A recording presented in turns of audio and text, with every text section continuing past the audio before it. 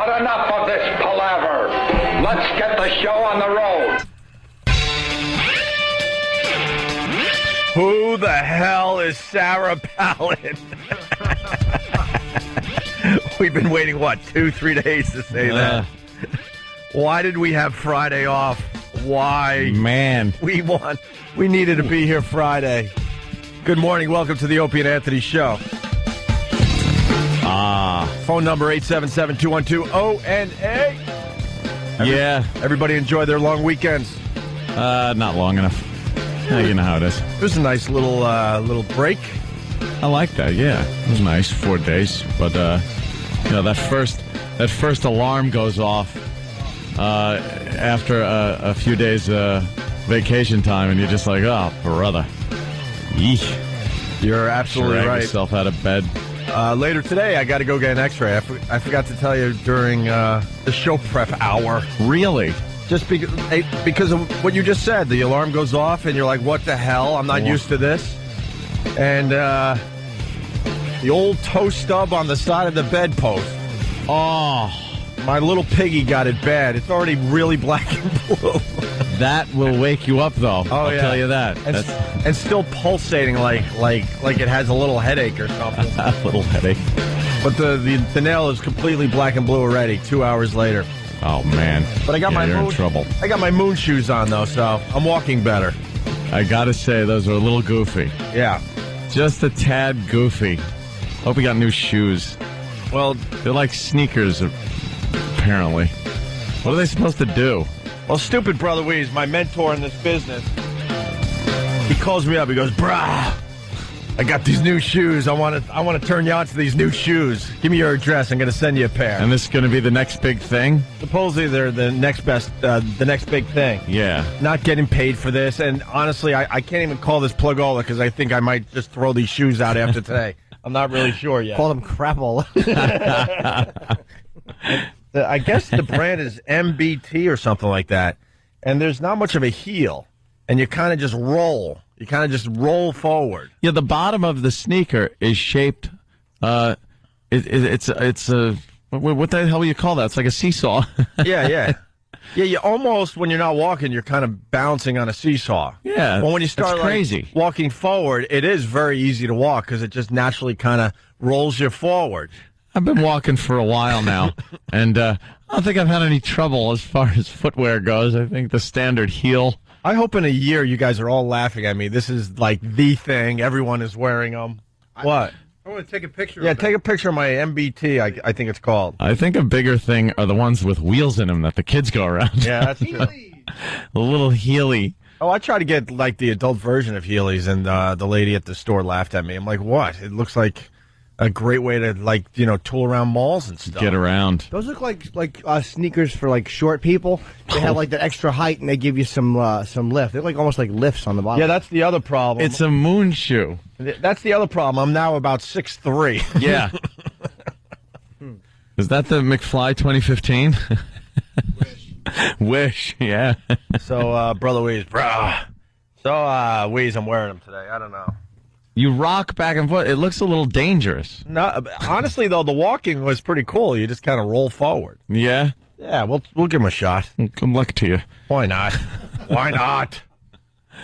Yeah. Where do you want to begin? There was so much going on the last few days. Oh, my God. Well, I guess everybody's, talking about... Sarah Palin? Yes, Sarah, our Republican vice presidential candidate. There's no gray area with this one. It could be the greatest move ever for the Republican Party. Yeah. Not for John McCain, for the Republican Party, because the whole Republican Party got behind this. Mm-hmm. They were having closed door meetings to figure this one out and go, we're going to go with a woman vice president. They made it sound like they were all surprised. Like McCain just kind of picked it himself and said, here she is. Yeah. And they all went like, what? And the obvious thing, everyone's saying that she looks just like Tina Fey. You can't have Tina Fey as your vice president. Well, but... And then the one, Megan Mullally, looks a little like her. Mm. She was a beauty contest queen, I guess, huh? That's what people are saying. And she's in charge of Alaska, apparently. She's hot for a MILF, but she's not that hot.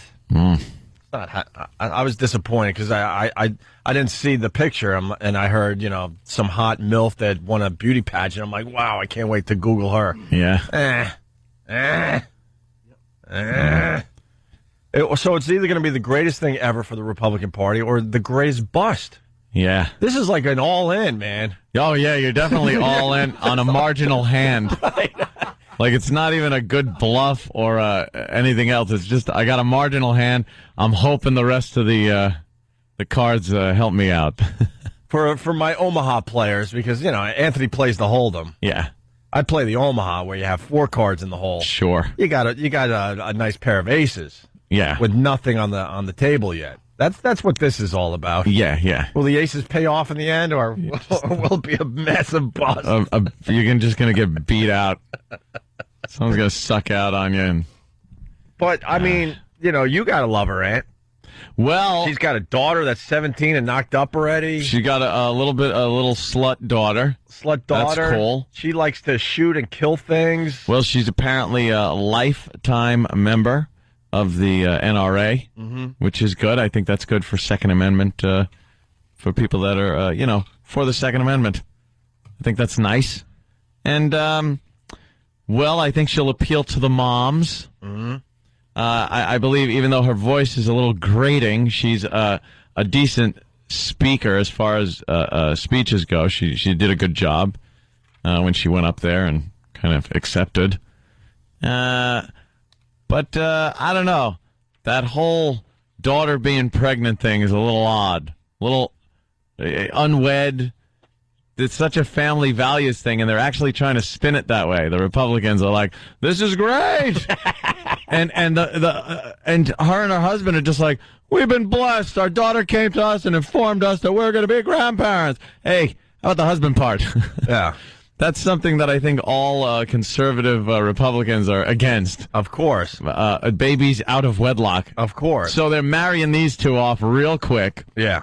Oh, forcing this guy to get married. And this poor son of a bitch.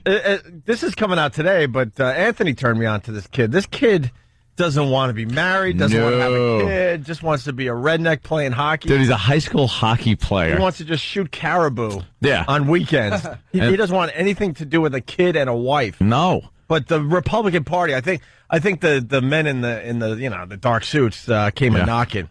Oh, they did. We'll marry her. You're getting married. Yes. This is how it's going to work. You're going to get married immediately, and that's it. She's going to be your wife. Make no plans this weekend. It's going down this week. Oh, it's going down quick. Believe me. But they took his MySpace off. Yeah, because his MySpace had certain things like I'm just an effing redneck. I like to shoot crap, but he was using, vulgarities, things we can't say here. I like to shoot crap. And he goes, you F with me, and I'll F you up. And then the other thing was a relationship. It said he's not in a relationship and does not want children. That was the big quote. So they got a problem right off the bat. They got to get this kid married immediately. The big whoopsie, and now this poor guy. He's probably thinking, she's in charge of Alaska. I don't care what her values are. I could just take her down there. We'll get one of those abortions. My brother got one once for his girlfriend. The problem is no one knows her, and you're saying that 2 months is plenty of time to get to know the broad. Yeah, I think when you got a campaign that started 2 years ago with Hillary and all the rest of the clowns, people get sick of it. They really get sick of seeing the same people. And it gives you an opportunity to really start hating the candidates. And Hillary Clinton has never been a likable person. I think a couple of months with this woman really in the spotlight, as long as she's good and holds up, I think is a good thing. I think it's good that they didn't drag her out a lot earlier, like some of these guys that he could have picked, that people are like, oh, this guy. And it clears the way where we don't have those faux pas like Joe Biden has with Obama, where he's just talking crap about him at debates. Wait. Okay. What was it again? He was. What did he say about Obama? He said he doesn't have the experience. Right. You know, he was saying that and said that John McCain, he would be happy to run with or against John McCain. And I know you're a rah-rah Republican. Well, not a rah-rah Republican. I'm just trying to make the best out of this because it's either a woman or a... Well, this is what Sarah Palin had to say. Only recently. As for that VP talk all the time, I tell you, I still can't answer that question until somebody answers for me. What is it exactly that the VP does every day? Oh, boy. She doesn't seem to know what the job is. Oh, that could leave a mark.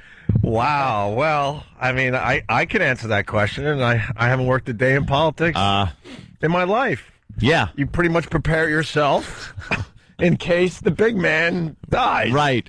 You then take over as the leader of the pinnacle of the free world. See, that's your gig. And we're stupid shock jocks, and we know that. Someone has to tell me what a vice president does every day. I got to tell you, I, for the most part, hate politics. I can't get enough of this stuff this time around. This is going to be so much fun in the next 2 months. Well, either way, it's obviously going to be history-making. Either way, it's history-making, right? Yeah. I mean, now we're sitting here on the brink of a woman vice president or a black president. Yeah. And it's one of them's going to happen. Yeah. But she, I think she gave a pretty good speech. But like I said, I don't know. Good with the women, good with the moms. There's a little controversy with some children going on. I don't know. Seems like she doesn't like to hold her own baby. Yeah. Seems like she already pawned one of the babies off onto her 14-year-old. Off on the young daughter. The young daughter's carrying around the latest baby that we're being very careful with here. Well, the baby has Down syndrome. Yes. I think that she's what, 44 years old? Is she that old? It's very 43, 44. Okay. 44. There's a lot of testing. I know because little Dawny, my sister Dawn, she's in her 40s and just had a baby. Thank God, healthy baby. Just saw the baby yesterday. You got to see the baby. Well, now that the baby's going into kindergarten, it's about time you saw the kid. I see it. But didn't she have the kid months ago? Oh yeah. Yeah, kid's like old now. You're supposed to drop everything when your sister or brother has a kid, and you run right to the hospital immediately. I'll tell you something. Yeah. I'm not the one that drops everything. My sister and brother now, they're the ones that drop everything. I need a new. By the way, I'm putting out an alert here. I need a new brother and sister. Can I have new brothers and sisters? Because the ones that I used to have, they suck now. Because they're no fun. They don't hang out. They don't do anything. It's all about these goddamn children all the time. That's your... My brother, he's gone. He's gone wherever he is. I don't know. He's constantly holding the baby and shaking the baby and going, ooh, good. Dawn is constantly off with the baby. We went over my mom and Sal's yesterday. Beautiful day. No one was out back on the patio like we usually do and hang out at the table. Yeah. Because they're all inside with doing baby maintenance crap. Dude, it is so depressing. I need a new brother Joe and a new sister Dawn. Because they're out of the mix now. And you need other things. What? Like what? I can't blow up your spot. You just need other things, too. Think of what I need. We'll leave that just hanging there. I can write it down. Rehab? No. Wow. Intervention? Well. Write it down. I got to know. I'm just being an ass. But it's my job. It's my job to be an ass on this show. Because I'm just trying to think. There's a few things that could come to mind. I know, but... Well, Hold on a minute. Okay, I need new brother Joe. Oh, no, I don't need that. Okay. I've had enough of those. A what catcher? Christ. So you don't like being an uncle to your brother and sister's kids? It's fine. I go A out. lot of people confused out there. Anthony's brother and sister did not have sex and have a kid, by the way. No, they did. That's what's so screwed up about it. They both decided late in their 40s to have kids at the same time. Yeah. With their spouses. With their, Significant others. Significant others. Yes. Because, I don't think they're going to be running on the Republican ticket because no one's getting married there. Wait, both aren't married, right? Right. Both aren't married. Okay. So, yeah, it's all about the baby. And then my mother, she's gone too. Because she goes over with the babies, and it's constantly about the babies. Enough about the babies.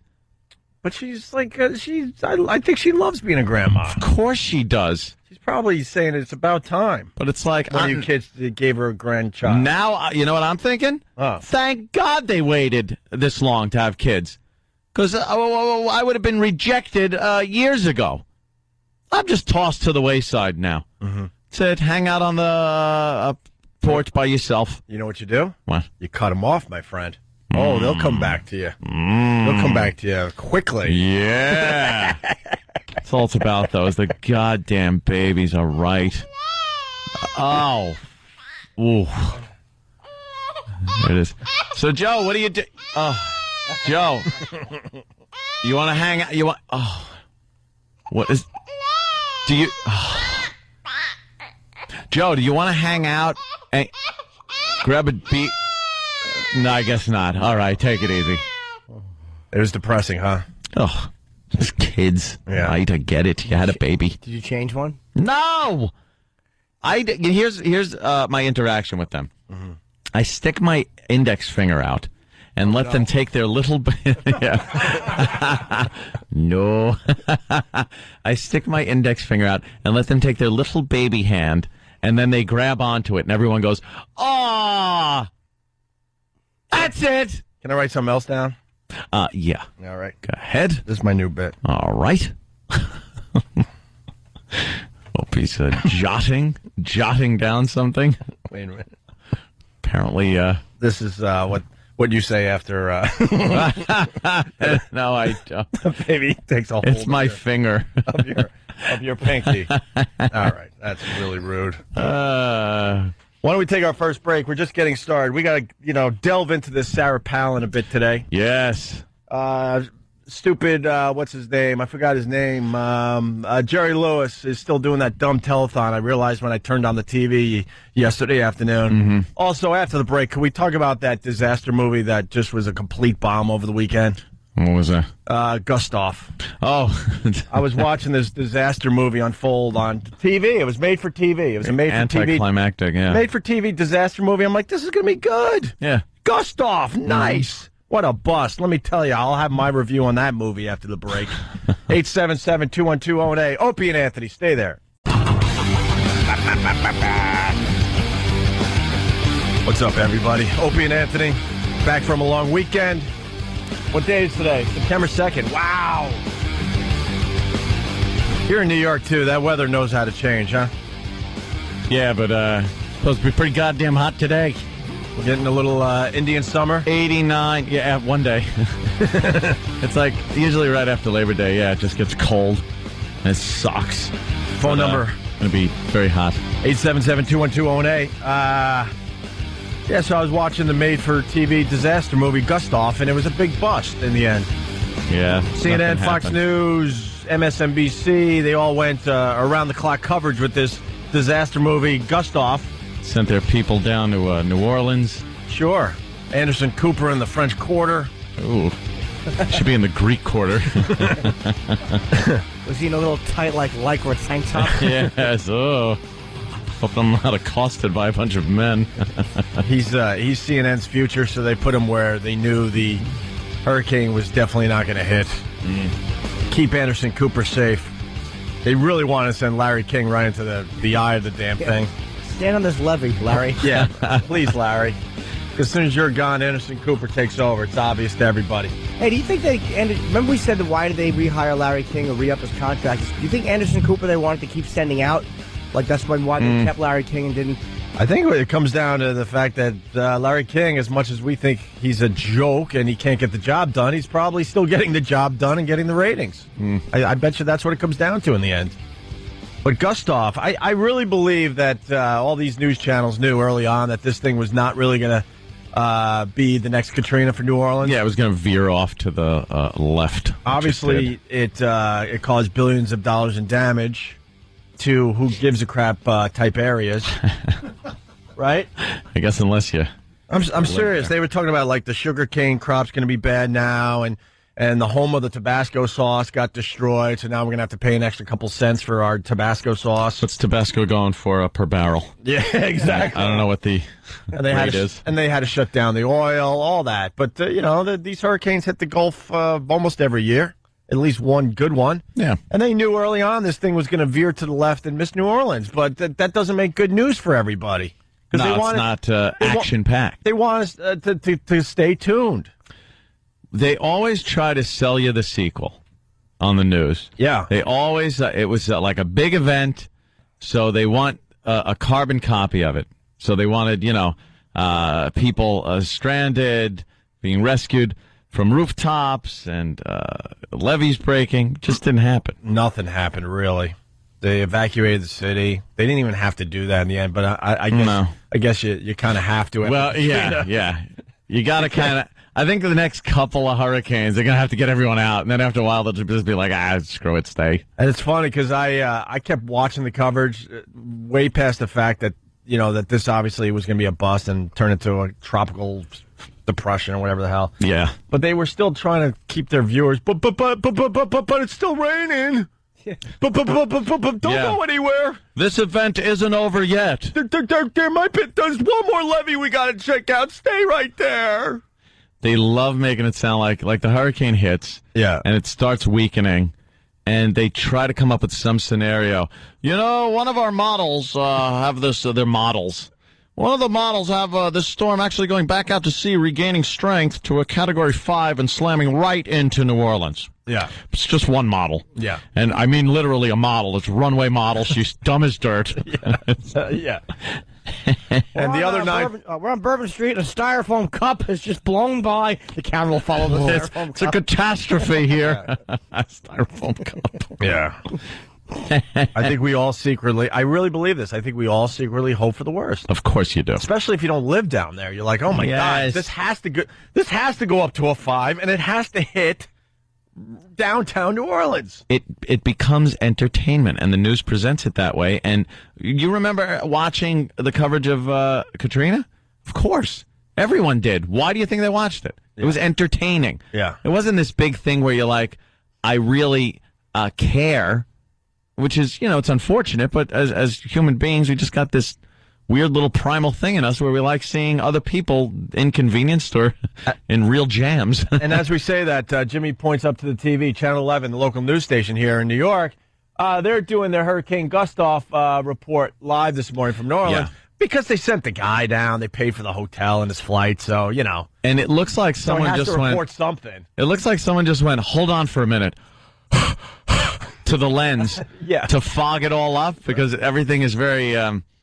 very foggy in the lens to make it look like it's really stormy. I was playing all weekend long. I was playing. Oh, that guy is so fired. All the people on the news that were like, I'll tell you the truth. I don't think this is going to be a big deal after all. Fired. You'll never see him on Fox News again. Make it sound like it's a big deal. Yeah, that's your job, is to keep viewers tuned in to the news so they could sell their what? What did they used to say in the old days? Their soap. Soap. So they could sell their soap. I bet they're very happy in Houston, though. Oh, yeah. That's where all the refugees and evacuees end up going. So I bet Houston's happy that there wasn't really a problem and everybody was able to return to their homes. Right. This hurricane, right through the uprights, man. Field goal between Houston and Nolans. Nolans, yeah. Pretty close to the Nolans. Yeah. Post, but there was no levees broke. I think some water went over the top of one for a little bit. A few droplets. And I forgot what news channel it was that told me this. I'm not sure if it was the Republican news channel or the Democratic news channel. Right. But one of them was like, even near the end, was like, all right, well, Well, now we got to worry about Hannah. I'm like, Hannah? Hannah Montana? Hurricane Hannah. She pregnant? What? Right. So now they want to try to get you interested in Hurricane Hannah, which is already a bust. It's a Category 1, and it's kind of rocking into colder water. Well, it's kind of rocking and rolling around the Bahamas, and it might hit where? The Carolina coast? Hannah's looking like it's going to run up the Florida coast, the East Coast, and then slam into the Carolinas. Slamming. Look, you're just like these news people. And slam into... No, it's not slamming. Wait. We can't get past Gustav and Geraldo's over-the-top dramatic stuff he was doing. Yeah, let's go to Liza in Jersey. Liza.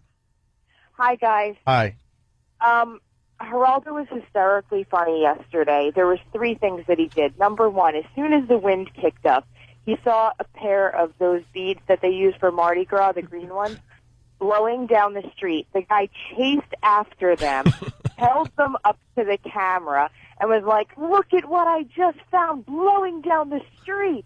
Where are the breasts? Right. I know some woman will show her breasts for these beads. It's funny if one of those lousy books, His Panic, remember that book?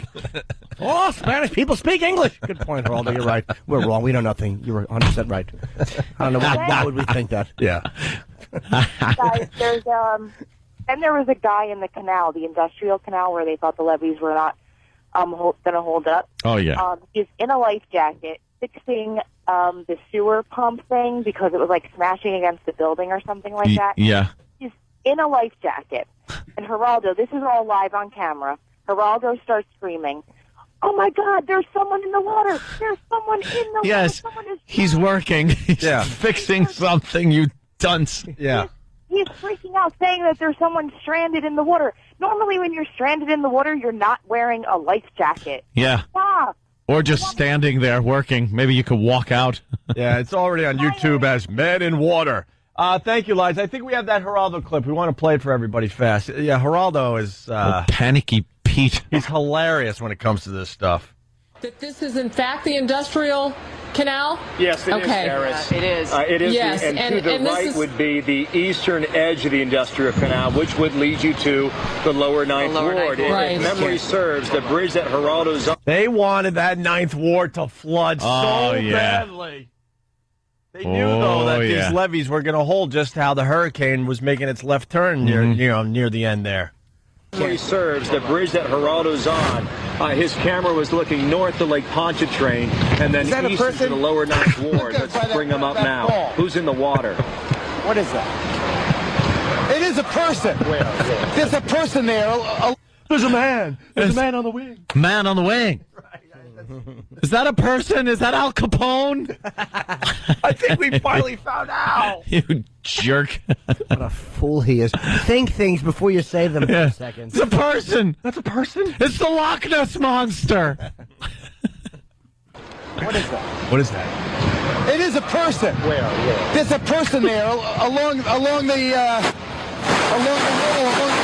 wall. You see right there, goddammit. Right by that building. Geraldo. He's yelling at his camera guy. The camera's like, leave me alone. The camera's guy is like, I can't play. Like, you know, why did I get a Geraldo assignment? It's like, I can't play your game anymore. Where, Geraldo? Enough. All right, where? Are they shooting at us again, Geraldo? You see right there, goddammit. Look right by that building, that low building. You see that ball? Right, you see it? I'm looking. To our viewers at home, we have not seen this video yet. It's coming in hot to us by way of New Orleans. You're watching it and hearing it for the first time that we are. Yeah, there's clearly a person in the water. There might be more than one. We don't know. What? It's a person. There's a person stranded. Is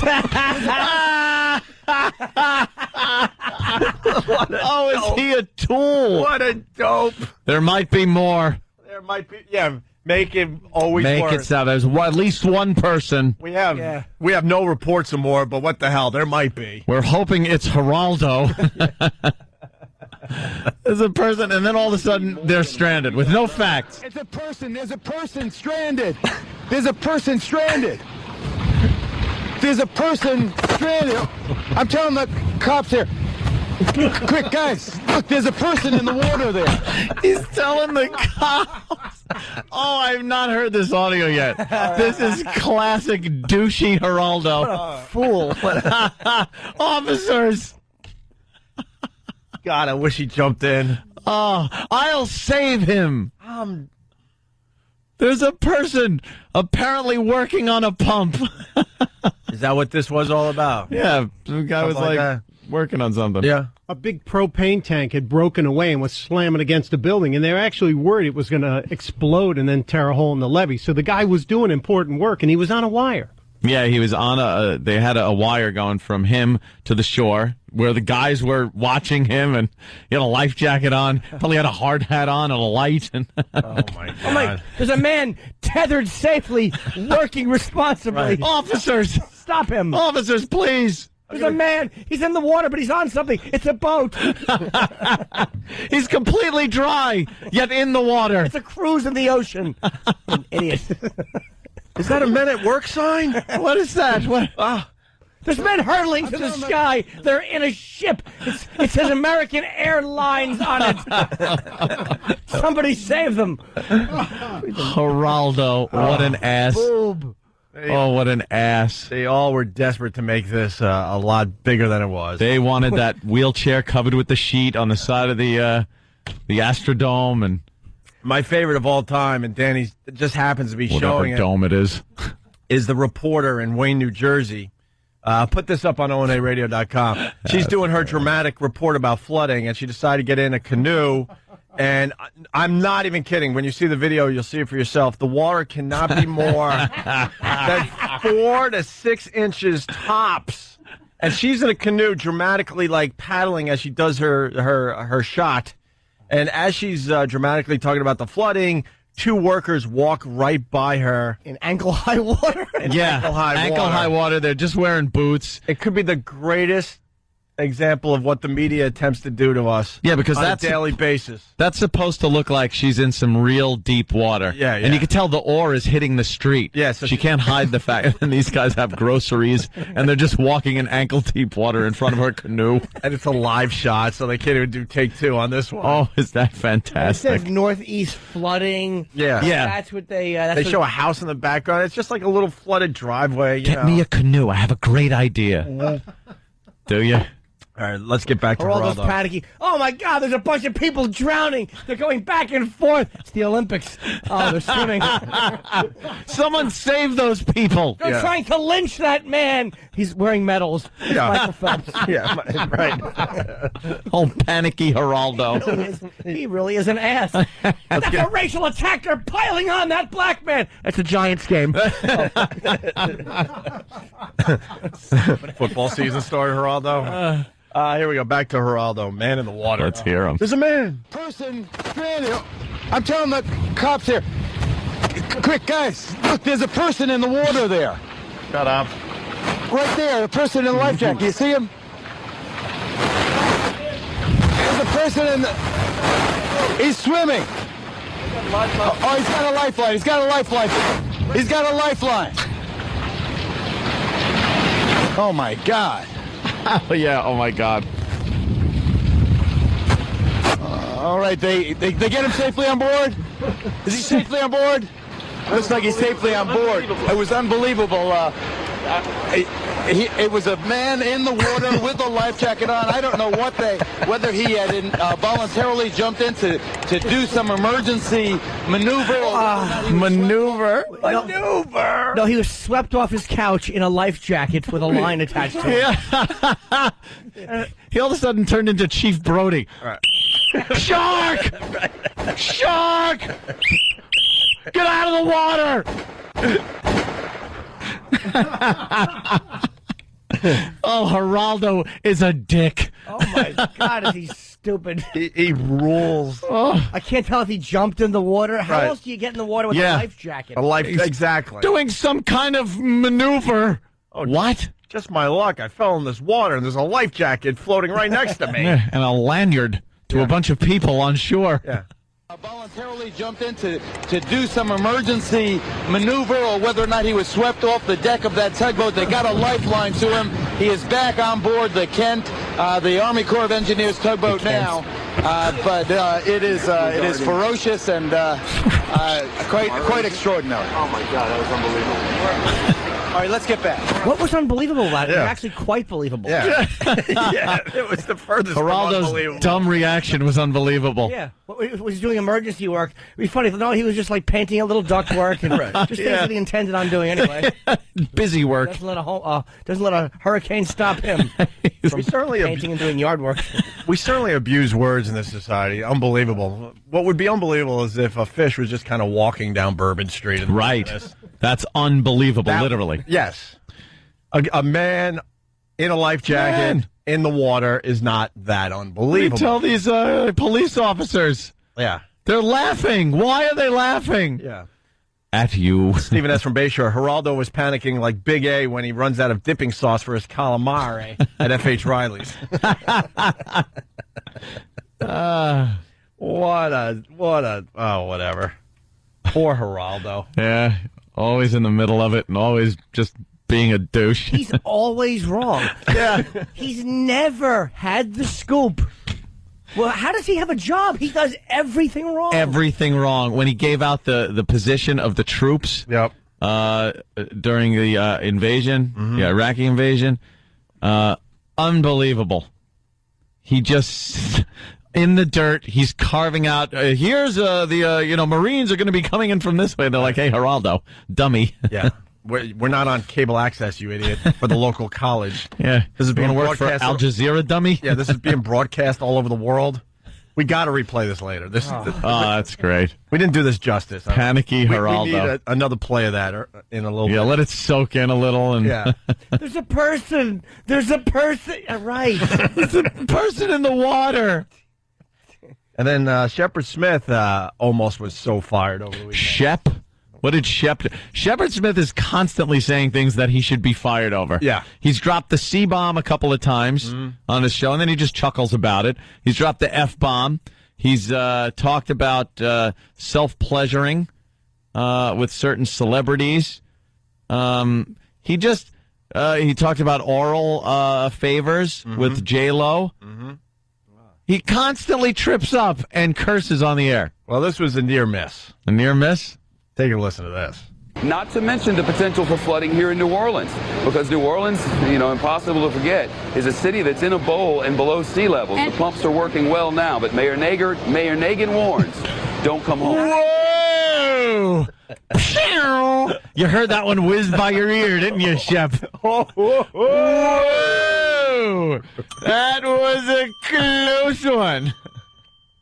There's a man on the unemployment line. There's a man on the unemployment line. I believe it's Shepard Smith. Whoa. Mayor, he said Nager. Yeah, we'll put that in the near miss category. Yes, wow. Woo! The FAA is going to have to look into that one. That came very close. Nager. Woof. Well, I guess it all depends on where he lives and what his accent would be. Yeah, here's ye. Hey, we spent money on sending Sam Roberts to Minnesota through this whole mess. Oh, right. And he's ready to board a plane. Sam? Yeah. Primetime Sam Roberts at the Republican National Convention. Hi, Sam. How are you? Good. How are you? Good. You got anything for us? Well, I just got to visit the bathroom that Larry Craig got busted in here in the Minnesota airport. Oh, that's exciting. Please take pictures. Is there graffiti on the wall or anything? Larry Craig was here, any of that stuff? No graffiti, but I hung out in the bathroom like a creep until it was empty and started taking pictures of the stalls. And did you sit there and tap your feet? No, I didn't actually sit down on the stalls. You should have sat down, tapped your foot, waited for a psst. Hey, do you have time to go back into that stall and do What's the Haps live from the Larry Craig stall? That would be hilarious. Yeah, sure. And you just knock on the stall and just start uncomfortable conversations with the guy next to you. It doesn't have to be of the sexual nature, just any type of conversation. Let me head back there and see if anyone's in there right now. All right. It's a little early, I guess, for a lot of people. We sent Sam up to the national convention there. That's kind of a bust because there's Gustav. But now I think it's going to be a full-out party for the rest of the week. Now that Gustav is, wasn't as bad as people thought, right? Mm-hmm. Sam, you talked to the protesters, too, up there? Yeah, there were still a bunch of protesters. A few thousand people showed up, even though there were no politicians to protest against. Yeah. They were all very outspoken. Unfortunately, there weren't very many 9/11 truth people. I was counting on that, but there were maybe 5. But I did get to speak to some people about. I talked to one guy who was informing me when it was appropriate to use the word queer and not. Oh, and when is it appropriate? When you talk about learning. Oh, I all know that. Yeah. I think he actually got kind of pissed. Yeah. Because I asked him if McCain was queer for picking a woman vice president. People don't. Barry didn't understand your FAA comment. I thought it was brilliant. Barry. Oh, it's a near miss. A near miss. The FAA has to look into every near miss out there. Yeah. And Shepard Smith had a near miss with the old N-word. I wasn't saying it was a brilliant joke or kind of like it has its faults. Yeah. But it was just a throwaway line. Good. Thanks for commenting on it. This is good? Yeah. All right, I got more Geraldo stuff. Whatever, Sam. We'll see you when you get back to New York. You got a free trip. Who gives a crap what you got? Yeah, I hope you have good audio. We'll see you tomorrow. There we go. Go tap your foot and get arrested. B-Rock? We just paid for that, by the way. Yeah. We paid to have Sam fly to Minnesota. We put him up in a hotel, flew him back, and that's what we got. We suck.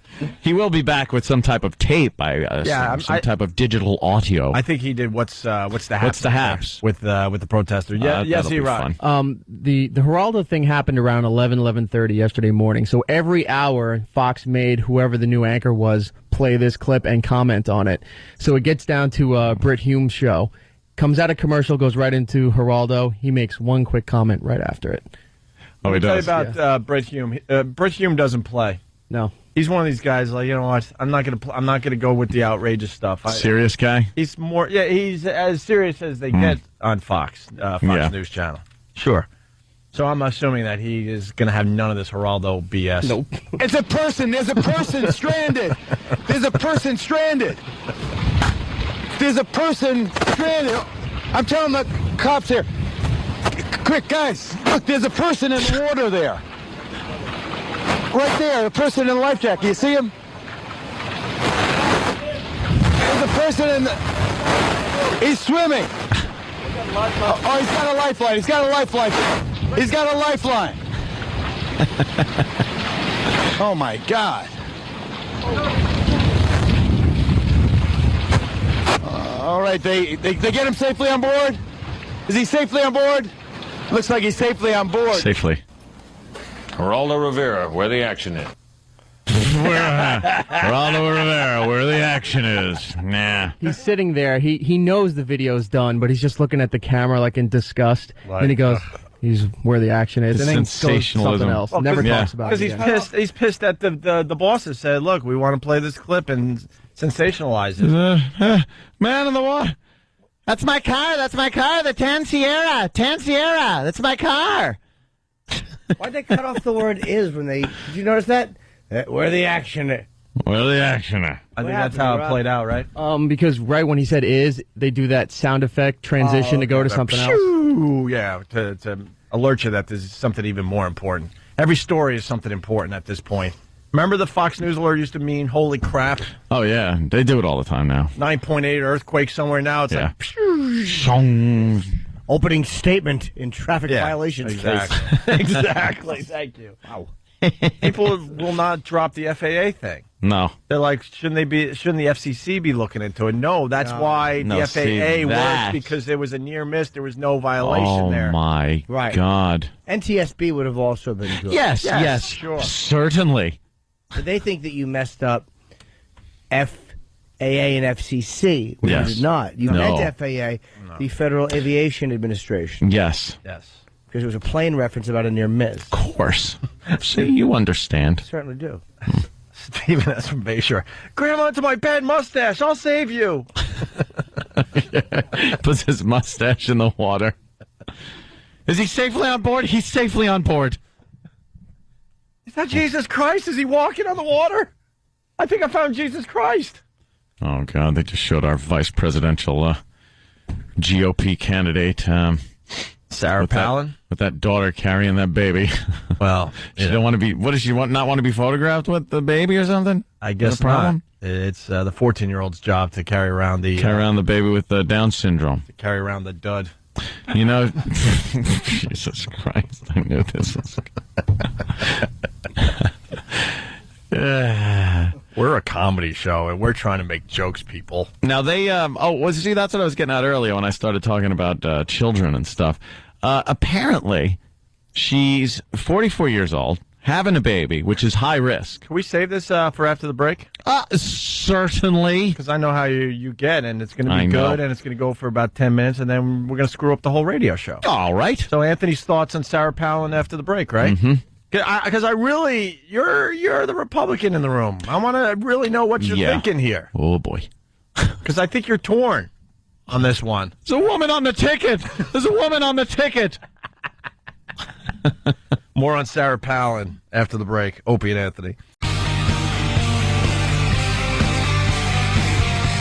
It's Opie and Anthony. Thanks for checking us out.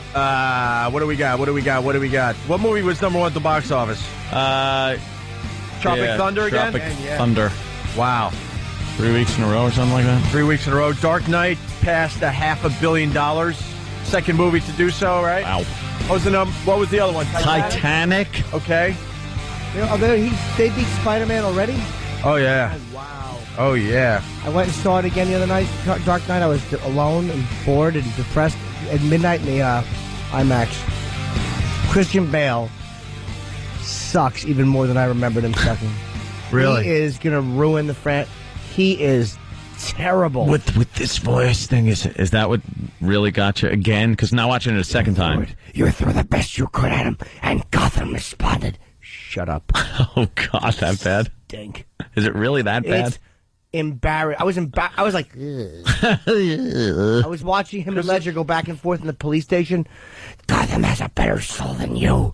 And Ledger's doing all this great acting, and this idiot is just making a scratchy voice. It's like, what are you, 8 years old, trying to convince your mom that it's someone else? I'm a burglar. Give me an ice pop, and I'll leave.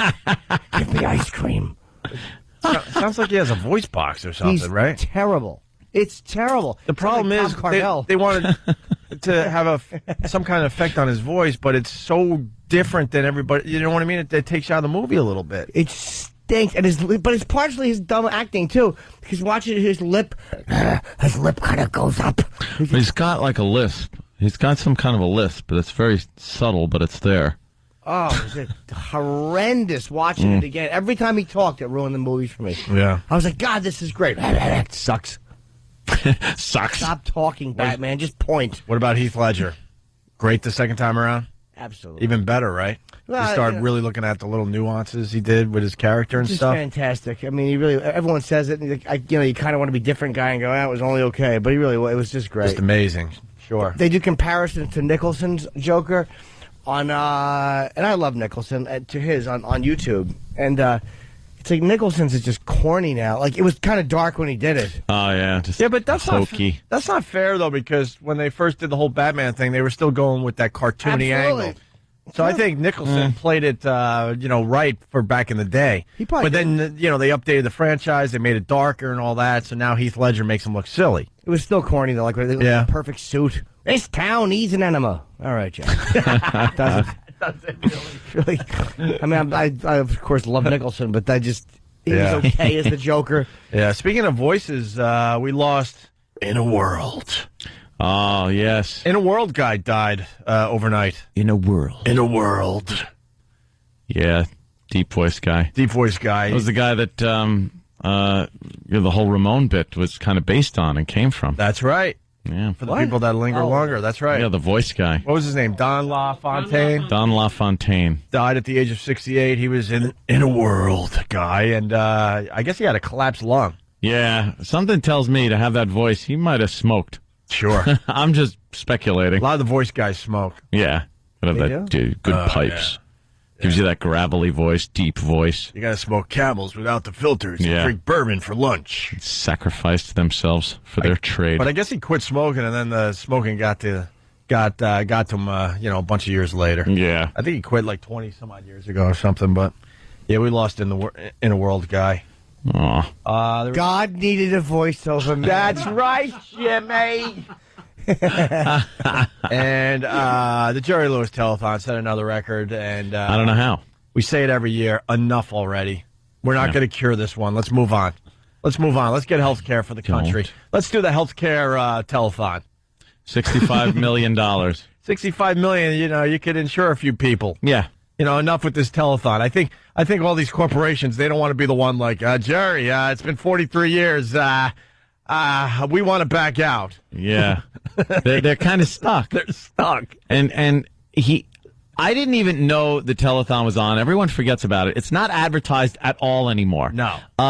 It's for, I believe, 45 minutes on Channel 9 now. It used to be this big marathon where it was like, oh my God, look, Jerry is staying awake. He's been awake so long. Now it's on for a few hours. It's and they make they top their last year every year. What do they make? $65 million? $65 million, breaking another record. And like Opie said, it's these corporate sponsors that just can't get out of it anymore. Right. This poor son of a bitch has to go up with this big check and go, yeah, Jerry, on behalf of McDonald's Corporation, we give this check for... this check for... $10 million to your kids. I think this is like some high-powered rifles backstage, and the corporate guys just line up with their big checks. Bring your checks. Oh, you will walk out there with your big check. Or else. And they would probably do it when there was so many viewers, and it was great advertising for your company. Exactly. Great public relations. Now, no one watches that. No one watches. I had it on for... it had to be a couple of minutes just to see. Jerry never shows his face anymore. Yeah. It's like all kinds of co-hosts all around the country.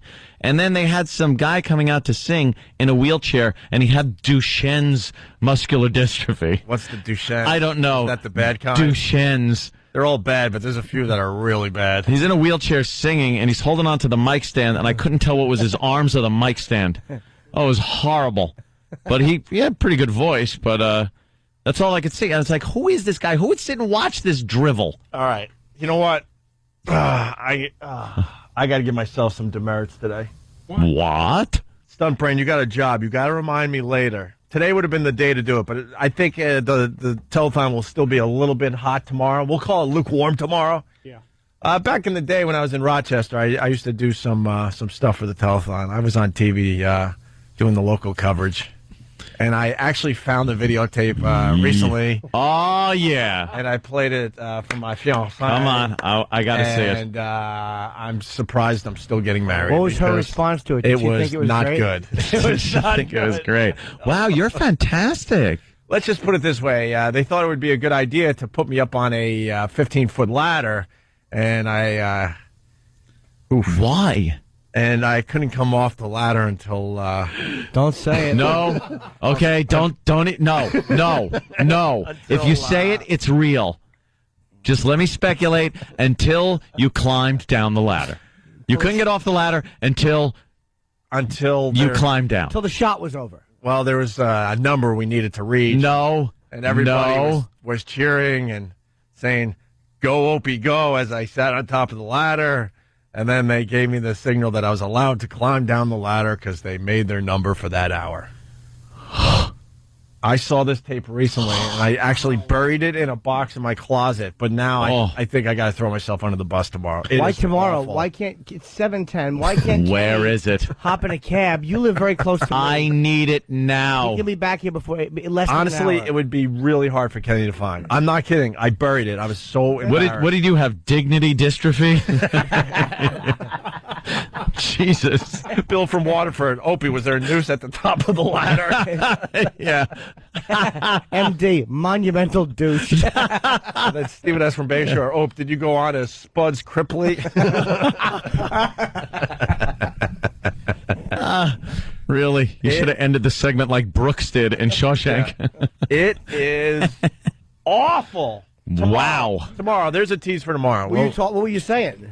Do we have a VHS recorder still? We'll buy one. Well, if we have please. to. All right. Like, what were you saying? Were you saying were you rooting them on? Like, come on, we got to raise money. Come on, guys, send it in, call in. I was singing Guns N' Roses because I was big into the Guns N' Roses in the late 80s. No, you were not. Wait, hold on I think now. this was late 80s, maybe 1990. I agree with the boys. We should get this morning. There's a VHS deck right behind you I that's think wired so. into the board. Send somebody. They got to get it. I got to hear this Is today. your girl there? Because Kenny can have her grab it. Honestly, I'm trying to think how easy. I'll figure it out during the break. Maybe we'll have it by the end of the show. Dude, you don't understand. That's gold. We should have that. It really is Gold. I didn't really want to bring it to everyone's attention. I'm thinking, Labor Day telethon, But now that the telethon has just passed, I used to work with those little effers. I can't imagine what that would be like. I'm here on top of this ladder, and I had a the high Opie voice. Did you throw it to Jerry? I threw it to the I threw it to the seasoned anchorman. Just throwing yourself off the ladder. Yeah, no kidding. Where's Kenny? I had to give up on the whole muscular dystrophy thing because believe it or not, the Opster has a bit of a heart, and I got to know these little effers. Oh, did you? And they were dying all around me. I couldn't take it anymore. Yeesh. But I did the telethon for a couple of years, and I got a videotape of I can't wait. on local TV. I'm going to stay up on this ladder until we reach $100,000. I sang "Welcome to the Jungle" because then I was doing like Guns N' Roses karaoke for pledges and stuff. On top of the ladder. Not on top of the ladder. No. Oh. No. Was the anchor going like, ha, thank you, Opie? He effing hated me. Really? Hated me. Wait till you see this tape. Oh. All right, I'll bring it in tomorrow. No. I don't. Oh, this is necessary today. This is tomorrow. This is imperative. No, I think today's a better day. What do you think, guys? Oh, absolutely. If you can, please. It'll give something for the peeps tomorrow. Oh, we'll come up with something else for tomorrow. We need it now. Who are you calling? Kenny. He's not here yet. He goes to my place all the time to grab stuff. I forget something. I don't know if there might be a shot at it, but at the we'll try to get it for tomorrow at the very least. All right. But this telethon, what's your thoughts? It's over. Yeah. There's no like Jimmy said. These guys, the corporations do this for the advertising, and no one watches. No. So they had big celebrities though this year. Yeah, they had John Pinette.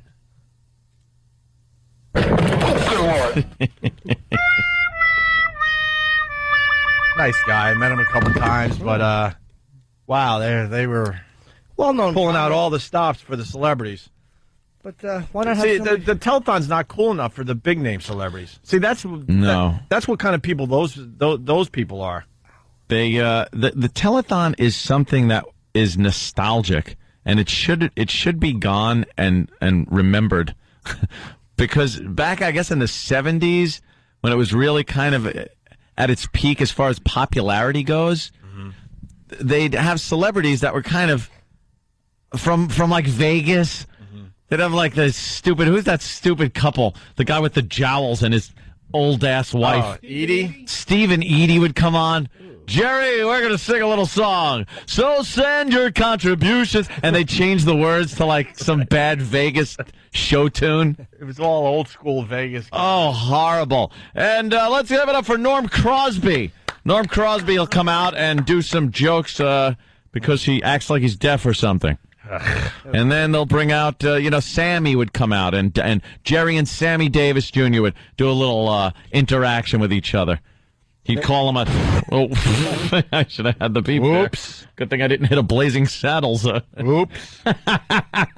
They'd sing a song called "Let's Help This Little Embarrassment." Oh, Jesus. Yeah, but no one wants to say it's over for this one. Yeah.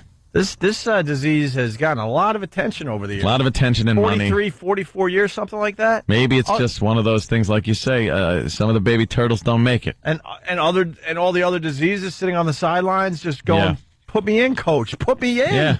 What Play about me? Play me for a while on TV. Yeah. Put a bunch of people to give a bunch of money to this cause. It's a bad spot to be in. I know there's a lot of people out there that are listening to our voices that know this muscular dystrophy thing, firsthand. But still, 43, 44 years is enough. Let's move on to another disease. Let's see if we could have a little more success at that. Yeah, like toe fungus rot. something else. Jerry had a huge announcement years and years and years ago, and he teased it for the telethon and said, I have a huge breakthrough announcement, and everyone's waiting like, oh, my God, there's a cure. Oh, my God. And that's when he said, we have isolated the Duchenne's genetic code. And you're like, what? Waited for that? And millions of dollars, and you've isolated some kind of thing that they've done nothing with, apparently. Oh, you know. Get up on the ladder. Does he have a kid with muscular dystrophy? Like, what made him get into this? I forgot. It's been so long. Oh, and there's been urban legends and stuff as to why he does this and why he's so dedicated. Well, didn't he say that it was because of the fact he used to make those crazy faces, and someone came up to him and said, you know, when you walk funny like that and make those faces, you're mocking the kids with muscular dystrophy. And then Holy he dedicated mother of himself to this in 1966 was the first telethon. One bit of handle the criticism, Joe. Yeah, right. You know how many vacations you blew on this? That is the dumbest thing I've ever heard. Why?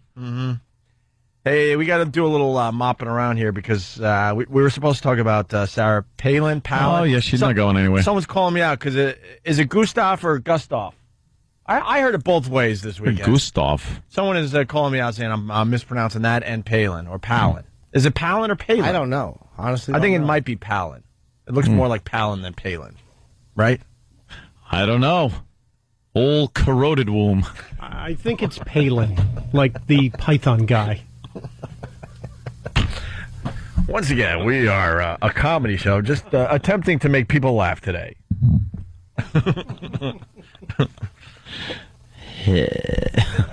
Palin. Palin? We're going with Palin? That's what we're getting. Palin. Palin and Gustav. Yeah. Yeah, but I was born in this country, so, you know, Gustav is good, too.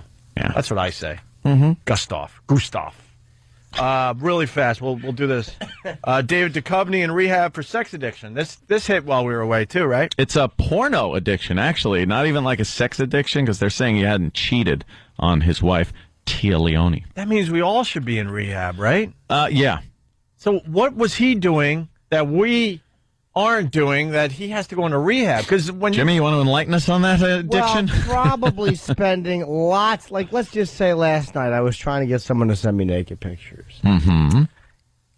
And let's just say that 2 hours later at 2:30 in the morning, 2:40, I finally go to bed after having seen a nude photo and repainted my shirt and my back hurt. Yeah. You know, hours wasted. Hours. Not wasted, but you know what I'm saying? But it's hours. Irrational amount of time spent. Yeah. So that's what he was doing, apparently, was just... Because everyone thought he was, like, getting hookers and, like, sneaking off, and he's married and all that. We love this David Duchovny, too. He's done our show a couple times. He loves being here. And I love his Californication, and he plays like a sex addict in Californication. But it turns that's out probably why he plays it so well. It turns out he was just online too long. The porno stuff. It said he was involved in all kinds of internet chat rooms and stuff and things like that. And I'm thinking, you know, I don't think we should take complete credit for his addiction. But when he sits in that chair, he does have a fine view of my Pal Talk screen here, and he must have saw that and just went like, "Oh boy, ooh, that's some pay dirt right there." He must have been sitting there just thinking, I just want to, like, rub one out. Yeah, and they had to go out and try to find Uncle Anthony's allowance room.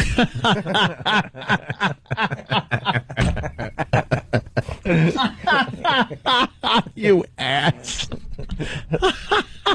Wow. God damn, Jimmy. It would be great if he came out and said that, he blames it all on us. That would be hilarious. Yes. Yeah. This show and the Jews. He blamed it right. All right. Let's go into lockdown mode so we could do a little Sarah Palin. Yeah. Palin. Yeah, let's go with Sarah Palin. Let's really mess up everybody. We want to get Anthony's thoughts on it. Yes. And the hurricane, by the way, is Gustav. And let's not forget Sarah Palin. Paulin. It's actually Paulin with no U. Said this. As for that VP talk all the time, I tell you, I still can't answer that question until somebody answers for me. What is it exactly that the VP does every day? We'll get Anthony's thoughts next. It's great. Opie and Anthony.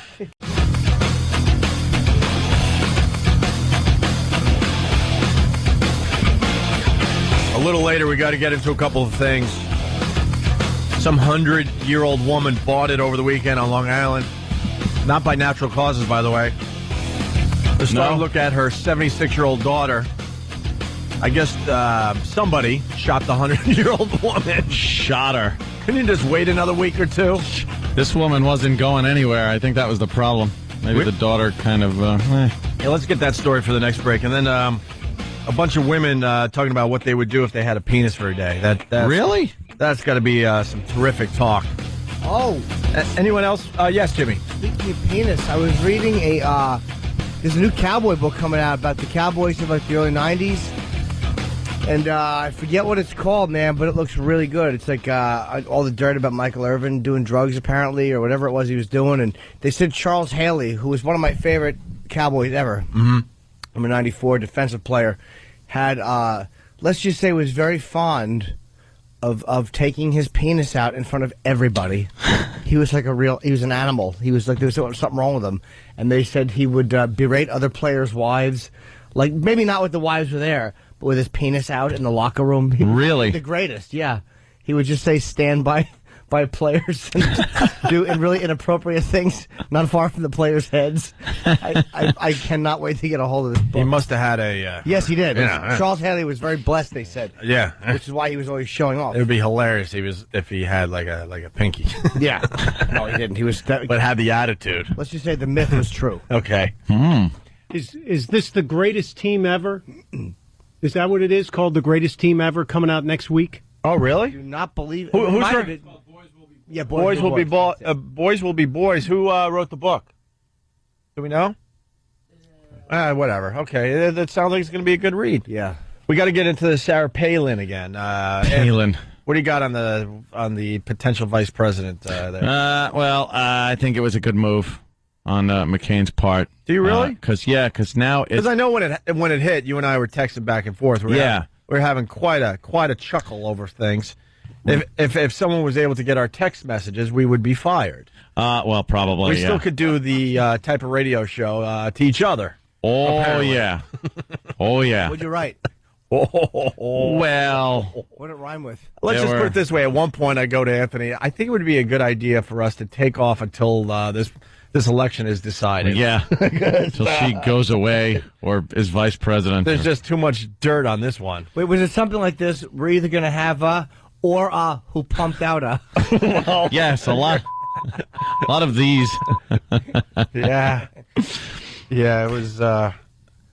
Yeah, she's... the first thing, right when they announced it, that's when we were texting, and it's like, you were like, oh my God, they just handed the election to Obama. And a lot of people said that. Yeah. And that's where I know I'm stupid, because they can't be that stupid that they just would throw some... quote, unexperienced broad at you like this. Broad. That has a 7-year-old daughter that's 5 months pregnant. Knocked up. It's just a little too crazy. Yeah. Because your first thought is, I guess they really want the Democrats in there for 4 years. But, and then the longer you kind of heard her talk when she had her little accept the nomination speech, you realize, hey, all right, she's a good speaker. She's got an annoying kind of screechy voice. Kinda. That's got to go. It's a little rough. Yeah. And I don't know. It's obviously a calculated move that he went with a woman. Going with the for the female vote. Because now we're looking at it's either going to be a woman or a black guy in the White House or in the wherever the hell the vice president lives. Where's the vice president live? Down the street. Down the street, right? Yeah, they have their own residence down there in Washington. Exactly, right across the street. Yep. Yeah. Yeah. Yeah. Well, so it's almost like this race versus sex thing that's going on now. Dude, there's a whole man versus woman thing playing out on Fox News and CNN. You want to have some good viewing. Sit down with a nice beer or a cocktail and watch what's being played out. The man versus the woman on TV. It's hilarious. Yeah, people kind of wanted to do that with the black and white thing you were saying. I truly believe that. And, but you can't do that in this can't. country, but you could still do man versus woman. And now Biden's going to look like he's beating up on a woman if he really goes in for an attack. And especially a woman, all right, she's got a family. She's has a handicapped child that she's got to deal with. So how do you attack this woman if you're a politician and not look like a bad guy? That's going to be it. That might have been a very strategic move on McCain's part. Let me get somebody in here who they can't really tear apart. They could get her experience and say she doesn't have enough experience, but then you're throwing it right back at them at what they were saying about Obama without the experience. And there's a lot of people that they have to be on the fence as far as the inexperience thing goes with Obama. Yeah. And this kind of like is a washout now. Mm-hmm. You can't look at Obama's inexperience as much. Well, he's the president. No, I know. That's why I said as much. Yeah. But look, McCain's getting pieces of his body cut off him every other week, and what do they say? She's a heartbeat away from being the president of the United States. That's got to scare people. That got Obama in trouble. Somebody from his campaign said that, and that he had to kind of distance himself from that remark. Yeah. Like the heartbeat away just because, Yeah. Well, it's accurate. It's very accurate. Yeah. I mean, look, though, Cheney's been old and on death's door, according to everybody. And he's been in office for, 8 years. Dying of the same heart attack for 20 years. 20 years. How do you know he's still alive, my friends? Yeah, that's true. They could do some things in this country. Robotics, that we don't know Illuminati. about. Right, Illuminati. Mm. Sure. But this, now with the pregnant daughter, and the way they presented it was just hysterical. We are so happy that our daughter came to us and gave us the fantastic news that we are going to become grandparents. It's like, what? See, I somehow doubt it went like that. Yeah. She's in high school and got knocked up out of wedlock. I don't think they were, this is great. And aren't we all looking for a little honesty? Like, most parents out there would not say this is a good thing. They'd be like, No. S. We're going to have to raise our daughter's kid. Well, this whole story came to the forefront yesterday because the blogosphere was saying that maybe the daughter had the 4-month-old child. They were speculating that Sarah Palin did not give birth and she was covering up the kid's early pregnancy. But that couldn't be possible. That was a liberal blog site or something. Yeah, the Daily Cause. Yeah. Ugh. And they were saying that, yes, the daughter gave birth to the kid that has Down syndrome, and they were hiding it, and got a big scandal. A liberal blogger. I mean, it's hard to say they're not reliable. Well, this is what we got on the pregnancy thing. Sarah Palin, the new vice presidential candidate. They're saying Palin. No, they Palin? said Palin. Palin? It's Palin, I've told you. Yeah, we're going with Palin on this show. Her Is that her? 17-year-old daughter, Bristol, has confirmed that she is now 5 months pregnant. Bristol apparently plans to marry her boyfriend. She is not married at the time. Again, 5 months pregnant. And sources in the McCain campaign are now telling reporters that John McCain knew of the pregnancy before he tapped Bristol's mom, the governor of Alaska. He tapped Bristol's mom? His running mate, and he did not feel in any way that was a disqualifying event. Wow. But we were saying earlier, Ann had a great take on this. This kid doesn't want to be married to the mama. No, this is your shotgun wedding. It's some high school hockey player. Who openly admits he's a redneck that doesn't want to be a father. He fishes. He doesn't even want to be married. Hunts and apparently doesn't use protection. Yeah. I love this kid. He says, yeah.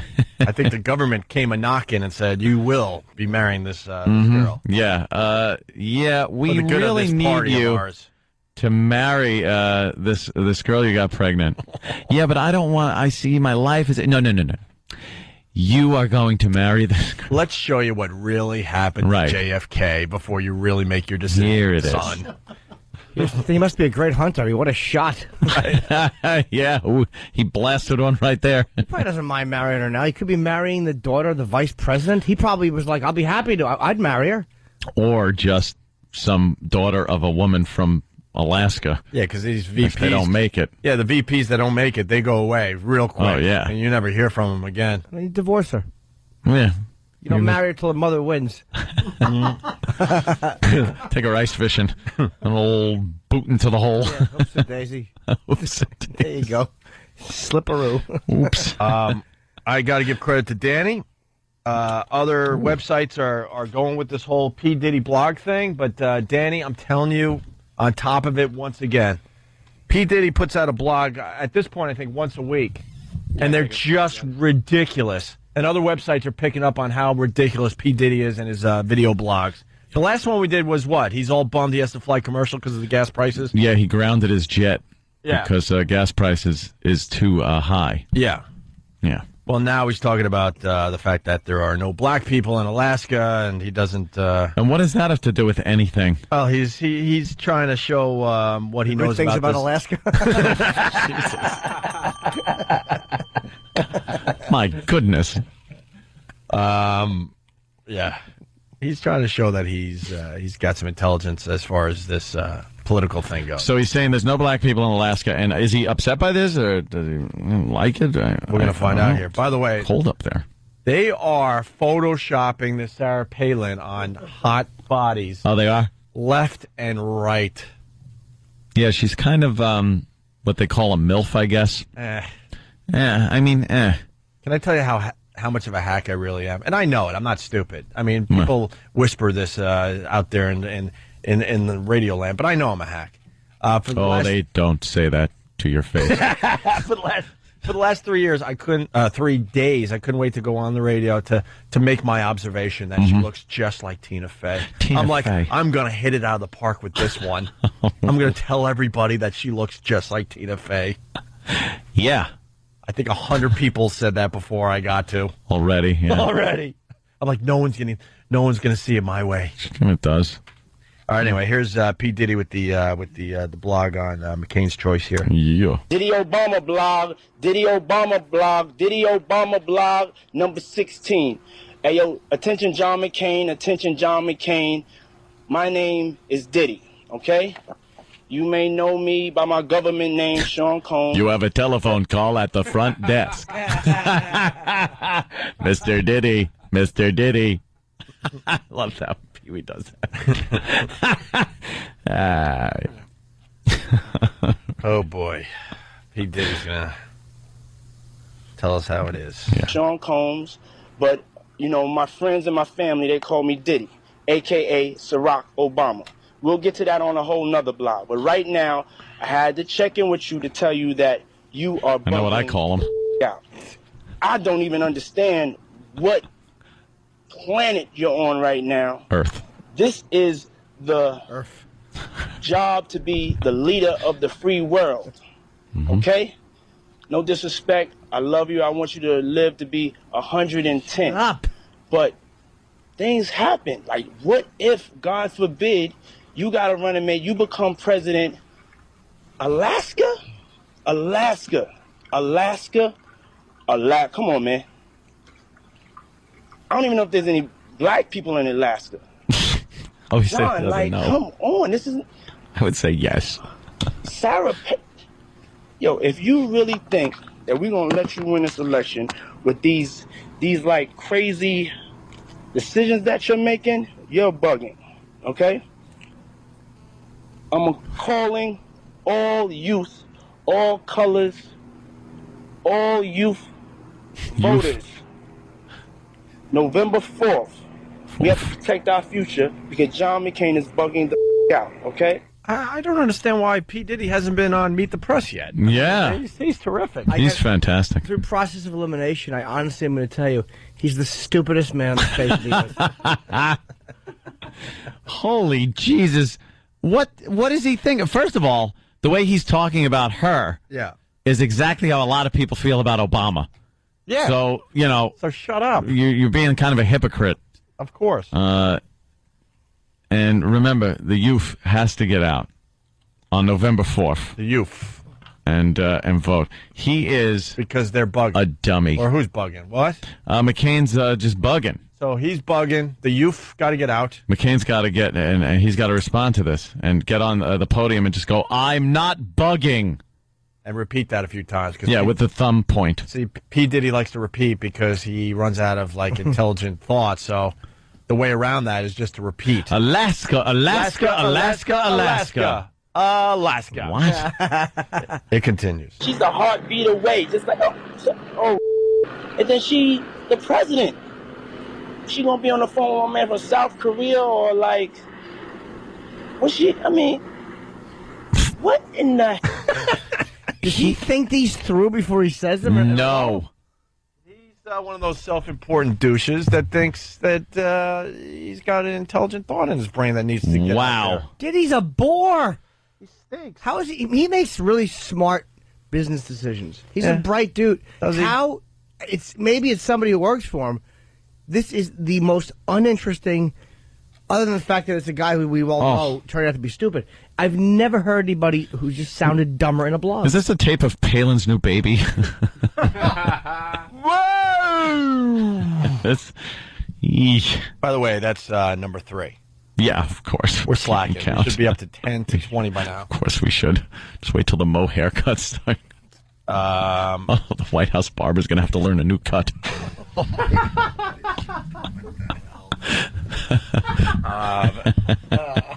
P. Diddy. Start renting some Three Stooges.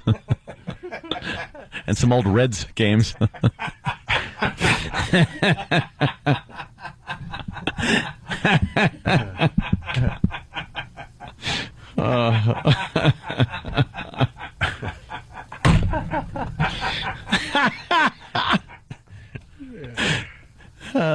It just never stops.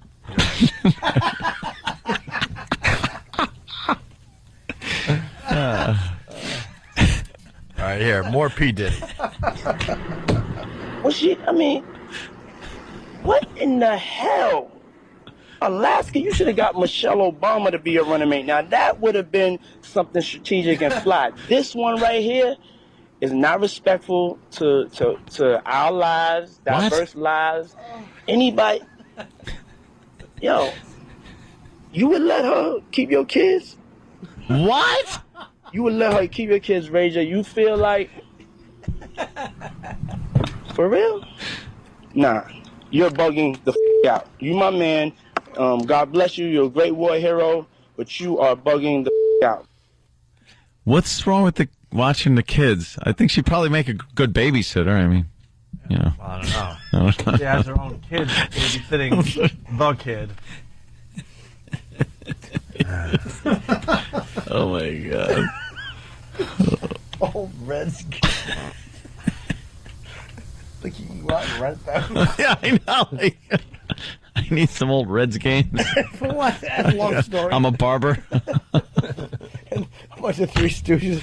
Like you need many to go over. Yes, and then just give me scissors and a bowl.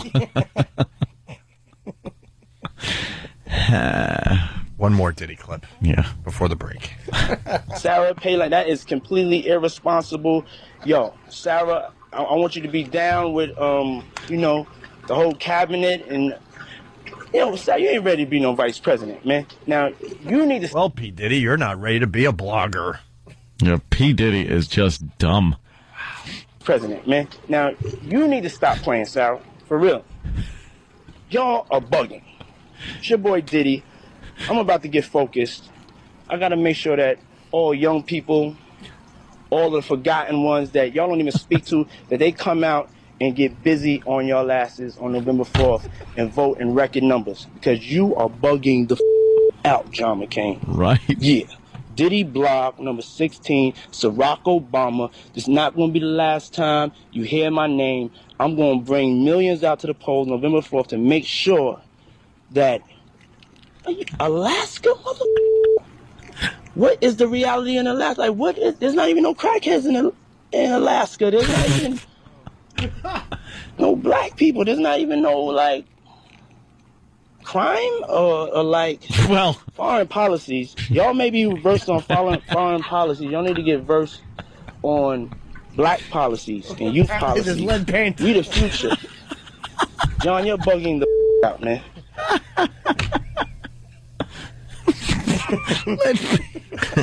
Wow.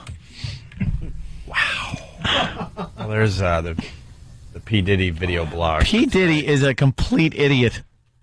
How is he say that? And that's like a racist friggin' rant, too. So what? There's no black people in Alaska as far as Diddy knows. And he's bummed there's no crime in Alaska? First of all, there is. And there are black people in Alaska. They're Eskimo foes.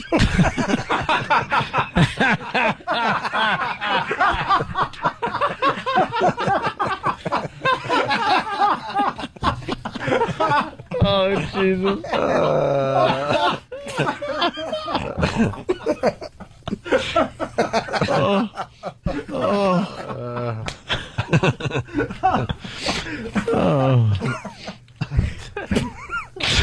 We got the black people coming out of the woodwork today. I'm black. Diddy does not speak for us. Let's go to John in New York City.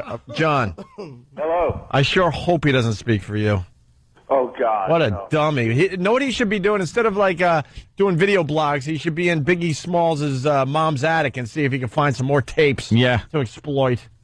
Oh, I'm just saying, it's wrong to vote for Obama because he's black. You should vote for the guy that's getting it done.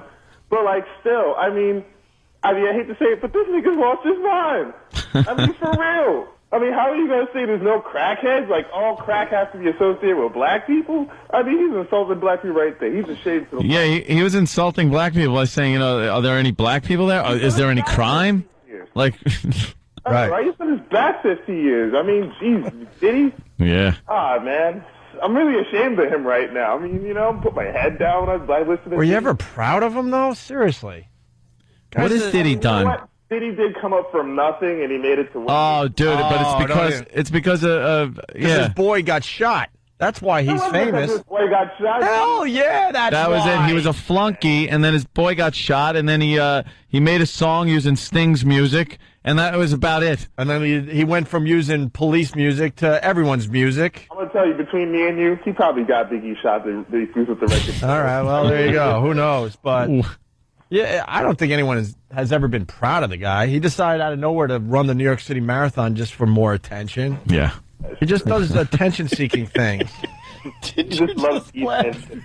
Well, anyway, I love you guys, man. Good show. All right, thank you, sir. All right, silly Diddy, felons can't vote. This is why terrorists hate us. Scott in St. Louis, what's up? Anchorage, Alaska, summertime, 1.2 million people. Me and my buddies were up there in June. We counted 16 black people. We might have counted the same one a couple times. 16. 16. Mm-hmm. There you go. So they're there. Oh, my God. They're going where the black Eskimos live. They're called blues. All right. We are doing a tightrope act today. Oh, damn. We are doing a Philippe Petit today, my friend. That's a good one on Pal Talk. Thank you. We could fall off the wire at any moment. Oh, yeah. This is a good, very carefully choreographed. Is it? We're now stupider for hearing that. We're now all dumber, yes.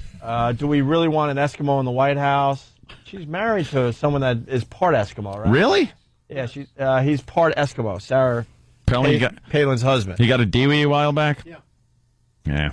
He's a world champion snowmobiler, at least Alaskan champion, and he did get a DUI 20 years ago. Oh, that's nothing. Yeah, didn't George Bush got one too, right? Yeah. Who cares? People have it. Mm-hmm.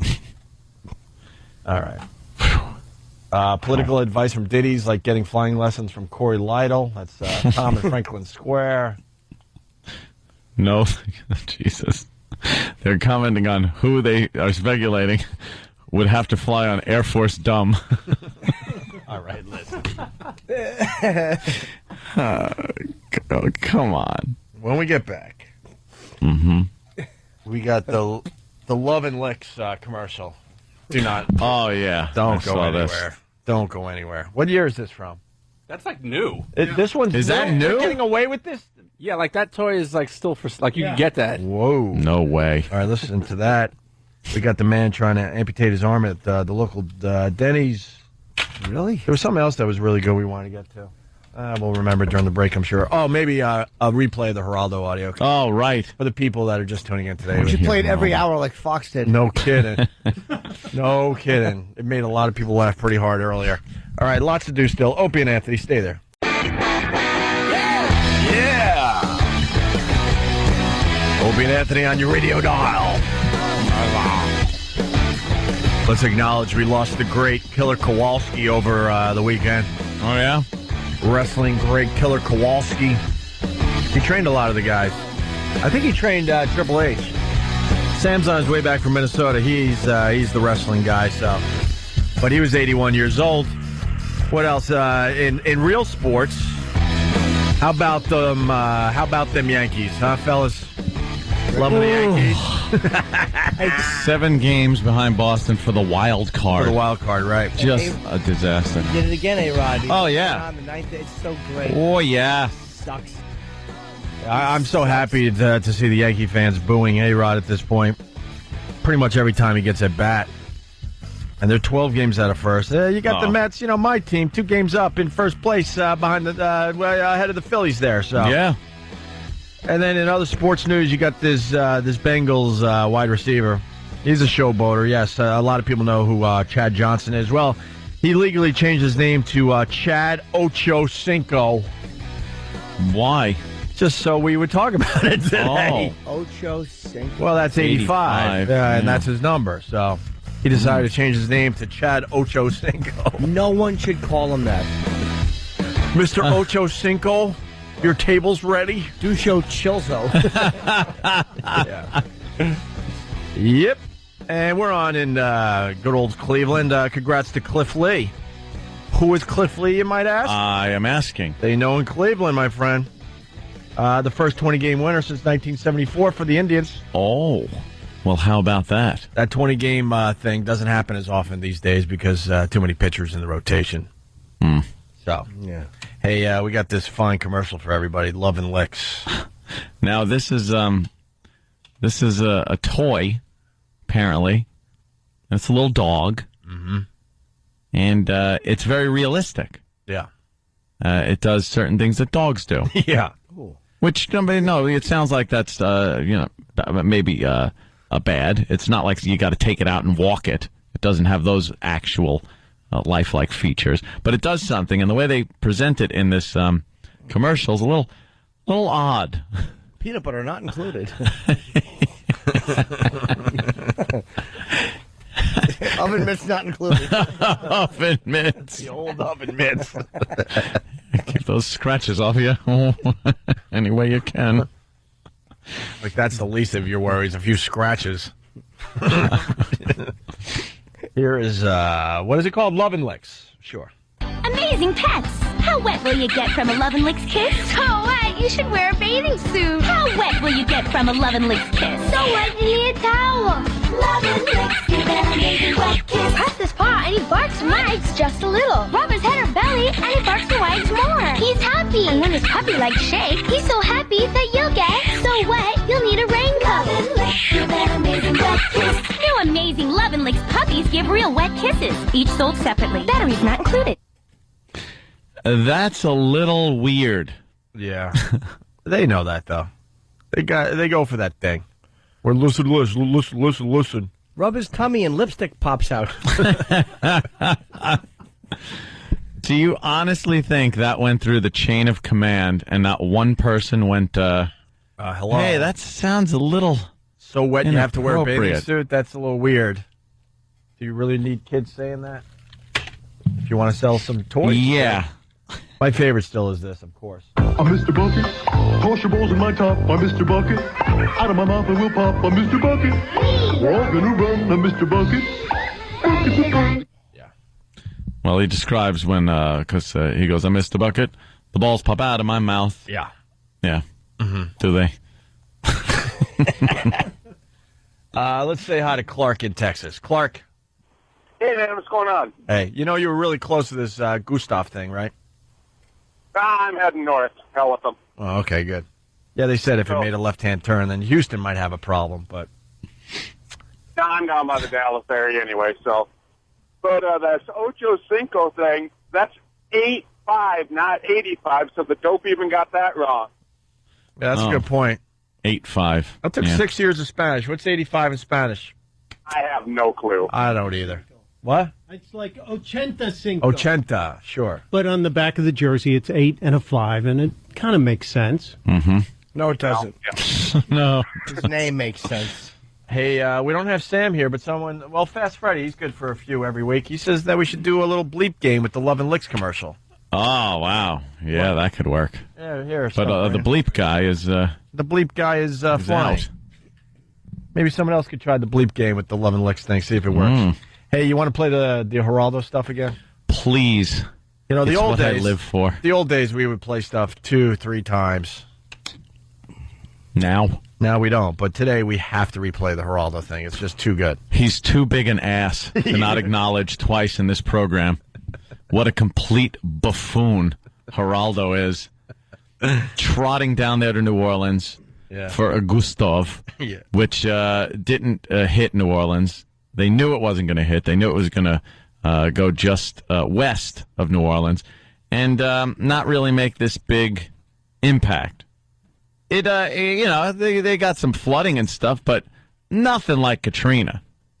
And Geraldo wings himself down there looking to make a story.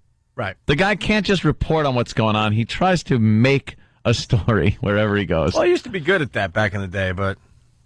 And this one is... well, we have to play something else. Classic. This just in. Oh. That Love and Licks commercial...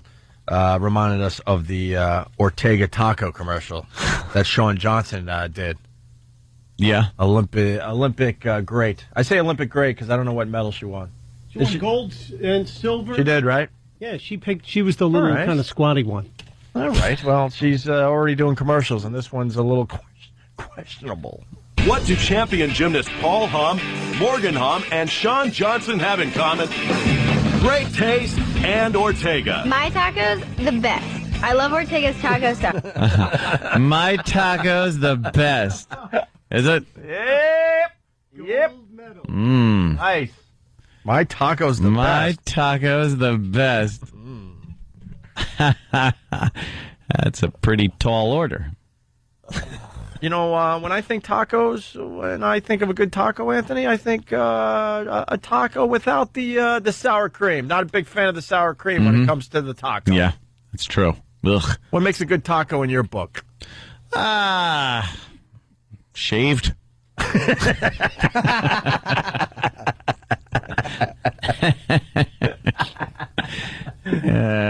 Yeah, well.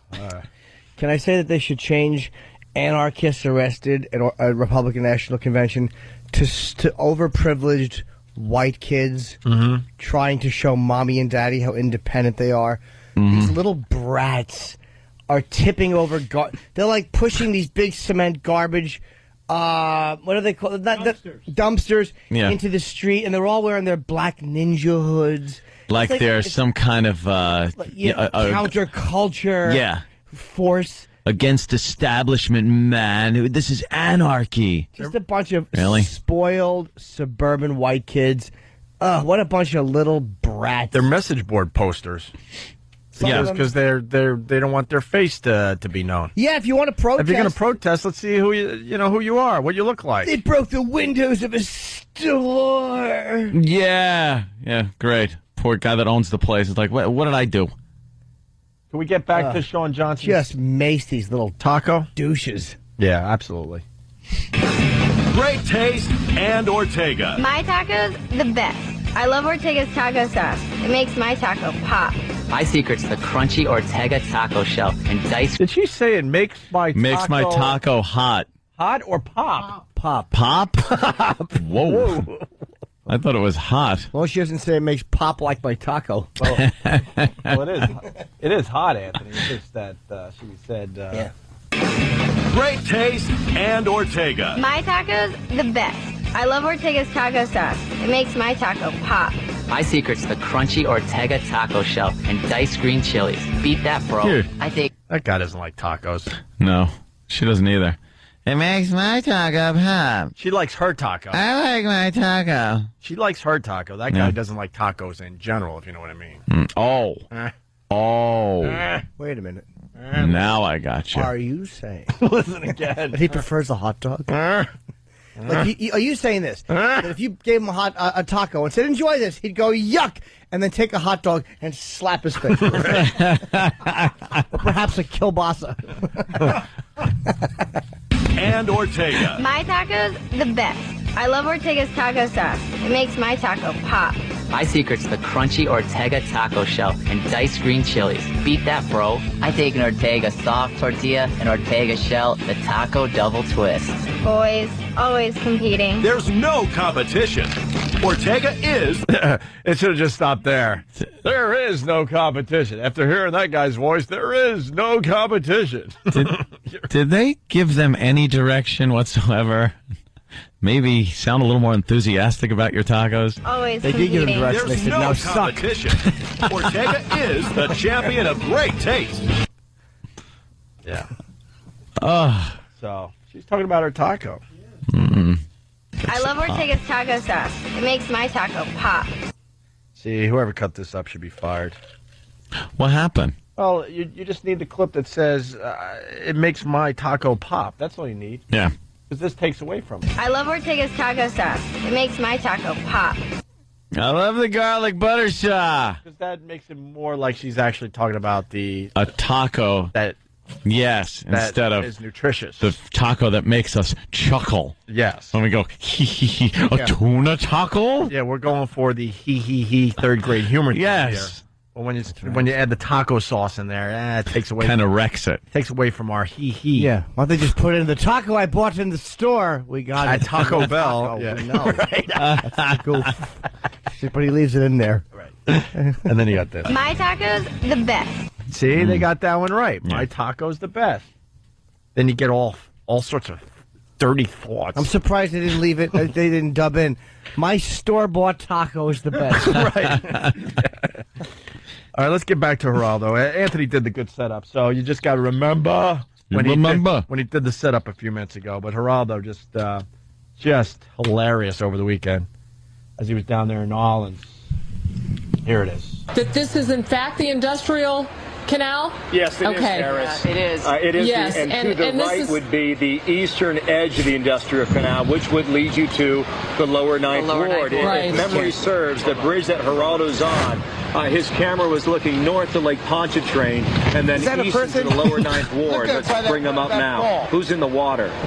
What is that? It is a person. Where? There's a person there along the garage wall. You see right there, goddammit. Right there, goddammit. It's a person. Douche he is. He's got scuba gear on. Oh, my God. I drown with that scuba gear on. He makes a hullabaloo out of this, doesn't he? He makes a mountain out of gravel, out of nothing. They're all down there hoping they're the ones that everyone's talking about on Monday. You know that. Yeah. Anderson Cooper has something fly by his head and he has to duck at the last second. Yeah. Or this was sees- Geraldo thinking he got the big clip. This was the one. The big, we're going to rescue a guy live on my show. They're going to play this everywhere on all the news organizations. They're going to have to credit Fox. And Yep. here it is, a man in the water. Garage wall. You see right there, goddammit. Look right by that building, that little building. You see that ball? Right, you see it? I'm looking. To our viewers at home, we have not seen this video yet. It's coming in hot to us by way of New Orleans. You're watching it and hearing it for the first time that we are. Yeah, there's that is clearly a person in the water. There might be more than one. We don't know. It's a person. There's a person stranded. There's a person stranded. There's a person stranded. I'm telling the cops here. Quick, guys. Look, there's a person in the water there. I would love if they just beat Geraldo senseless with batons and tasered him. Yeah, Sergeant G from Iraq makes a good point. Who says there's a person? Isn't it there's someone, there's somebody, guy. there's a guy? There's a person. Because they're trying to really humanize it. Yeah. Homo sapien. H2O. Straight ahead. What a boob he is. There's a human being with feelings in the water. Right. Might have a wife and children. Evolved ape. Oh, do I have one? Yeah. Yeah, well. Believe me. Yeah. We almost clunked heads on that one. On our way we rush to the unemployment line. I want to acknowledge that it is indeed Tuesday and not Monday. Yes. Okay, good. That'd be a Cops good... here. Quick, guys, look, there's a person in the water there. Right there, a person in a life jacket. You see him? There's a person in the... He's swimming. Oh, he's got a lifeline. He's got a lifeline. He's got a lifeline. Oh, my God. All right, they get him safely on board? Is he safely on board? Yeah, because he was never in danger. Yes, Geraldo. Don't worry. And the guy in the water is pointing up, going, "Oh my God! Hey, there's a douche with a microphone." Right there, right there. Right. He's floundering. Put him in the water. He's floundering. Geraldo just sucks. Sorry. Push him in the water. He's floundering. Yeah. All right. You get him safely on board? Is he safely on board? Looks like he's safely on board. It was unbelievable. It was a man in the water with a life jacket on. I don't know whether he had voluntarily jumped in to do some emergency maneuver or whether or not he was swept off the deck of that tugboat. They got a lifeline to him. He is back on board the Kent, the Army Corps of Engineers tugboat now. But it is ferocious and quite extraordinary. Oh my God, that was unbelievable. So, if there's an Army Corps of Engineers boat in the area, why can't you make the assumption that this might have something to do with that? with that, and not some guy that got swept into the water. Yeah. Like it's Leon Klinghoffer. It's a person.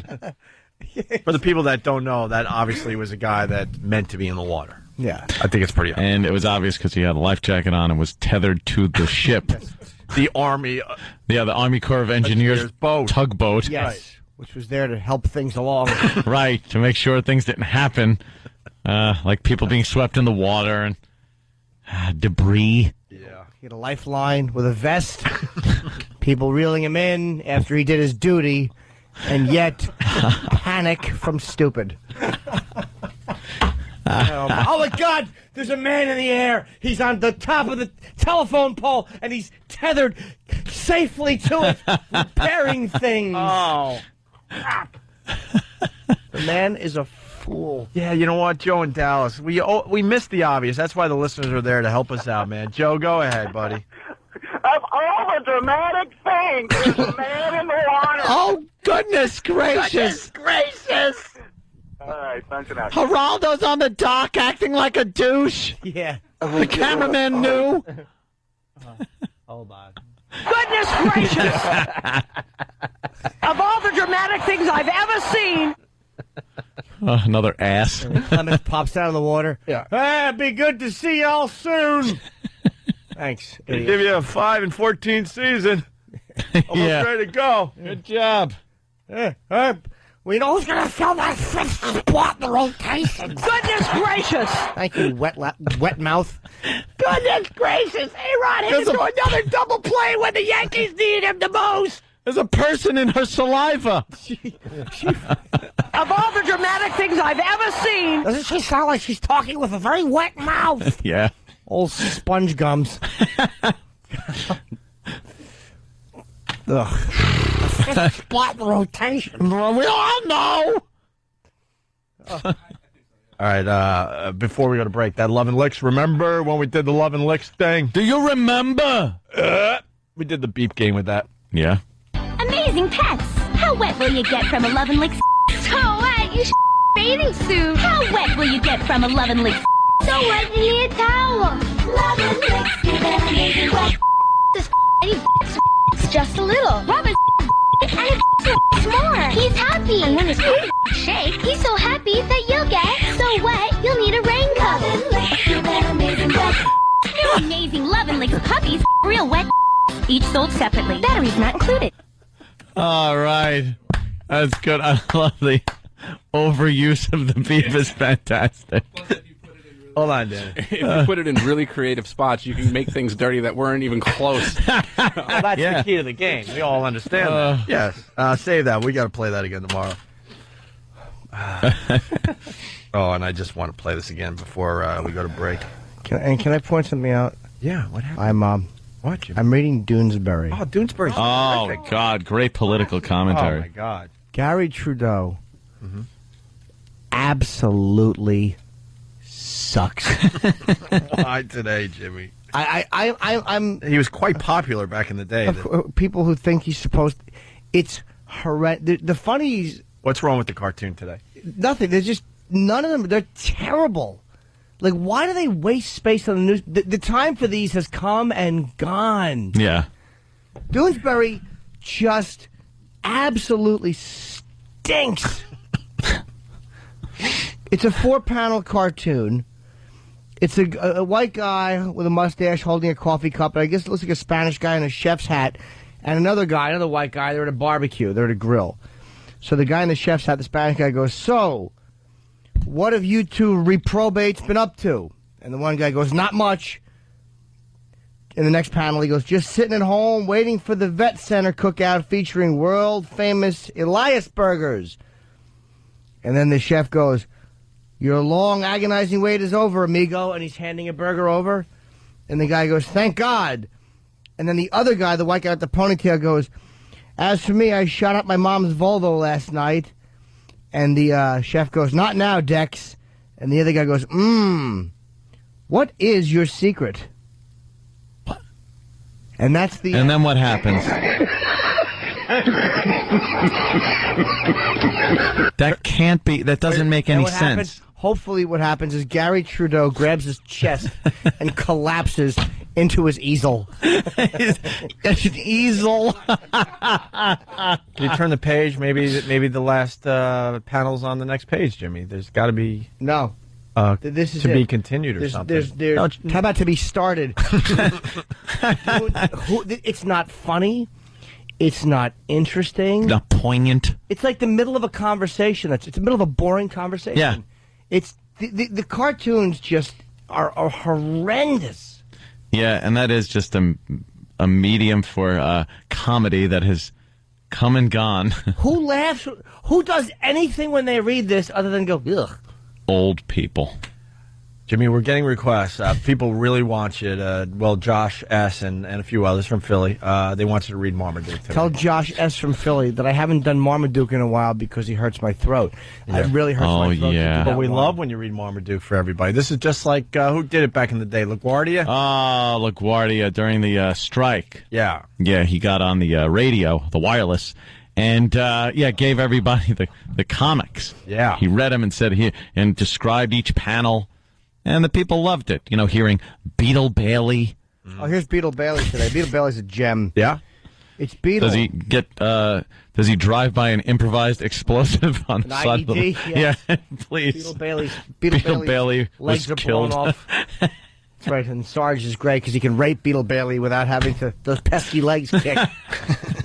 Here's what happens in the Beetle Bailey. It's a 2-paneler. Beetle's walking, holding his stomach, and there's another guy behind him. And Beetle goes, "Those meatballs didn't sit right with me. I'm gassy." And the other guy goes, "Me too." And then the next panel, Beetle says, "Wow. My head hurts," and he goes to the doctor. Beetle?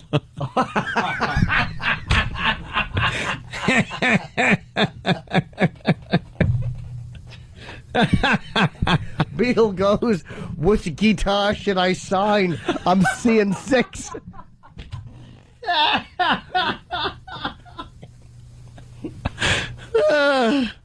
Oh, my goodness. And in the next panel, Beetle goes, "I shouldn't have combed me hair with that comb made of radioactive material."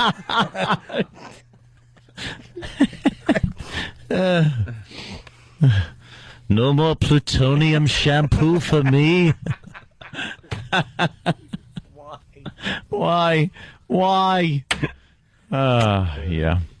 So Beetle Bailey. Yes. Beetle Bailey goes, "Those meatballs didn't sit right with me. I'm gassy." Mm-hmm. And the other guy goes, "Me too." And then Beetle Bailey says, "Wow, how many did Sarge eat?" And they look, and Sarge is laying horizontal, floating. Oh, my God. He must have ate a lot. He's that gassy. Yeah. Like Beetle and the one guy had so many that they're gassy. Mm-hmm. But Sarge, the fat guy, was floating. Who looks at that and chuckles? A beans joke. He Yeah. ate a lot of beans. He's gassy. Who looks at that and laughs? Who looks at that and does anything but throw their newspaper on the floor? It's like it doesn't evoke anything but irritation that the space. If they just put photographs of duty and like put your own funny caption in here, Sure. What a great thing that would be. That would be so much better. Duty photos in the paper. In the paper. Might as well. Like wedding announcements. Half that stuff is crap anyway. Oh, this is so nice. awful. All right, we got to take a break. Maybe Jimmy will. Sherman's we'll read Lagoon when we come back. Oh, wow. And once again, Sarah Palin, who could be the vice president of the United States of America as we go to break. As for that VP talk all the time, I tell you, I still can't answer that question until somebody answers for me. What is it exactly that the VP does every day?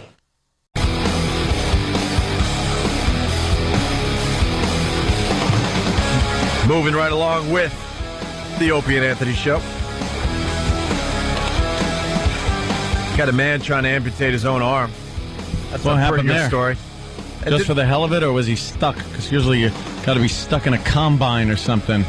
Or in a rock formation. Yeah, something like that. And then you cut your arm off. Man, you read about Be a those man. stories? You read about the guy that was stuck? Oh, yeah. Cut his own arm off with a tiny little pocket knife? Little pocket knife. Because he was in an elevator.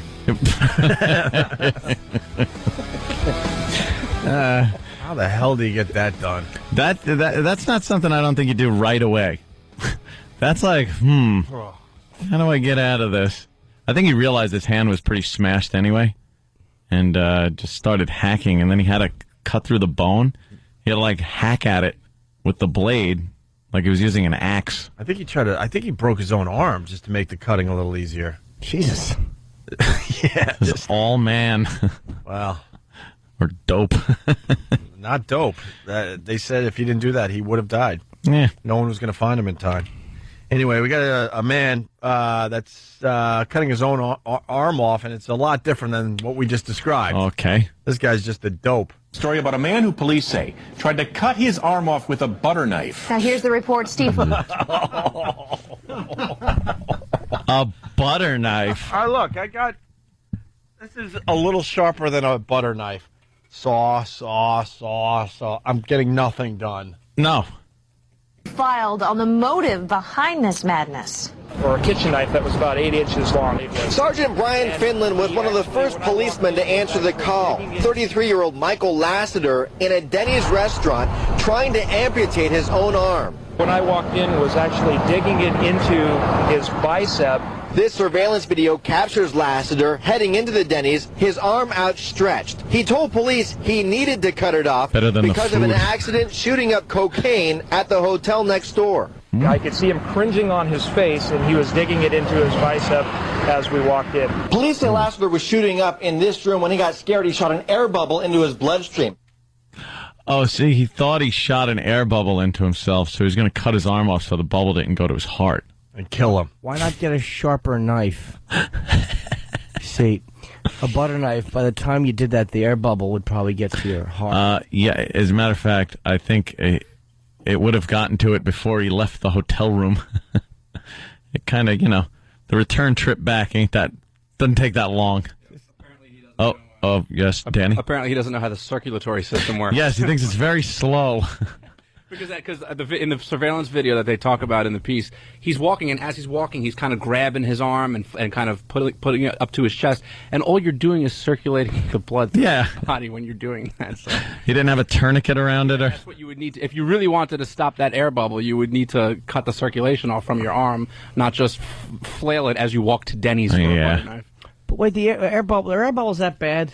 Oh, yeah. Yeah, give you an embolism or It's something. an embolism. Instant death, basically. Is that why they If it snap it with their travels. finger and needle? It knocks out the air bubbles? Well, you shoot a little out of the thing to make sure there's no air in there. Yeah. I think they do that so much anymore. Because I shot air in me once on purpose, like a whole bunch of air. Did you? No. He got to the front of the hotel. That's when he saw the Denny's straight across the parking lot. Video shows as he's heading inside, he actually walks right past an ambulance. The paramedic team was inside the Denny's eating dinner.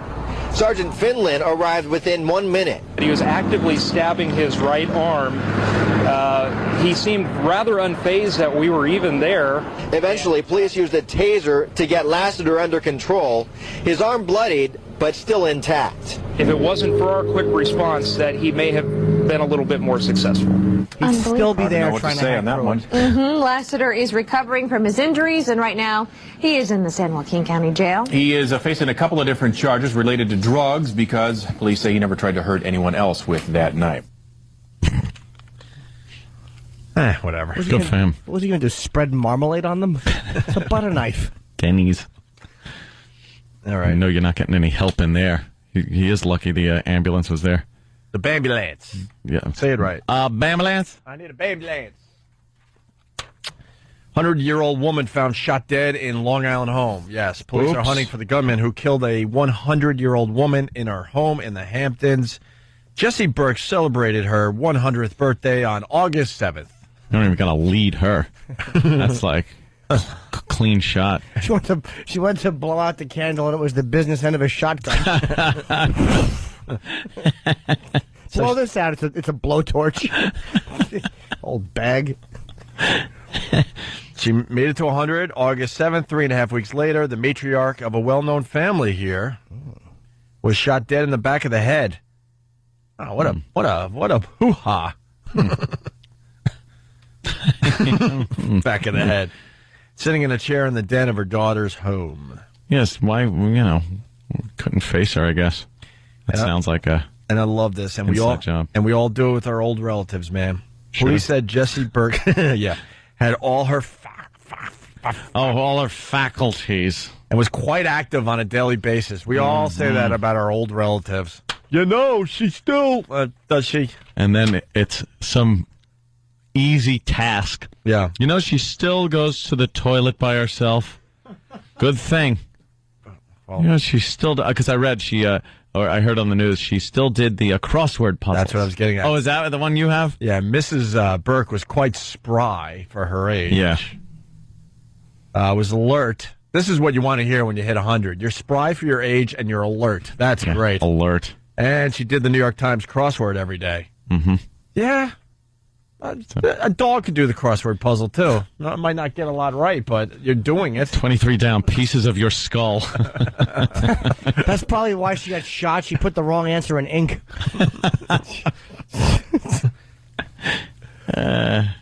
No break-in, no forcible entry, and nothing stolen. Inside job.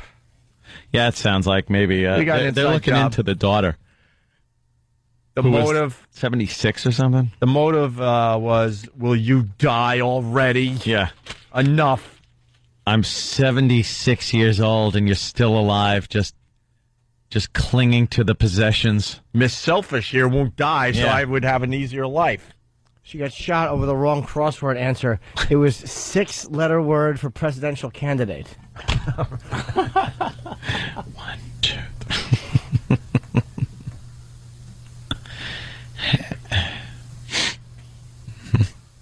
Oh, I'm not touching. We don't touch those. Oh, it works. It works. Of course it does. I know it. Of course you do. Senior. Oh. Is that it? Nope. No. Nope. Keep guessing. No. Let's see. 1, 2, 3, 4, 5, 6. Barack is a 6-letter word. McCain?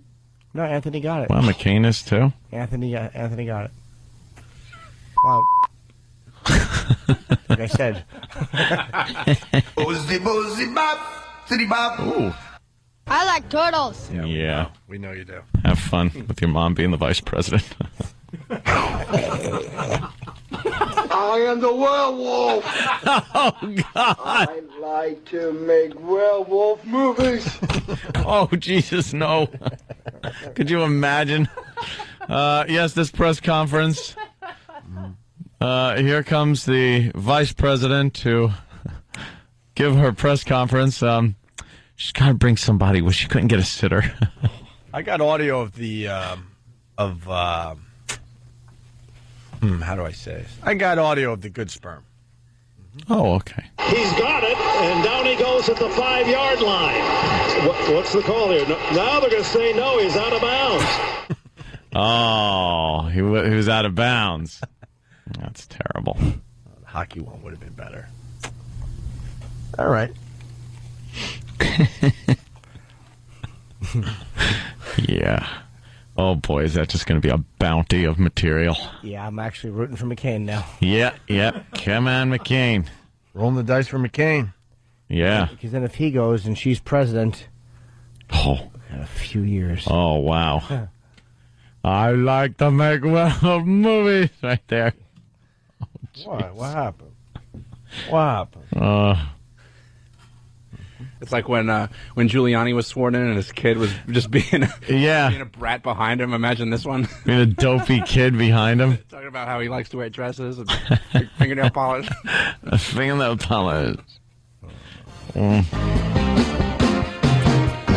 comes out like a rose, but everybody knows. This is Corky singing, by the way. Really? Yeah. You in Dutch. You can look, but you better not touch. Poison ivy, late at night while you're sleeping. Who's alive and comes creeping around? She's pretty. Mom's womb may as well have been filled with...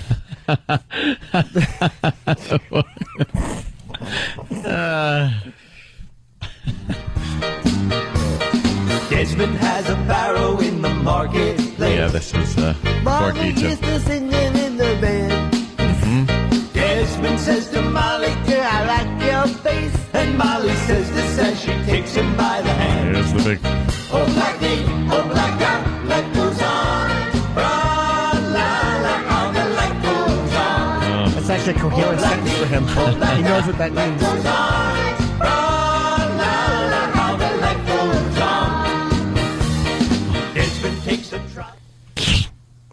I like turtles. We know. How can anyone think you're not enjoying goofy and retarded people when you hear, like, why else would he sing that? Yeah. Who buys that thinking this kid's Boys, life is creeping around. I interviewed the DeMasi brothers, I believe, Joe and John. Who are they? They were the real musicians, and they had to do this with Corky. With Corky, yeah. And they weren't willing to admit it, but you could tell they were like, been working our whole lives to get something out there in the public, and this is what we get to get out there. What's he doing? Is he still acting? He just celebrated a birthday. Acting. Acting. Well, what kind of acting did he do? He played a retarded guy. I stand corrected. He's still showing up? That's all he's got to do. It's not like he's doing Shakespeare. Yeah.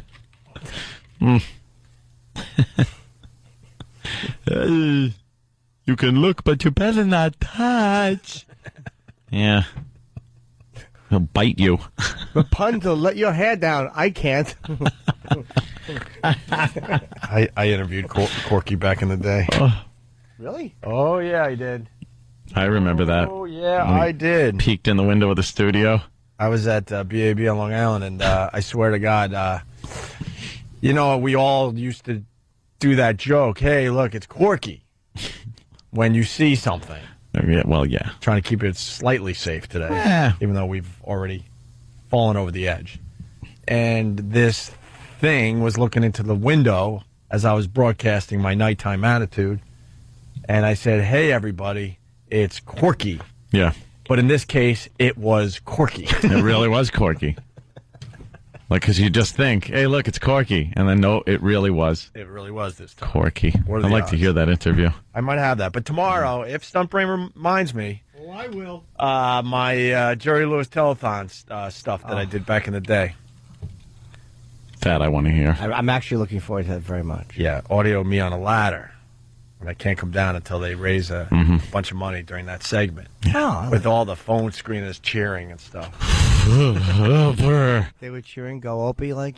Yeah, go Opie. And I did so well with this local telethon coverage that I didn't even tell you guys this, but I parlayed that into a big gig where I was hanging at the Rochester airport doing live cut-ins about a new airline. Oh. A new airline. And what was that? I don't remember, but it was the worst thing ever. You have that too? Yeah, I'll bring that in. I think it's on the same tape. So wait, when they would cheer, when were you singing? Like when were you singing "Welcome"? I don't know if I have that, to be honest with you, but then I was like in the the vestibule of the TV station, and people would come by, and I would do reports there as people were coming by with their donations, and I would sing like Guns N' Roses and stuff. I don't know if they have that. What did your girl think when she saw it? Like, what was her remark? It wasn't good, Jimmy. Like, I know her sense of humor is pretty caustic. She threw a ring at him, and hence my broken toe. See, because it's big. Well, certainly is. Linger longer from earlier today. A lot of hobbled Africans for that one, I bet. Whoa. Yeah. Blood diamond? Yeah. Well, I could have her write down what she thought, then I'll read it tomorrow. Okay. I'll read it tomorrow on the air. Top song of the day? Oh, okay. We'll leave you with this. This is Roland. We like to do this from time to time. We get the boys to sing the top song of the day. Oh, yeah. We'll squeeze this in before we go today. I'll have that audio tomorrow. It's definitely a must listen for tomorrow's show. Roland, everyone. The Opie and Anthony Show. Opie and Anthony Show. Opie and Anthony's top song of the day. Katy Perry, I Kissed a Girl. I kissed a girl and I liked it. The taste of her cherry chested. I kissed a girl just to try it. I hope my boyfriend don't mind it. If this is all wrong, if that's alright, don't mean I'm in love tonight. I kissed a girl and I liked it. I liked it. The Opie and Anthony Show. Opie and Anthony Show. Those are actually thoughts Roland has had. All right. Yeah. First day back, it was fun. Absolutely. Went fast over here. It was a good 2 for Tuesday. Mm-hmm.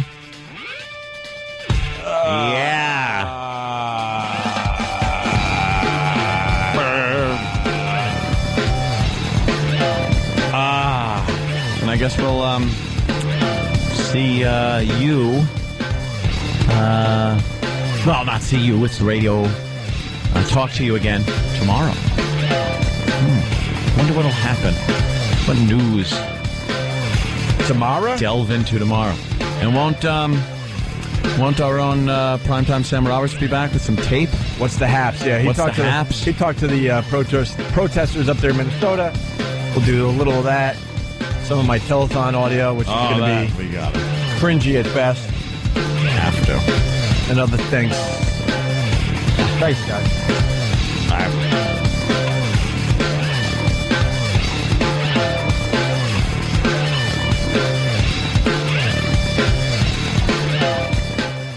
But enough of this palaver. Let's get the show on the road.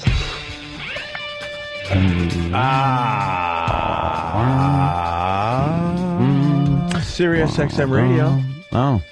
Sirius XM Satellite Radio. Sirius XM Satellite Radio. Yeah, rolls right off the tongue. Sure does. 28 days and counting. Hi. Just because people are asking, Anthony. Yeah. Just because people are asking. That's right. It's being worked on. Just adjusting my volume. All right.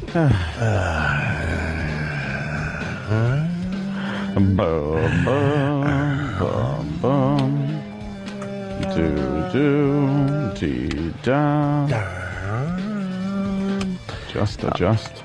I didn't forget that we still have uncomfortable cringe interviews to play. Oh, yeah. I didn't forget. I did. You did? Yeah. We have the Dax Shepard. Or did we play that one? I don't remember. I don't either. Yeah, I'm getting word that we played it. Okay, then we got Ed Asner still. Mm-hmm. We did the Linda Lovelace. That was terrific. We have Mr. DVD and Steve the Whistler. Yeah, these are interviews that we have done over the years. with celebrities and non-celebrities alike. But one thing they all have in common, we were assholes. Can I play the Ed Asner? Please. This is my favorite. Ed Asner, the great Ed Asner. Yes. Lou. He was Lou Grant. I think Opie's mocking you, Lou. Yeah, it was. You were too busy playing cards, and I was. We were playing a poker tournament, and you guys were broadcasting. I was playing, and Ed Asner came up. I missed my chance to have an interview there. Interview Ed Asner. Well, you'll get him next time. But there'll be a next time. All right. Oof. I think that was shut to shit. And it was me and Rogan, and I think Jimmy, were you even there? And Voss was there, sure. And you were there too? I'm Of course, I Voss. was cringing. Yeah. Who do you think was going? You trying to get rid of me? Yes. What are you doing, Ben? Ben, what are you making doing? sign language. What's the sign language? Ed, that's Ben, and He's our producer. and he decides when a guest is getting a little too boring, and that was the sign that What the that he usually gives. And more what's the problem? disrespect to Ed. Yeah, you just pretty much told him, look, he gives the sign when people are boring. Yeah. And he just gave the sign. Yeah. What do you add to this there, E-Rock? It looks the same. Nope, those two right there. More Linda Lovelace? No, Linda Blair. What'd you add to it, E-Rock? Oh, Linda Blair. E-Rock, whatever. did you add anything to it? Oh, the Cindy Williams, whatever. Okay. Who said what the fuck? Rogan? Yeah, it sounds like Rogan. Yeah, but Rogan was... That's how Rogan rolls. He fucking... He's a good actor. He'll say, oh my God, that's terrible, and then jump right in. Yeah. Boring, and that was the sign that he usually gives. And more what's disrespect to Ed. We're having a good interview with Ed Asner. I can tell you, Anthony, that's the last time. He doesn't even know you're not there. Anthony, he's calling you by my name, so I get... Anything you say now fucks me over. No, I think at that point he didn't want to acknowledge that I was breathing, and I think he was like saying that to Joe Rogan, thinking it was you. Okay. Disrespect to Ed. We're having a good interview with Ed Asner. I can tell you, Anthony, that's the last time I'll ever be on your show. No, that was yeah, Ben. I've suffered your insults enough. I certainly wouldn't come back again. I'll be glad to talk to you about the Columbia documentary some other time when he's not around. Can I talk to you, Ed? I'm a big fan. I love you. Absolutely. Jimmy has to be they're like an enabler. You fuck. Can I talk to you, Ed? I'm a big fan. You're like the fucking Worm Norton. You're like the kid in between like divorced parents. Separated parents. I really am a codependent. When he's not around. Can I talk to you, Ed? I'm a big fan. I love you. Absolutely. Thank you. But be sure that he's not in. I know he does this all the time. I'm a big fan. I'm very happy to have you on the show. He's a destroyer. He's a destroyer. Destroyer. He's like Gordon Gekko. He builds nothing. He liquidates. He's filthy. He's greasy. Yes, he is. I don't want to smell his shorts. He just spends In quotes, I don't want to smell his shorts. Ed Asner. Bravo. The great Ed Asner. Great Ed Asner. Thank you, sir. Very nice to meet you. Thank you very much. You're a destroyer. He called you a destroyer. Wait till Anthony hears this on the replay. Oh, it was phenomenal. Hey, Jimmy, get back here, man. I start sweating. Ed, no, come on. Give me a handshake, please. Fuck you. No, fuck you. Dude, Ed Asner just said fuck you. Oh, that's phenomenal. He was not happy. Oh, that's good. Yeah, look, give me a handshake. Yeah, Fuck you. Fuck you. Ed Asner. The great Ed Asner. Yeah. Jesus. I'm sorry I missed that one. I'm sure I would have been in a corner in a fetal position, like Jimmy probably was. Oh, it was awful. Like you were for Steve the Whistler? Oh, yeah. Let's do a little Steve the Whistler. I had to hide. What was Steve the Whistler? He whistles. He whistled. And it makes it sound... He does competitions all over the world, I guess. Put on an album of him whistling popular songs. Yeah. It's horrible. He wanted to show off his talent, but the problem was he had a CD that he had to play, and then he whistled along to the CD. Yeah. You can't whistle a cappella. That's just silly. So we fucked with the CD and made believe it wasn't working over and over and over again. That's Steve the one. This is, I swear to God. Oh, this is so bad. Now I remember the song and everything. I can listen to Steve the Whistler audio every day. Just fucking horrendous.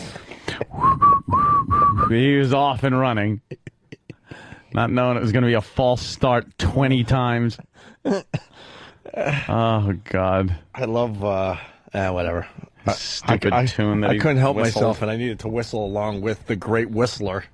Because he really takes this very seriously, this whistling thing. He does.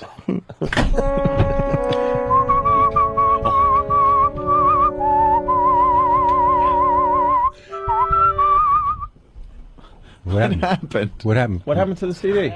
Put it in the. Steve, I'm sorry. You put in the wrong one, dude. No. Something happened to CD4. All right. Yeah, it's Steve Steve the the Whistler Whistler. wasn't working last time. I'm sorry. All right, here we go again. Listening. Steve the Whistler.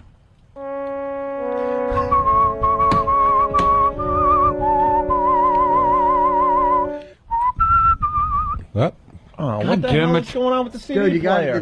that's the third time you've had a problem with that one. Clean it. This is the same one that was skipping earlier when we were Put it in the other one. No, it wasn't. Steve the Whistler. All right. We're all acting. No! Why? I don't understand, Steve the Whistler. Our acting is the worst. That's the third time you've had a problem with that one. Clean it. This is the same one that was skipping earlier when we were Put it in the other one. Steve the Whistler. I'll look. I think.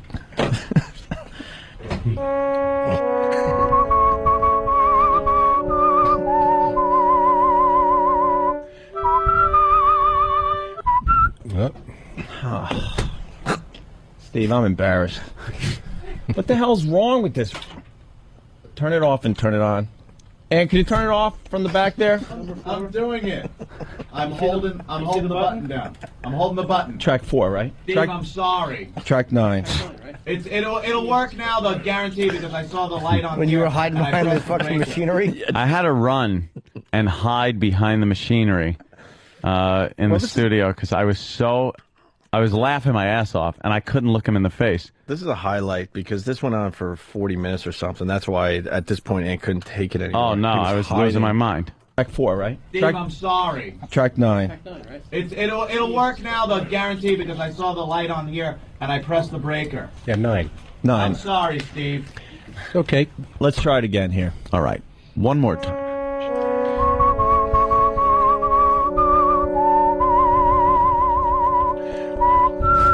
It's not going. It's stuck. Oh, Jesus. Dude. Nice tone, Rick. though, right? Yeah, that was. I apologize. All right. Oh, God. You get it to stick like that. I don't remember. Steve the Whistler. I love Steve the Whistler. Remember his album cover? Oh, where he's like on the cover, on the hood of the car. On the hood of a car with, like, he was kind of sitting on it like he was trying to look cool. He's sexy. The license plate said whistle. Yeah, yeah. Oh, God, whistle. Yeah. What a douche.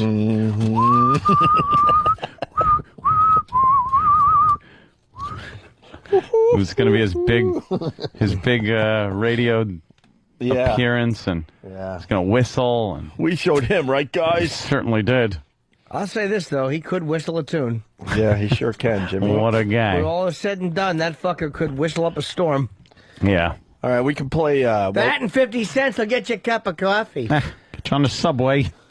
E to the Rock found our uncomfortable interview with Linda Blair. Oh, yes. Oh, yeah. From The Exorcist. Wasn't that here? No. Big Kev got us this interview. He went to the that geek thing. Yeah. Yeah, and he wound up getting Linda Blair for us on the phone. Yep.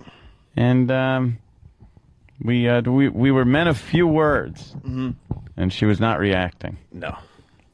And right now on the phone, it's Linda Blair. Linda Blair. The power of Christ compels you. Yeah, yeah, yeah. Woo-hoo! The power of Christ compels you. The power of Christ compels you. The power of Christ compels you. The power of Christ compels you. The power of Christ compels you. The power of Christ compels you. The power of Christ compels you. Done yet? The power of Christ compels you.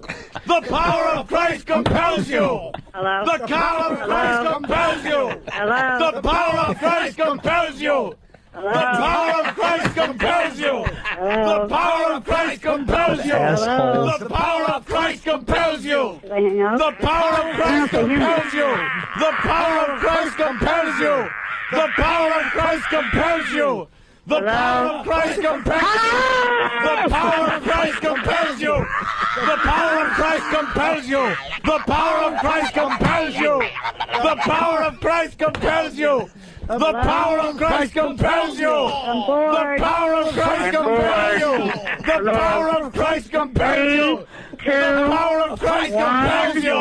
The power of Christ compels you.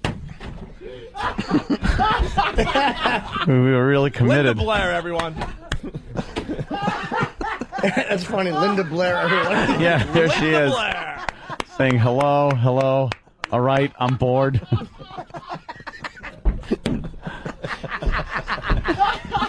Oh, my ribs.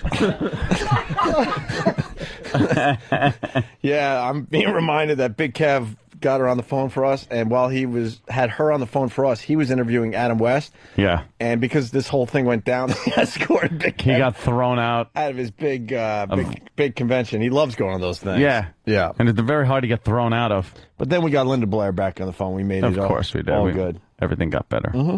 Uh-oh, Linda Blair calling back. The power of Christ compels you. The power of Christ compels you. The power of Christ compels you. The power of Christ compels you. The power of Christ compels you. The power of Christ compels you. The power of Christ compels you.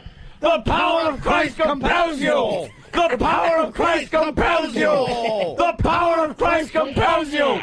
The power of Christ compels you. The power of Christ compels you. The power of Christ compels you. The power of Christ compels you.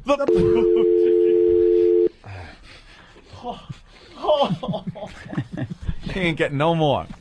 Yeah. I don't know why she calls back. That was a good moment. Cindy Williams, Mr. DVD, I don't remember. I don't remember that one either. Let's try Mr. DVD. I forgot she called back.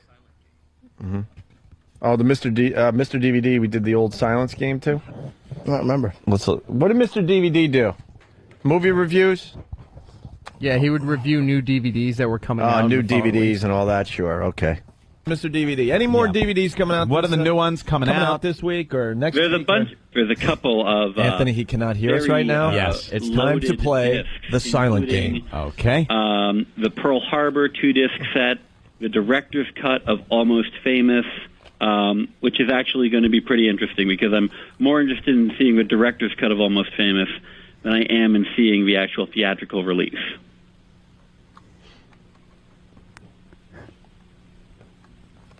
Hello? Hello?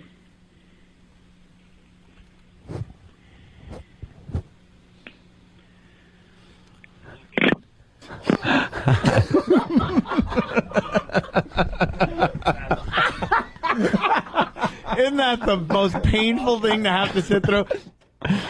Did he go like, fuck? Yeah, he was like, fuck. But he did call back. Oh, he's back. Hold on. Let's make like something's wrong with the phone. Mr. DVD? Yes. Hi. Sorry. We had a new phone system put in. It's still screwing up.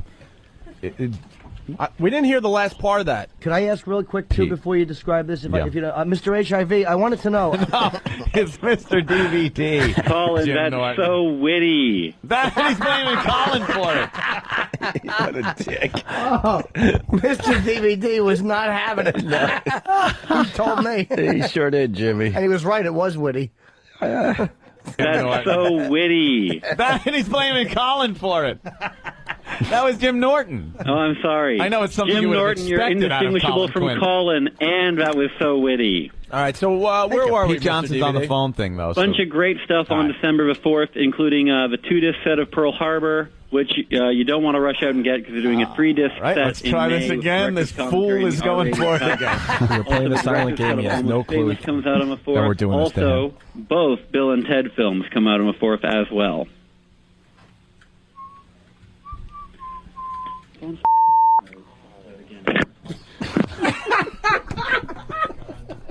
cursing. All right, that time he cursed. Okay, all right. That time he cursed. All right, that time he He's sitting there with Vic. Phones, because the phones have been dropping out. And then he hung up. You don't think we could get him a third time, do you? No, Mr. DVDs. Yeah. No, Are you on a better phone right now? I think it's us. Oh, I did hear something about Bill and Ted. Two Both movies Bill I and really Ted films enjoyed come growing out up. on the 4th, yes. Bill and Ted on the 4th. Anything special with those DVDs? Not as far as I know, although I know that the one Silent actor, game. Alex Winter, is probably eminently available to do a commentary.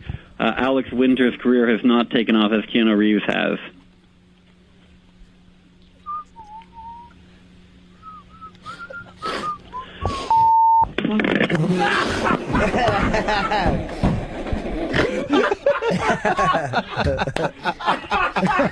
All right, well. I can't take it. Yes, Jimmy. Is Steve around? Steve? Before if I have a question for our for Steve. Steve. Is he working today? Yeah. Oh. Well, he's here. What do you want to ask Steve? Why would he be listening to the show and come right in? Yes, I'm very busy. We actually have to tell him that we're talking about him. I'm tracking Gustav.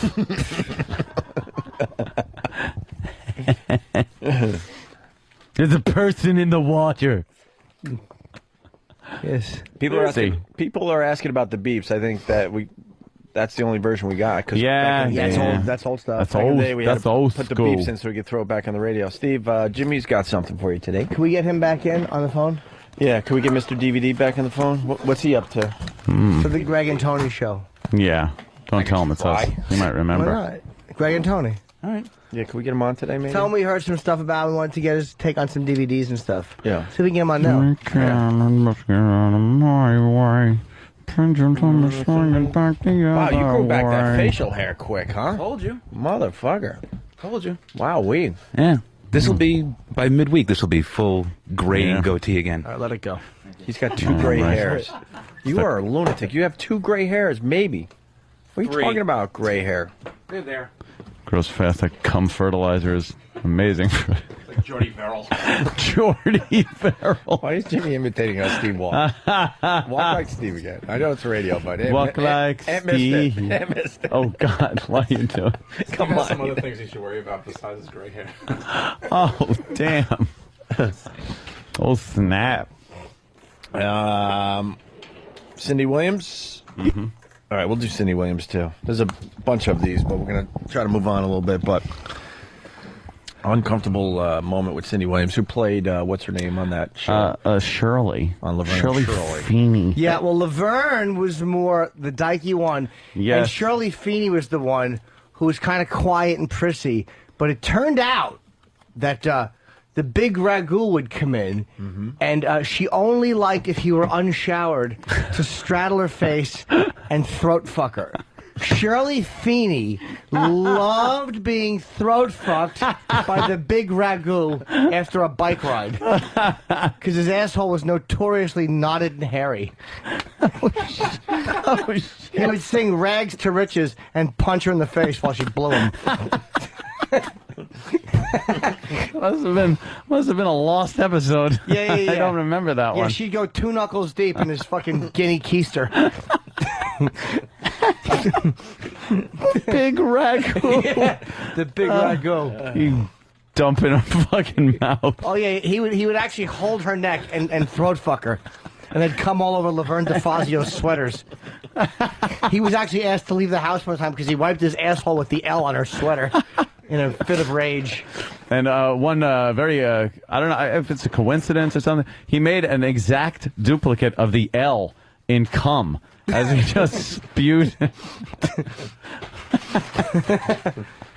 And then they went to the pizza place and he took a shit in Mr. DeFazio's pizza dough. They had to close the restaurant down because of health code violations. The health inspectors found feces in his pizza dough. Because of the big ragu. The big hairy shit. Well, the big ragu took a fucking a hangover shit, a watery hangover shit in Mr. DeFazio's pizza dough.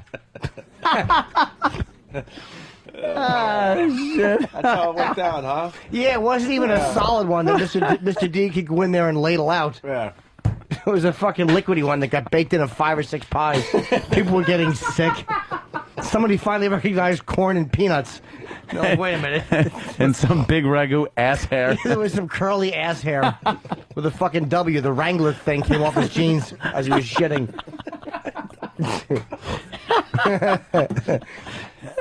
You could shit that bad that you lose the logo off your jeans, Jimmy? Well, yeah. Well, you know what it was too. They also found in the outside of the dough, they found 2 heel prints, like he had squatted and shit, but his heels went in the corner of the dough.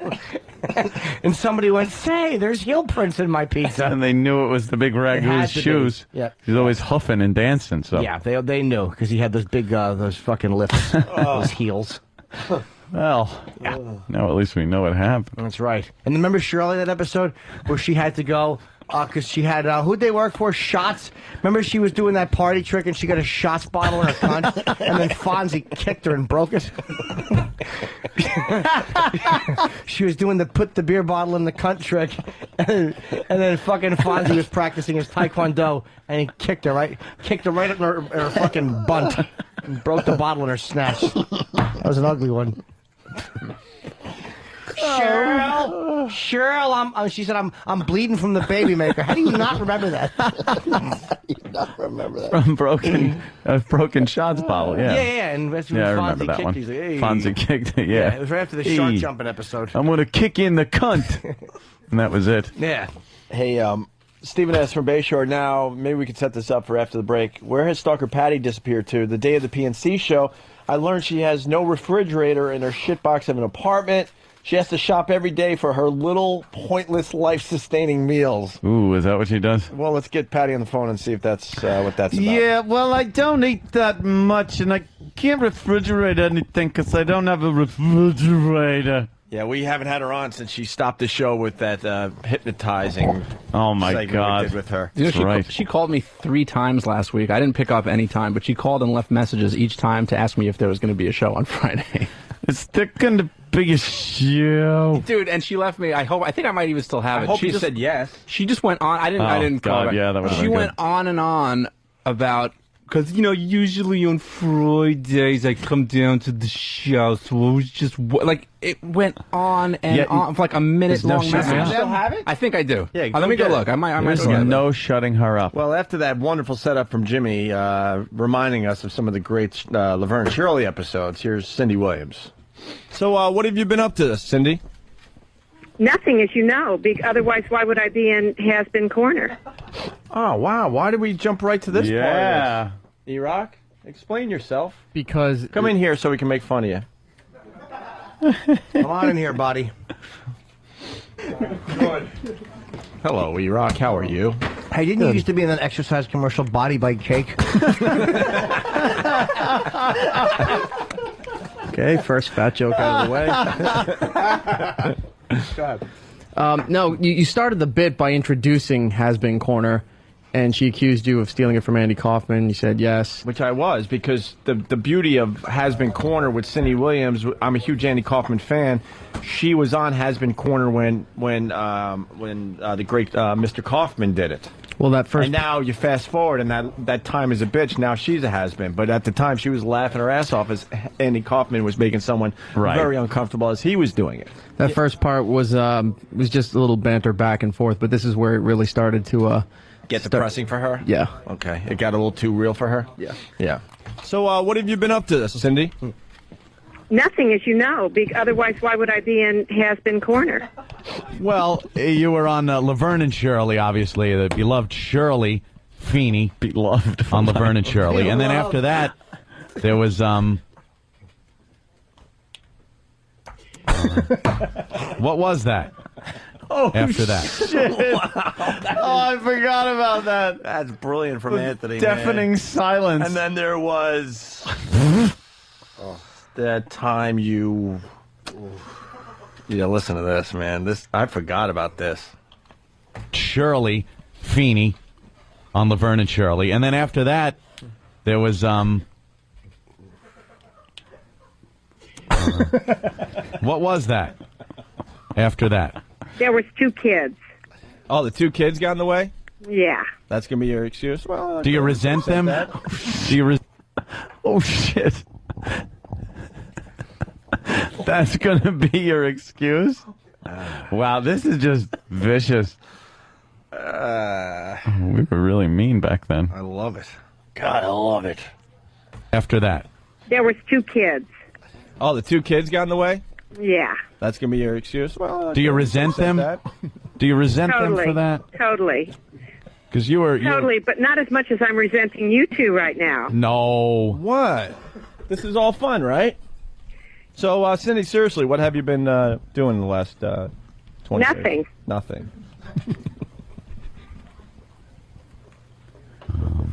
Okay. So, like I said, Laverne and Shirley, then... Nothing.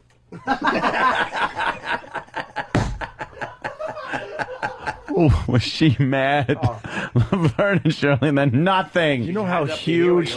You know how huge that Laverne and Shirley show was back in the day? Yeah. And she was in American Graffiti before that, right?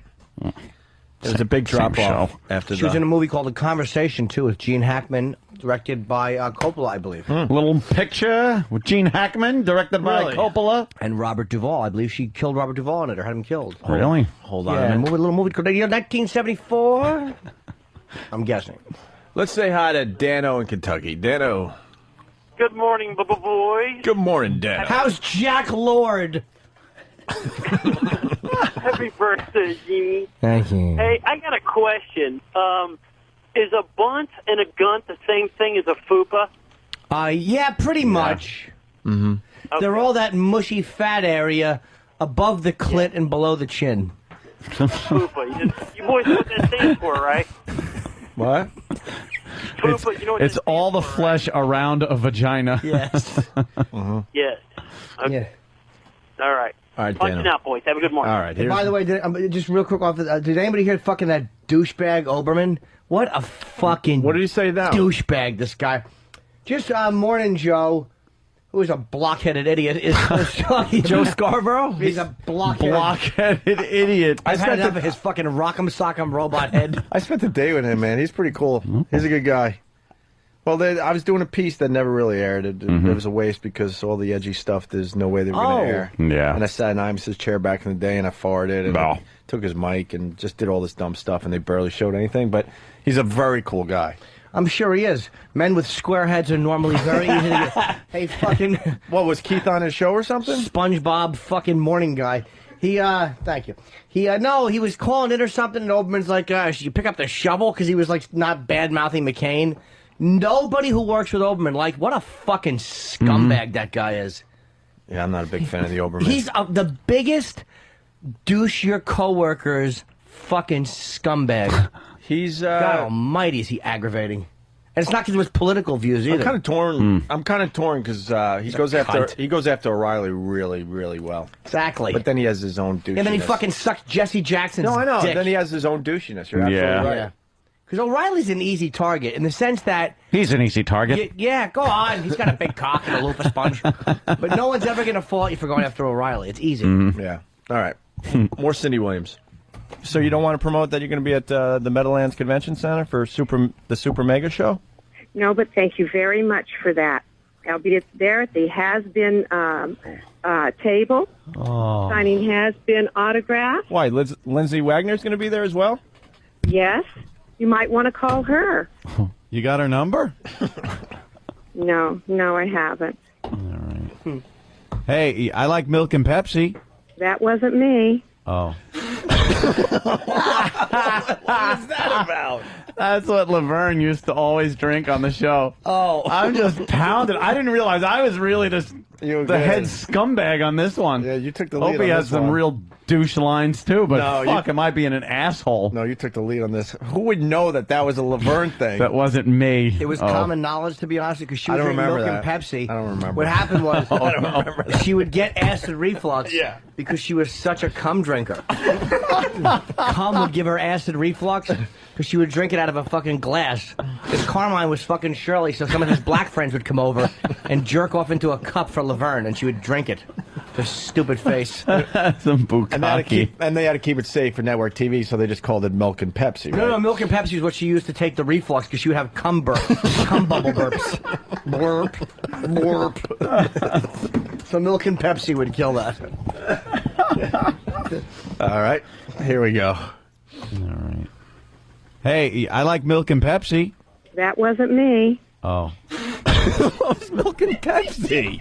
Remember Laverne and Shirley? I thought that was Shirley, but Laverne used to drink milk and Pepsi. All the time. All right. Wow, I feel kind of uncomfortable right now. I'm overheating. Boo Boo Kitty was you, right? That's right. Say Boo Boo Kitty. See, I'm a big fan of Laverne and Shirley. Watch it all the time. That's great. So we encourage all our listeners to go to the Meadowlands Convention Center for Super Mega Show Friday, Saturday, and Sunday, right? Yes, that's right. Thank you very much. Okay. All right, Cindy. Okay. Thanks, fellas. Bye.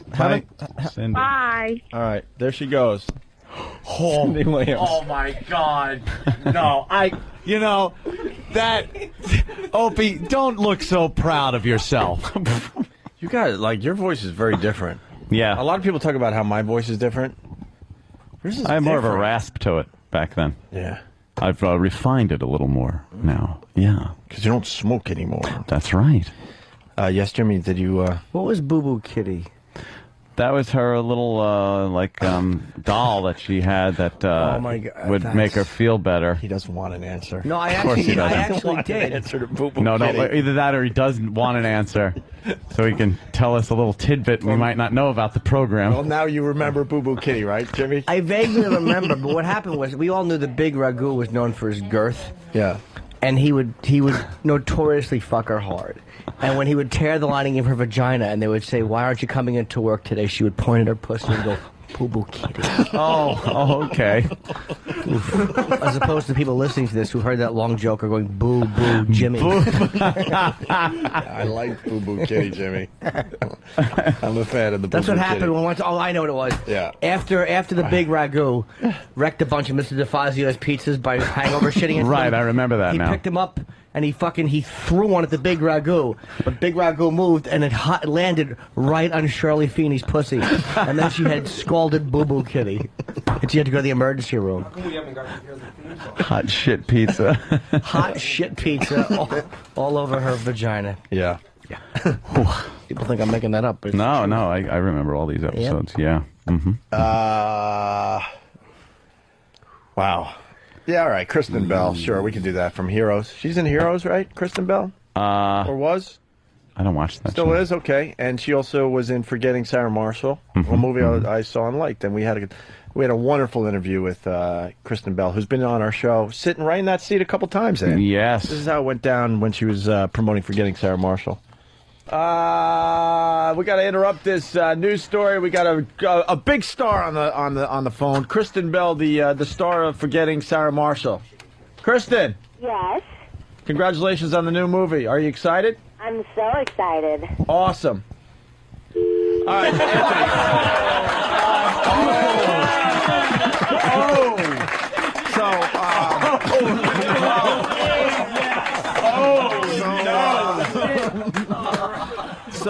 Roland is in cardiac arrest. See, we still do it. It's love the people. That was recently. Oh, see, we still do it. Just not as often, because we got to get some of these guys actually on the show. Jerry Springer calling in today, matter of fact. Is he? Yes. About what? America's Got Talent. What is he plugging now? Effing hooked on that dumb show. What's he doing on it? Is he on it? Yeah, what does he do? He's the... But besides have no examples of his show. He's like the Ryan... Nothing? Ooh. Wait, what? Being a show Maybe is I wasn't terrible. listening. Oh. Let me repeat that. I was saying that this show's not particularly good. So on America's Got Talent, there were no examples of his show. Gotcha. See, the people out there are really enjoying it. Hey, E-Rock, why not... Stop eating? One-man Star Wars guy. Oh, sorry. We were talking to E-Rock. Coming in Volume 2. What? Oh, Volume 2? Oh. Yeah. When's Volume 2 going to be here? You'll have it for tomorrow. All right, Volume 2. Tomorrow's... Volume 2. Why not Volume 1? He makes Volume 2, so it's like, okay, I didn't do this. Yeah. So there's a Volume 2. Exactly. And people are asking for the Bernie Getz, too. That was fucking scary, man. Yeah. Fucking scary. How come Volume 1 is so lacking? Boy, the volumes coming up must be really good, huh? Yeah, they got to be the best. Sure. Sure. That's why when you get like the second greatest hit CD from your favorite band, put all the good ones in the first one. They sure did, Anthony. Why would you? Why would you not? Is Richard Jeni worth playing? It's all right. It's the prison interview style. Oh, the prison interview? You want to do this, or you want to just leave it here? Richard Jeni? Oh, no. Dead guy. Dead guy creeps you out? Yeah. Who's this? This is Richard Jeni. Who's this? Richard Jeni. Hey, Richard, it's Opie and Anthony. How are you? Opie and Anthony, how are you? Good. How are you doing? Good? I'm just peachy, thanks. When are you coming in? I was thinking about coming in today. Today? Yeah. At what time? Probably about 4:40. 4:40? It's what, 4:22? Yeah, I'm really close by. Where are you? I'm actually staying in the lobby. You're outside the studio? Yeah, I've been staying in the lobby. I didn't want to miss you guys. And you want to come in and do the show? Yeah. If it's okay, if you're not too busy talking about Ron Jeremy's, I could maybe stop in. Well, Ron's coming in too. You get along with him? Yeah, you said yesterday, right? Yes, I've met him before. You want to do a prison visit? Do I want to do a what? A prison visit. No, why would I want to do a prison visit? Well, that's where you're on the phone like you are now, and then you step up to the glass on the door to the studio. Right. And you talk that way. No, I'm not doing that. Come up to the glass.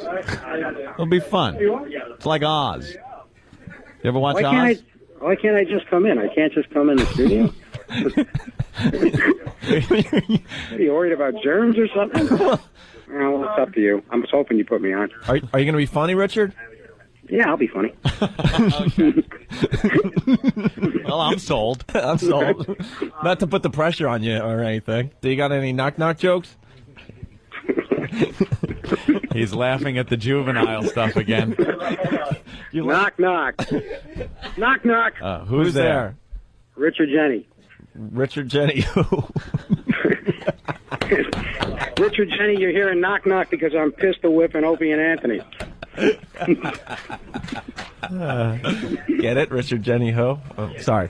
All right, Richard. Can you give us a few minutes to think about it? Yeah, think it over.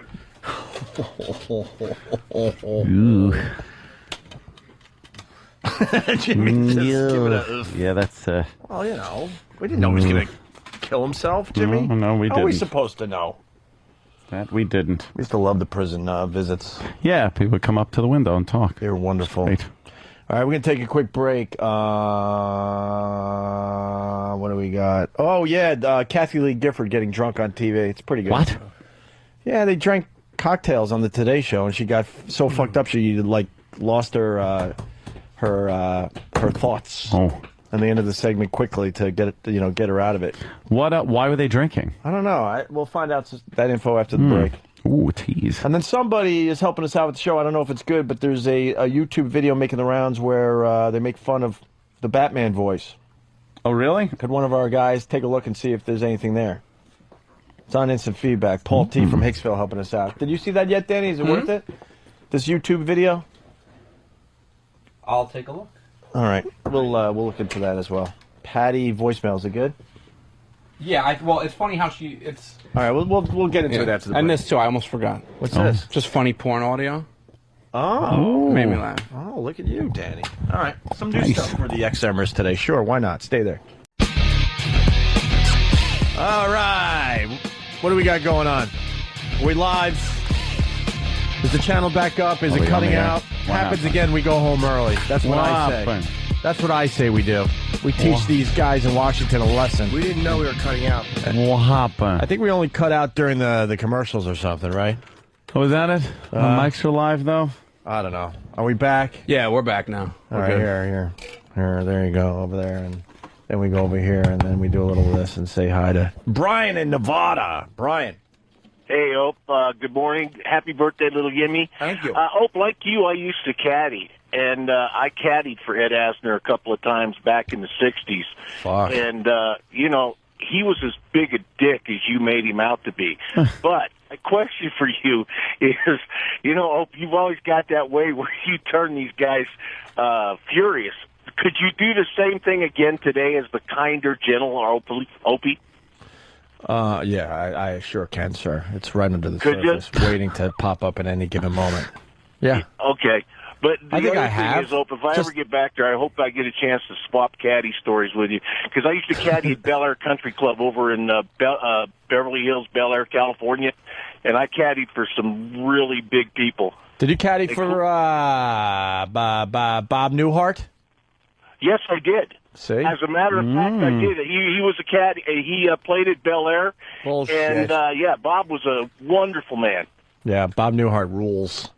Yeah, he was a wonderful guy. Very quiet and introverted on the golf course. He's still no, he's not. He's not dead. Bob Newhart died. No, stop. What are you About guys 2 doing? weeks ago. What? Newhart died 2 weeks ago. No, he didn't. Did not, Jimmy, you little peepee head. Anyways, you guys have a great show, and this cutting out shit. Hey, one quick question, boys. Why are they preempting the virus on weekends with fucking college football? Fuck college football. Well, why don't we ask Danny, because Danny's very happy about it. Danny, why are they canceling your fine Saturday night programming on Saturday nights for college football? Well, I was told that it was bandwidth. Mm-hmm. So, of all the awesome programming that the combined Sirius XM has, this channel was an appropriate fit to save bandwidth. So this was the one. Not like some... Us, the Weather Channel, and the Power, the Black XM channel. But there's a lot of shitty channels they could get rid of. I would not necessarily disagree with you. How about that Cinema... Cinemagic is kind of cool sometimes. You're high. They can. How fucking much pot do you smoke that you think that's cool? Dude, no, sometimes it is cool. I tried it. I'm like, what the fuck is this I was driving around and the Ed Only Wood... if they're playing Power of Love by Huey Lewis. No, the Ed Wood soundtrack came on, and it was really cool just driving around to that. It was really weird. You are so high. No. There's a million Serious. channels that stink on XM. You get rid of that old-timey radio. Pot or something. You're out of your mind. Yeah, how about run it on the old-timey radio? Old-timey radio? Maybe, let me play a guess. Maybe there's more bandwidth. They can get more out of this channel. Or maybe they'd have to do 5 or 6 to get what they get off. I'm guessing. I don't know. I don't think anybody's going to miss it if they preempt some Green Hornet episodes from 1941. Yeah, we're doing very well with the Saturday night shows. Danny does a great job with that, and it sucks that they're being preempted for college football. Is college football a Sirius or XM thing? XM has the college football. Well, both now, obviously, but it's on the XM platform. And I have a question for Professor Anthony. Shoot. Okay, Professor Anthony, now with the elections where we have both minorities really well represented on both the Republican and the Democratic side, do you think that the governor of Alaska has enough clout, even though she has a pregnant 17-year-old, which, quite frankly, I think shouldn't have any bearing whatsoever, to beat Mr. Obama and that know-nothing Joe Biden? Why do you give the know nothing label to Joe Biden? Because I think he's a know nothing in the sense I don't mean he doesn't know anything. I mean he knows nothing. He's like skim milk. I like skim milk. Imitation milk. Oh. He looks like cum in your coffee. He's got no fat. I think his politics suck. I don't think he's ever done anything significant. All right, Anthony, so to you. Joe Biden. Tell me how you really feel. I think, of course, they have a chance. What am I going to call the election right now? What do you want me to do? I think they have a chance. I think they got to parade this woman up and down a little bit and show off her good side. And her bad side. Well, they think they're already showing her bad side is that fucking womb. She's kind of a MILF. Well, that's what some people are saying. I don't know, man. Yeah. I mean, about that MILF thing. I'd do her.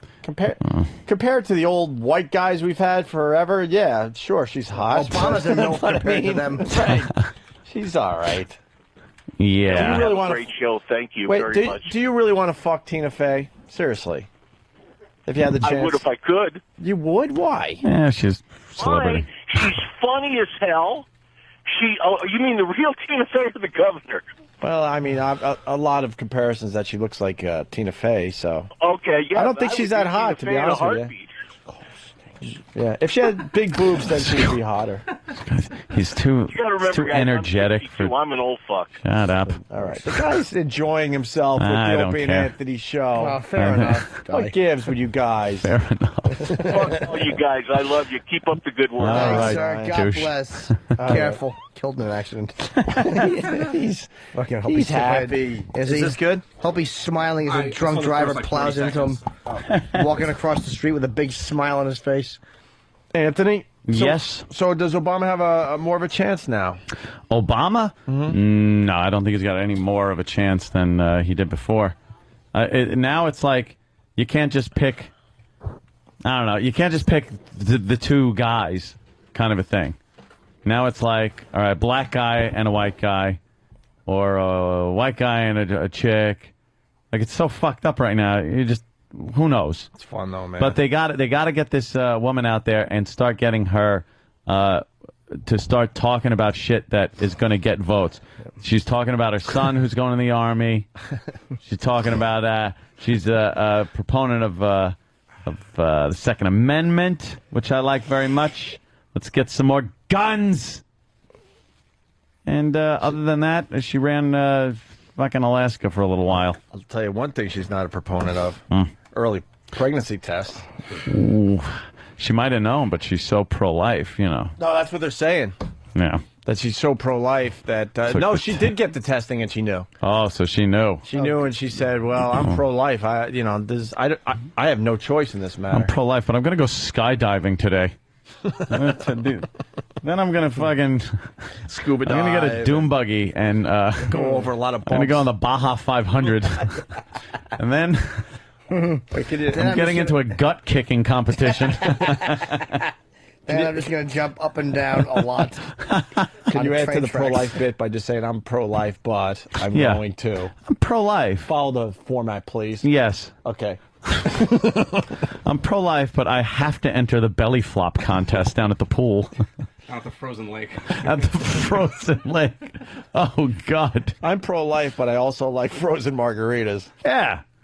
What's a few drinks? And is that bad? Like, say you're pregnant. You took the test. You're pro-life. You know your kid is going to come out a little... Do you start drinking? What does it do? Yes. It might... Gasoline.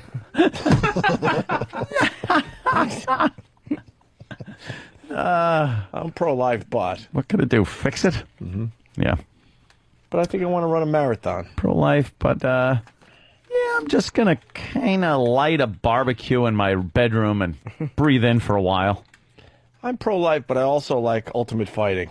Yeah, that's good. I like to compete in my 9th month. Yeah, but, you know, pro-life. Pro-life, I would though, never have sure. an abortion. No, that would be against the pro-life thing. Against my politics and religion and everything that goes along with it. But, you know, I will be extreme skiing out of the helicopters. Why should I give that up just because I'm pregnant? Yeah. I'm pro-life, but... I can't wait to have this baby. I know the test proved that there is a little problem.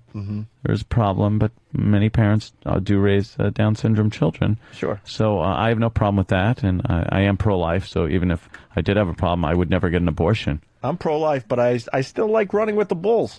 Yeah. So I will be going to Spain. That's after I go into our local demolition derby that is on. Big fan of the demolition derby. All right, we were just stalling because now the boys out there are in on the bit. We got Chris C. from Virginia. I'm pro-life, but I want to be one of those cannonball in the stomach guys. Oh, that guy. The slow motion cannonball in the stomach. Yeah, but she's pro-life. Pro-life. Yeah, you don't want to. Why should you slow down? Yeah, I see the women all over New York pregnant, and they're still doing their thing. Yeah. You know. Why not? Sure. Oh, boy. Batman, so the first 40 seconds is good? Yeah. Well, I saw... Sorry, Danny. Turn on your own. That's all right. I'm pro-life. I just happen to enjoy the taste of morning after pill shakes.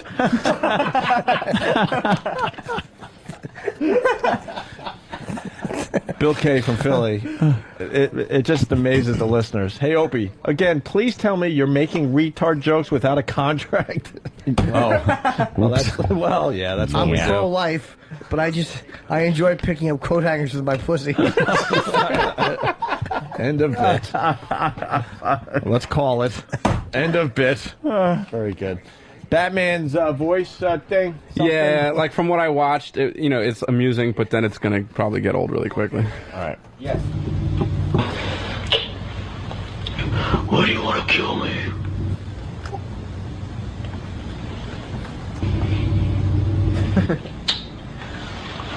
You mind saying that one more time?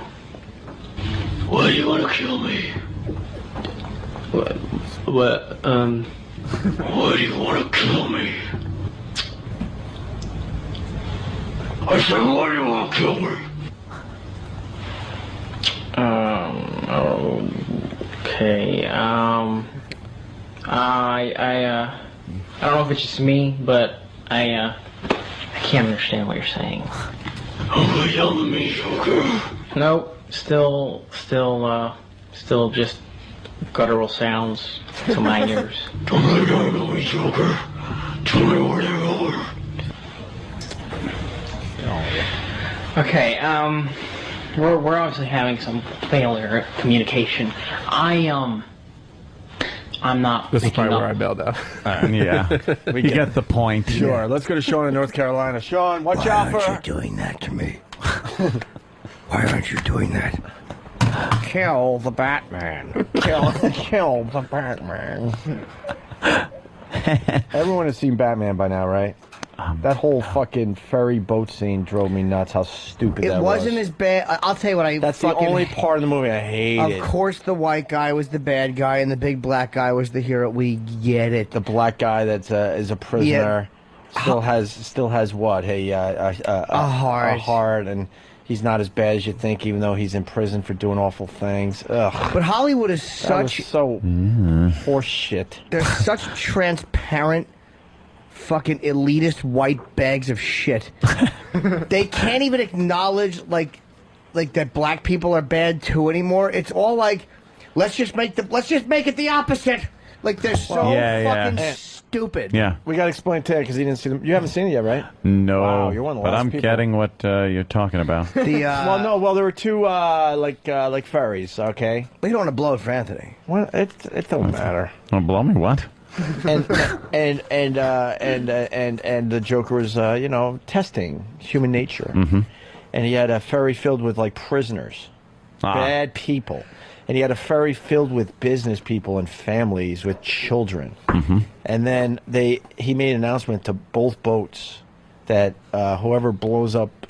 They each had a detonator for the other boat. Right, exactly. Sorry. Oh, that's clever. And then whoever blew up the other boat first, then the other boat gets to live. And if neither one did it by within 20 minutes, then they both he'd blow get them blown both up. up. Right. Little test. Nice. And it was just such hacky shit. The black guy's looking like, give me that fucking button. I'm a badass prisoner. Fuck this. I'll just blow up that boat. And then the white people were the good ones, but then it was just so awful. It's always, every cop is black now, and it's simply because Hollywood they're such dumb motherfuckers. Yeah. They actually think that, that's cool, that's perfect, that evens it up a little. Yeah. Like, they're so out of touch, and I know I'm looking for realism in a movie about a man who flew in a bat cape. I understand that's silly. And then, black prisoner dude dramatically grabs the button. Yeah. And you're like, oh, fuck, here we go. He's going to blow up the white people, obviously. No, I'm he, sure he doesn't. He throws the button out of the boat. No one thought he was going to do anything but what he did. It's just so hacky. Anyone who knows anything about Hollywood I looked knew. at Jimmy and just went, ugh. I will say, though, that Heath Ledger was just as enjoyable this time as he was the first time. Oh.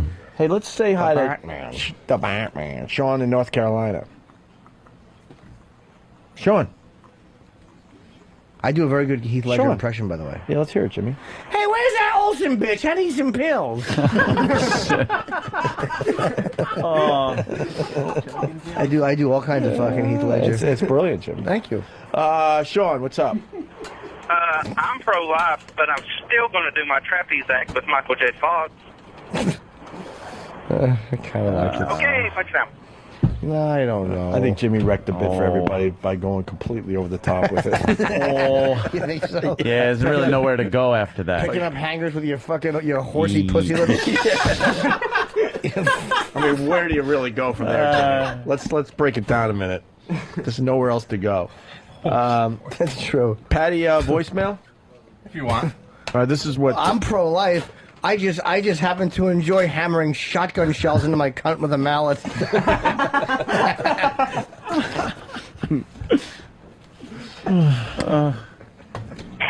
Danny. This is Patty. Nothing much. Just wanted to ask if... I love the nothing much. Like you were Nothing expecting, like, much. oh, God, Patty's calling. Patty, What's wrong? I'm at the convention. I'm a delegate. But it's not like I edited out my side of the. This is a voicemail. Yeah. So she just goes, "Hi, Jenny. This she is just Patty. Nothing much." Want to make assumed sure you she were wasn't, saying, yeah. she wasn't giving you the death call. Like, And this you know. also just to set it up again. This was probably after she had called me like twice already. So now on the third try she didn't get me. So now she's going to leave a message. I understand what this is about.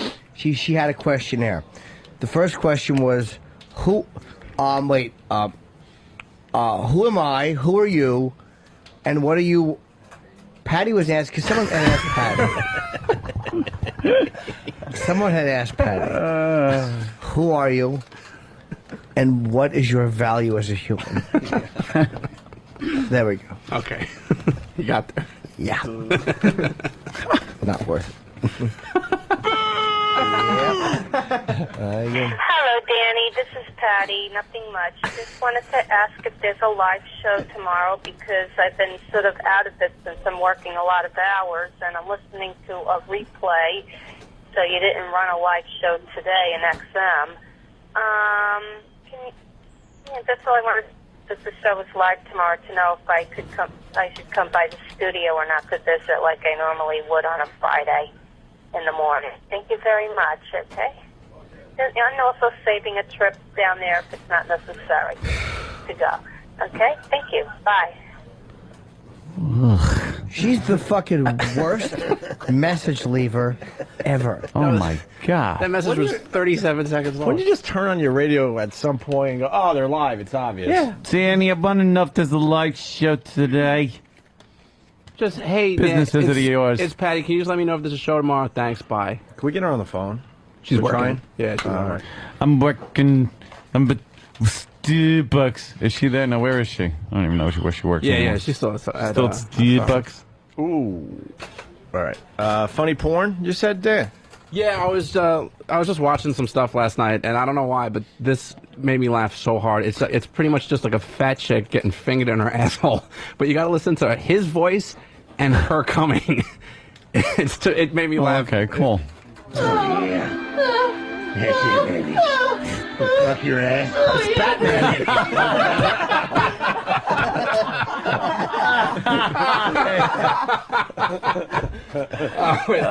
It's bad. Let me pop the video up for you guys too. Holy shit. Oh, that's classic. That's it, baby. Up your ass. I'll make you squirt again. Here I come. You gonna come for me, baby? Come on, baby. Take it. Oh, yeah. Oh, I get it. Oh, yeah. Come on, baby. Oh, yeah. Oh. What about 3 times? Oh, yeah. Oh, yeah. He's fucking Shemp. It sounds like Patrice beginning to laugh every time. Yeah. I hear a little Jackie in there, old school Jackie. I'm coming.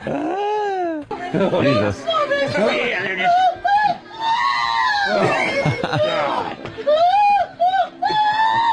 Oh, God. Oh, she's squirting or some shit. Oh, yeah.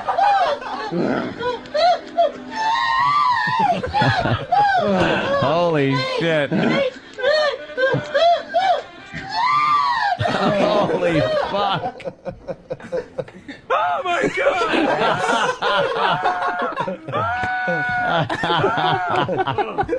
That's better.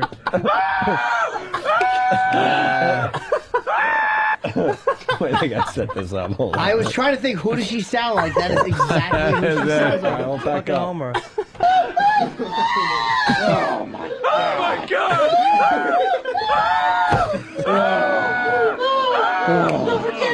That's better.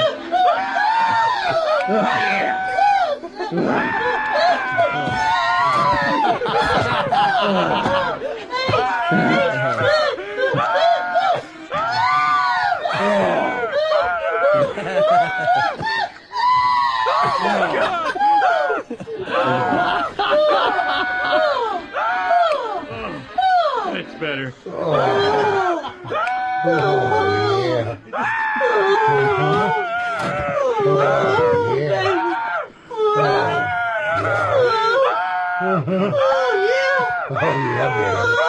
You're gonna squirt again, baby.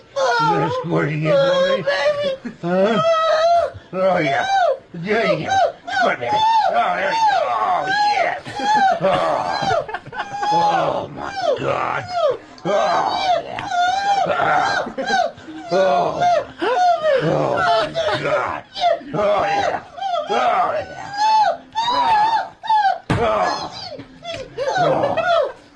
Oh, my God. Danny, She sounds like Miss Piggy being murdered. Danny failed to mention this is from the David Duchovny collection. Yes. His favorites. Yeah, one of his faves. That's not sexually appealing on any level. The looks of it are horrible. The sound is fucking terrible. Yeah, that is just a bad piece of porn. His overacted. You like that? Yeah, I'm gonna finger fuck you. Come on, Rock. Rock, I'm gonna stick my finger in your ass.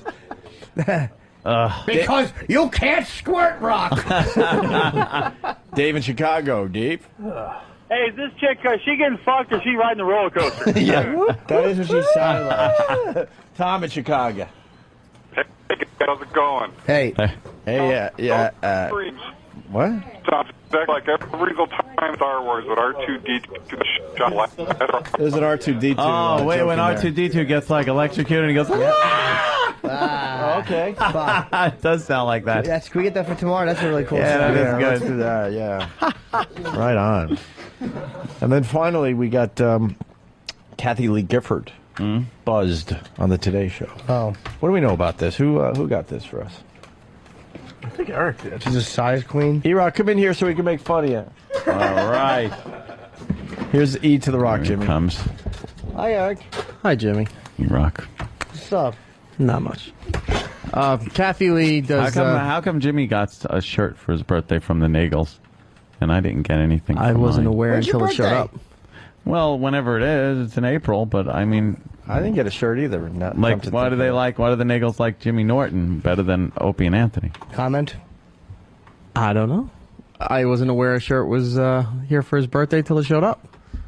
Isn't that odd? You don't find that a little odd? That like your parents get Jimmy something? Well, and E-Rock and his girl got me something. It kind of gives the impression that you don't care, so. No. Oh, don't get me wrong. I don't care. No, it wasn't just him.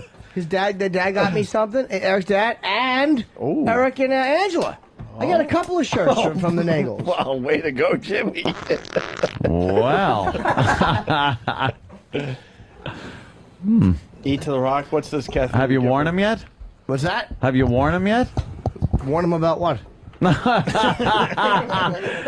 Are you going to wear the shirts? Cholesterol. You're going to wear the shirts into work tomorrow? One of the shirts? I don't wear two I think shirts that at would. once. Okay, I think it'd be nice Hey, though, Jimmy, a why show of haven't you worn appreciation. why haven't you worn the Nagels T-shirt to wear for your birthday? one of the shirts. I was fucking off. What do you think I wore for on vacation in your house? Yeah, this one just happened to be here for the weekend. Oh, you left it there. left You it forgot there. it. Why, Oh, okay. why haven't you worn the Nagels shirt, Jimmy? The other one I did wear. When?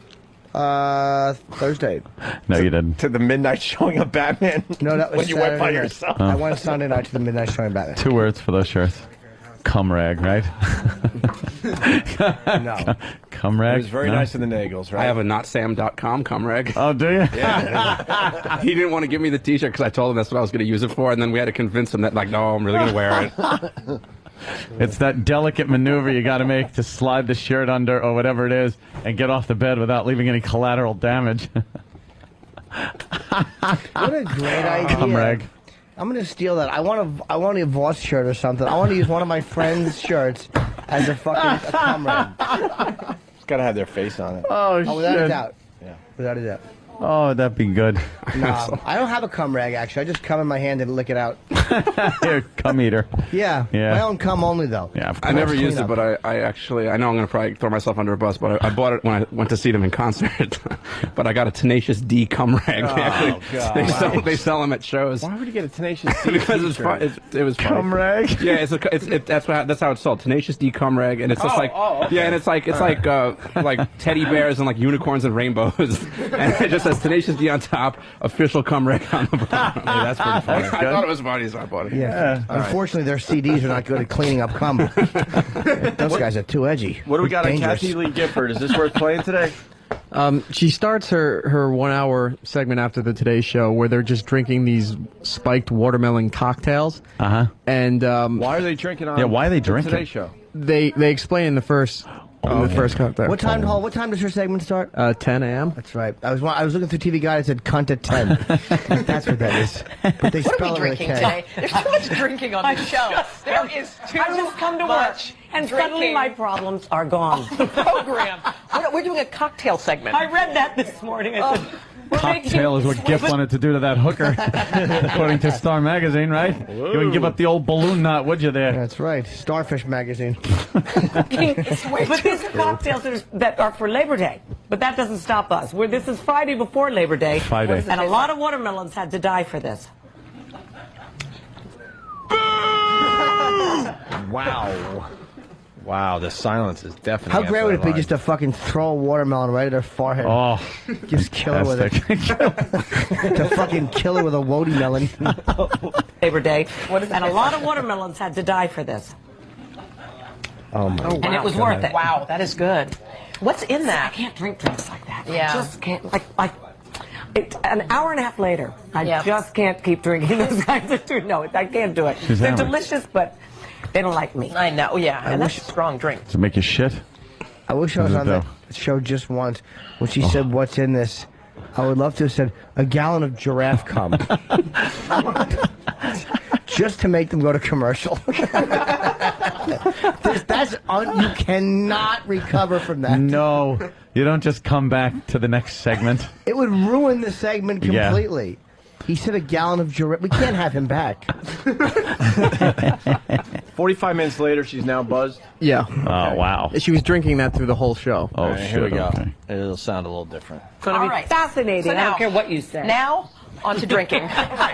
Now more important things. Yeah. Okay. Well, who are you and what are you doing? Once again, I'm here. Summer is almost over, but that doesn't mean our spirits have to end. And what are you doing here?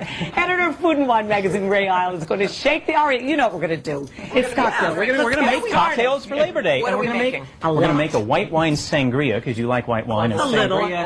Sangria is hip right now. Can you believe it? Sangria is now hot. Sangria is hot. We have 20 sangrias on our website now. We have 20 different You are sangrias. You're not hot. You're hot. You're so hot. And we should get mixing here. So what are we making? We need ice. That's the ice. Okay. We're making a great drink called a Belle de Jour. This is on, like, holy TV? mother. She sounds like the fucking Alaska governor about a year ago.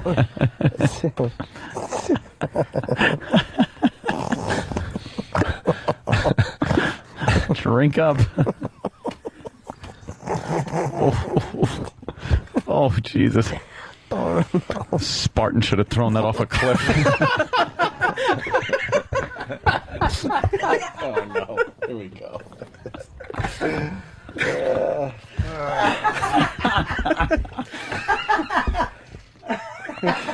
Oh, God.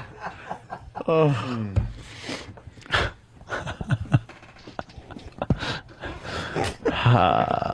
Jesus. Chatty Kathy explains the history of the cocktail. Yeah. And this is a classic. Champagne cocktails were hugely popular in the 19th century, and then they Do you know how it became a cocktail? How the Joe champagne? told me we should get a. Let's just get a. Let's hear it. Yeah, this is a man Joe has the bow on. who just reeks of credibility. Get that credible man He out there. said in colonial times, a man came into a bar, ordered a drink, and said, "Make it fancy." So the bartender went outside. In the yard, there was And he a cock. had What did you say? A cock? Yeah. Yeah. Oh, I thought she was going to go with a guy, a black guy, and a Yeah. black guy and a parrot walk into a bar, and the bartender says, "Where'd you get that?" So the That's as far as I take that joke. a cocktail. She's probably going to say that there was a cock, and you'd pull the tail feather off and put it in the drink, and that was considered fancy. There was a cock, and it was Frank Gifford's, and it was covered with shit after he left that hotel room. That's right. You stick that in your drink. You put it in your water, and you have what they call a dirty motor oil. It's a dirty motor oil with fucking lima bean skins on it.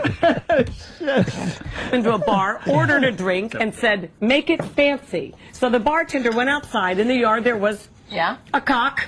He takes the tail out of the cock, comes in and sticks it in the drink, and that's how you get. Joe, thank you. And that's Okay, the cocktail. 2 minutes. All right, 2 minutes. So, Go. okay, grenadine, half-ounce grenadine. I'm half sorry, but ounce, that's educational. Half-ounce Benedictine, which is a cognac. You're food and wine. You didn't know that. Oh, yes, You came here to learn something today. Half ounce of cognac. Holy shit. Oh, I know what she is. Oh.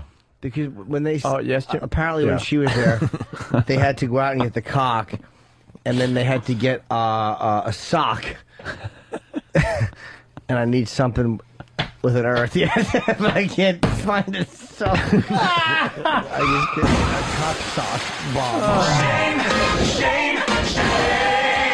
Oh, I should be hit with a carrot. She fucking not only bombed with that story, but she so shook everybody else. You could tell they're like, all right, let's fucking finish this up. Before she goes into the fucking history of the cunt tale. Yes. This segment was only supposed to be about a minute. And she kept rambling, and they're all just trying to ignore that she's even talking, trying to get all the drinks made. Hammered.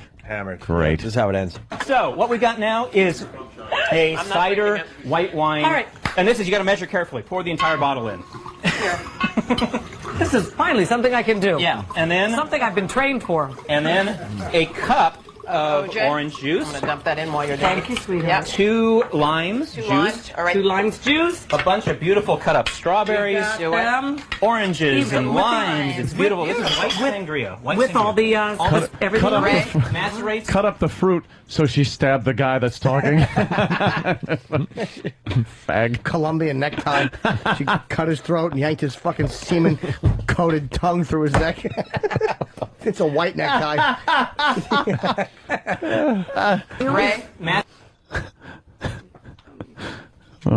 Macerates and watch your language. This is a family show. macerates. Cup and a half of. We're going to use this one because this sits for 15 or 20 minutes. What are We're you done. We got to run. We got to run. Thank you. Happy Labor Day. It's been great. We'll be back, but first, this is Today on NBC. Wow. Whatever. Wow, she was fucked up. She was wasted. That was good. That bitch was zooted. That reminds me of Zooted. something I forgot to tell you. Mom and Sal were over the house because that really reminded me of my mom. Oh boy.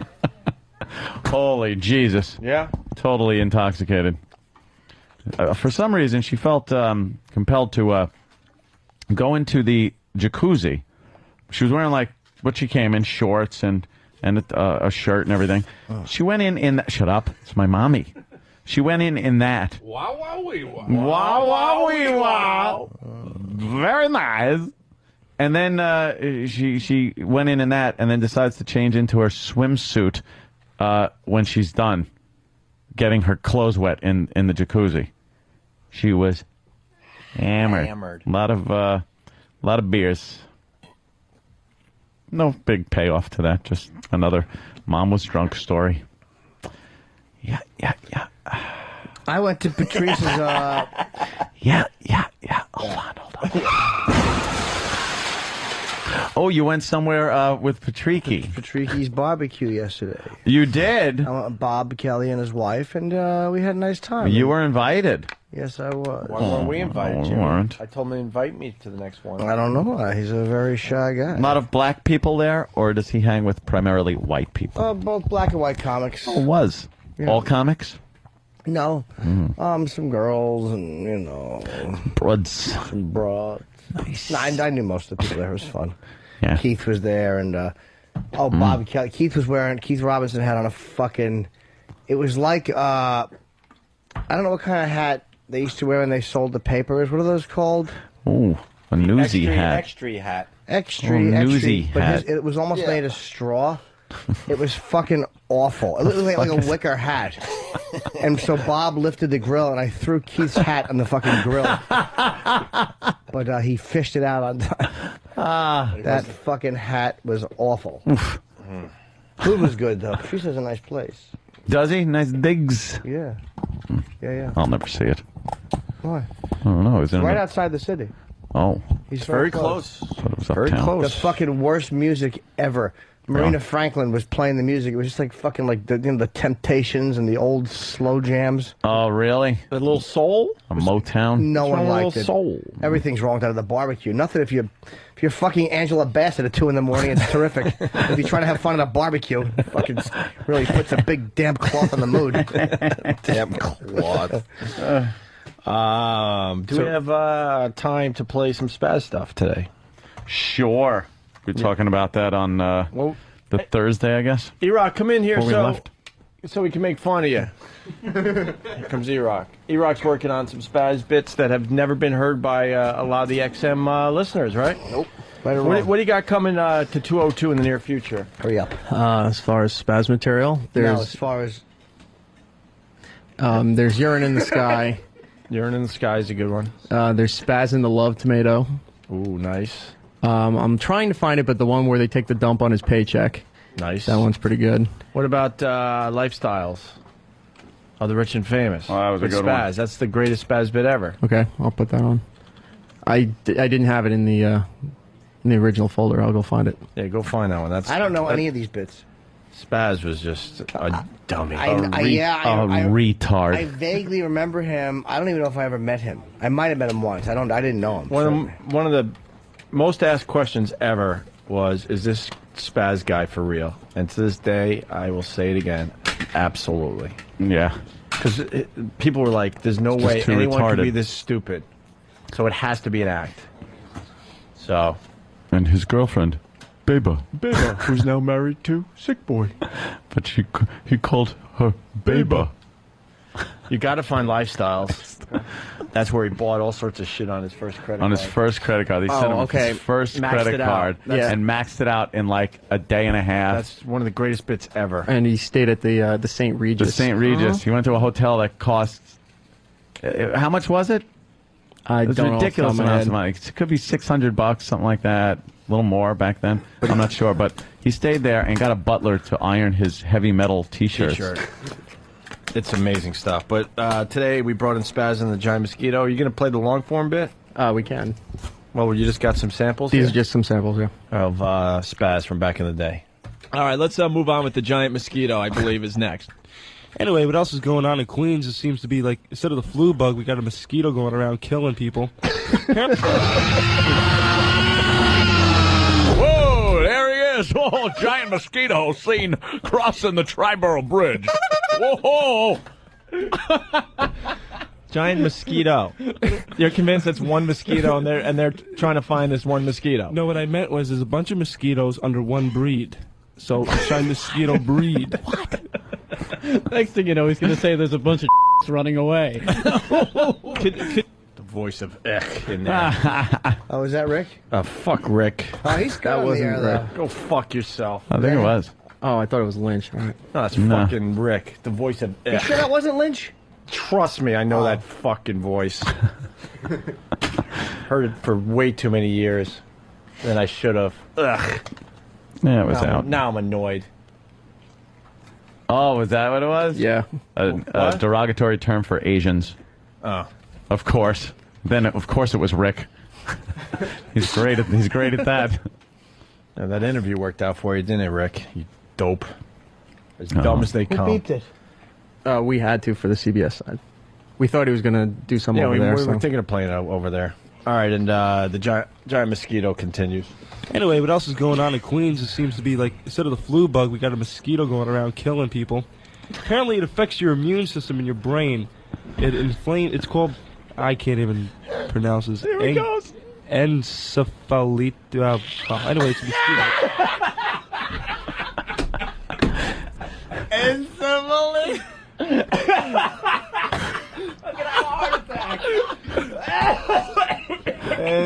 Encephalito. I don't know. Encephalite. It's Homer Simpson, everyone. Did you figure out how to say that word? I couldn't pronounce it. Try again. I need the word in front of me to pronounce it. All right, someone give him the word. Oh, no, I'm I've sure got it's the in the newspaper.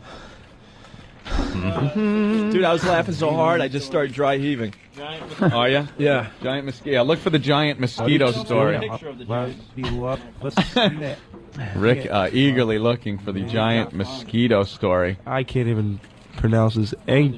Encephalite. Anyway, it's a mosquito. All right, I got it. All right, you got the word in front of All you. right, go Okay. ahead. Spazz has the word in front of him. Third death feared from... Encephalitis. That's my sister's name. Encephalitis, you get your ass over here. Your sister's spatula and laboratory inside. Encephalitis.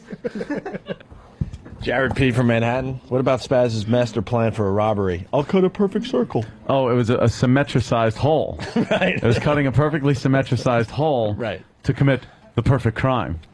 But what did the perfect circle have to do with it? I don't know, but it was symmetricized and you could get in. I have no idea. All right. And it inflames the outer layer of your brain. Is that what happened? That the mosquito's carrying.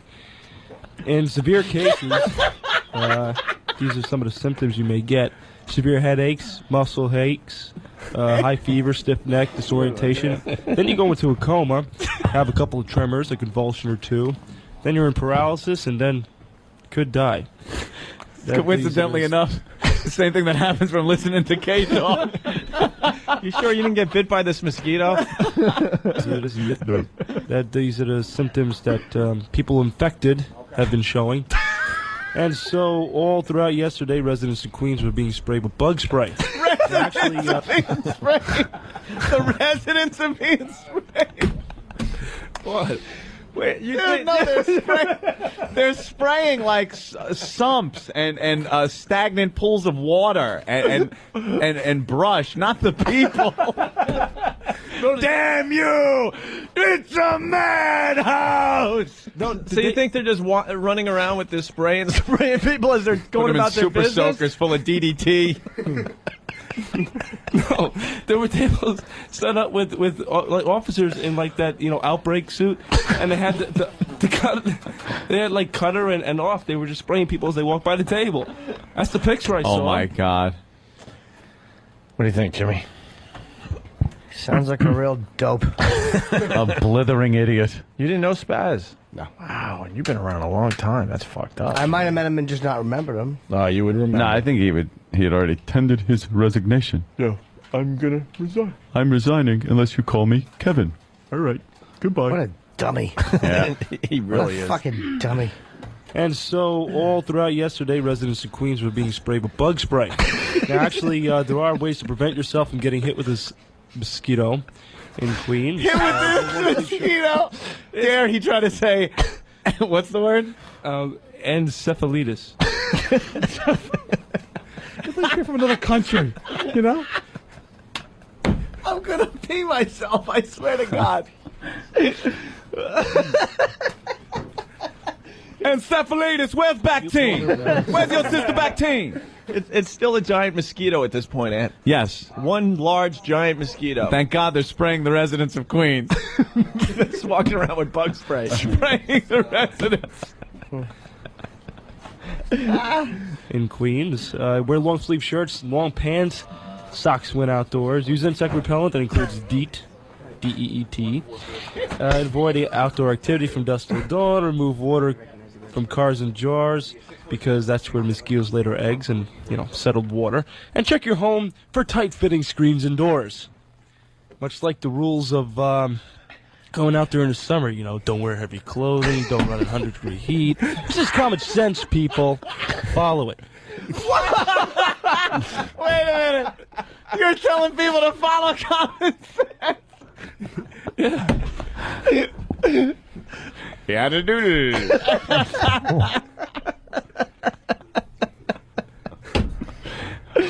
I am stupefied, man. Wow. We were really laughing it up there, on it. That was some funny stuff. Yeah. I remember always being just flabbergasted by what he would say. It's like, this is the dumbest individual. And he would read up on the things and think he had a grasp of the science behind something. He had the knowledge. I don't know. Many people should know these things anyway, but of course we got morons on the TV and like me on the radio right now. That's true. Telling you all the preventing causes to do. Anyway, we're going to get right back to music. And all the preventing causes. Preventing causes. Yeah. This was his air check. This actually went on the air.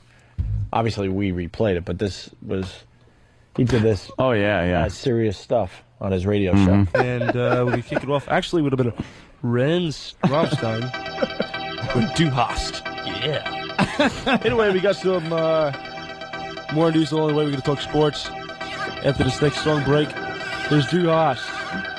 Here at WICR, where we break new ground. Where we break new ground. That was good. I hit the note. I hit the post. Right? That's a nice segue from Encephalitis, don't you think so? Encephalitis. People saying, stop, I can't see, I'm laughing so hard. Please stop.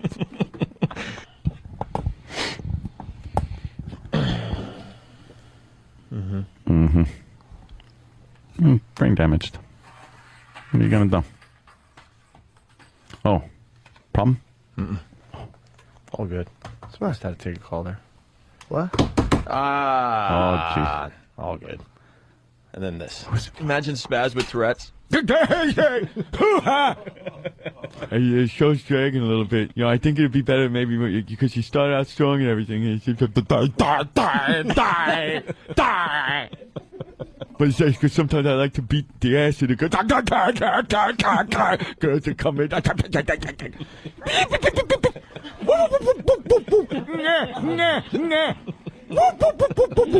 But then the wrestlers call up.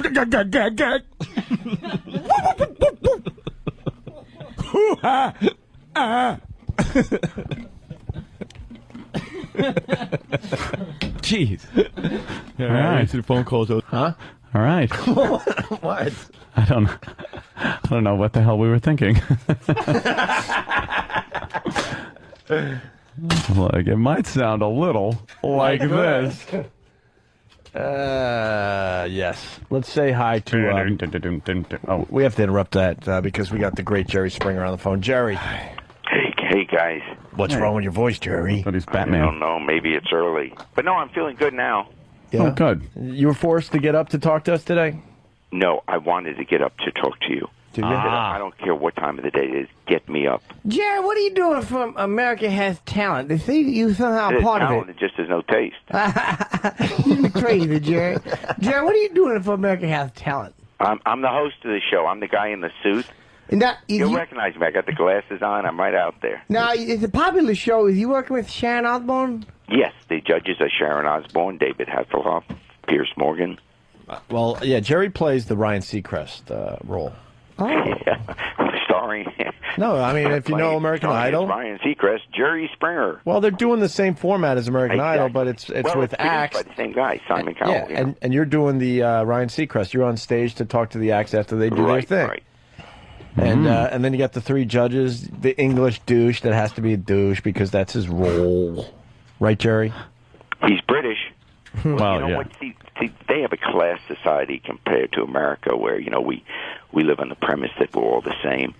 But in the idea of having two of the three judges being Brits who tend to be more judgmental and kind of looking down at us and saying, well, you're good, you're not, that kind of thing. Right. It probably adds some edge to the show. Yeah, and then you got David Hasselhoff. He just loves everything. Yeah, he's the American representative. He just loves everything, though.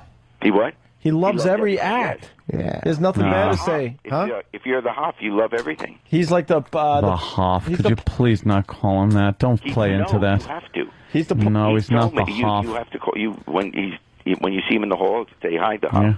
What on the floor eating a sandwich? Hey, the Hoff. Yeah, you seen that video, right, Jerry? The motherfucker was drunk.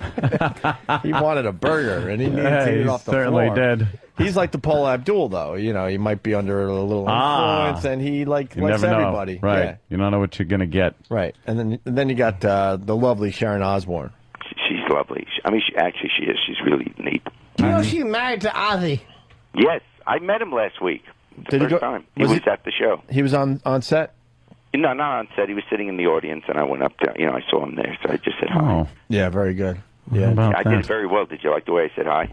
I didn't see that one. I was watching. Thanks a lot. I'll send you the tape. No, what happened, Jerry? I'll tell you what happened, and I think this is why you're on our show today. Yes. I was really getting into America's Got Talent, and then next thing you know, there was something called the Olympics on for 2 weeks. Oh. And took the and took the rhythm away from the show. I was really excited. I was into it, and then all of a sudden I'm like, and then it was back on. I got all confused.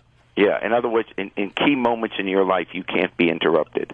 Well, yeah. Well, yeah, Jerry. You got to be young to get it back. And what's going on with Sharon Osbourne's face? It smiles. Yeah, but you know what? I noticed she's doing the plastic surgery thing, which is okay. But I think she might be going a little too far, and I think, Jerry, it's up to you to tell her that. I was going to I was going to have a facelift. I've been thinking about it, but I think I'm going to have my body lowered. It's cheaper. Oh. Hey, I'm going to be on next week. Yeah. If you want Jerry to stay on, call 1-866. So we got America's Got Talent. It's happening. What are you down to? How many acts? We're now down to 35, the final 35. Final 35? Last week, 5 got eliminated. Tonight, you're going to see which other 5 got eliminated, plus you see 10 new acts, and the same tomorrow night. We go now through October 1st. All the shows are live. Jerry, let me tell you something. I'm going to prove that I watched America's Got Talent. You felt very awkward when they kicked off that little girl, I think it was last week, and she was crying her eyes out. Oh, right. Yeah, the little girl from Elite. And no one knew how to tell this girl to beat it. Beat it, stupid. You lost, and it's time to leave. They had to, Yeah, so oh, the members no. of the James... Well, I was holding her hand, and yeah. and then one of the guys from the other group, the James gang, picked her up and carried her off, yeah. Yeah, but they had to give her a standing ovation, make her feel good. Oh, It was live of course. TV, so you see Jerry there panicking because he's getting the signal. Get this loser off the stage. No. But Jerry had to play it right and hold her hand, and then they had to make her feel good before they kicked her off the stage. Yeah, there's this cue card that they hold up and says, hold hand.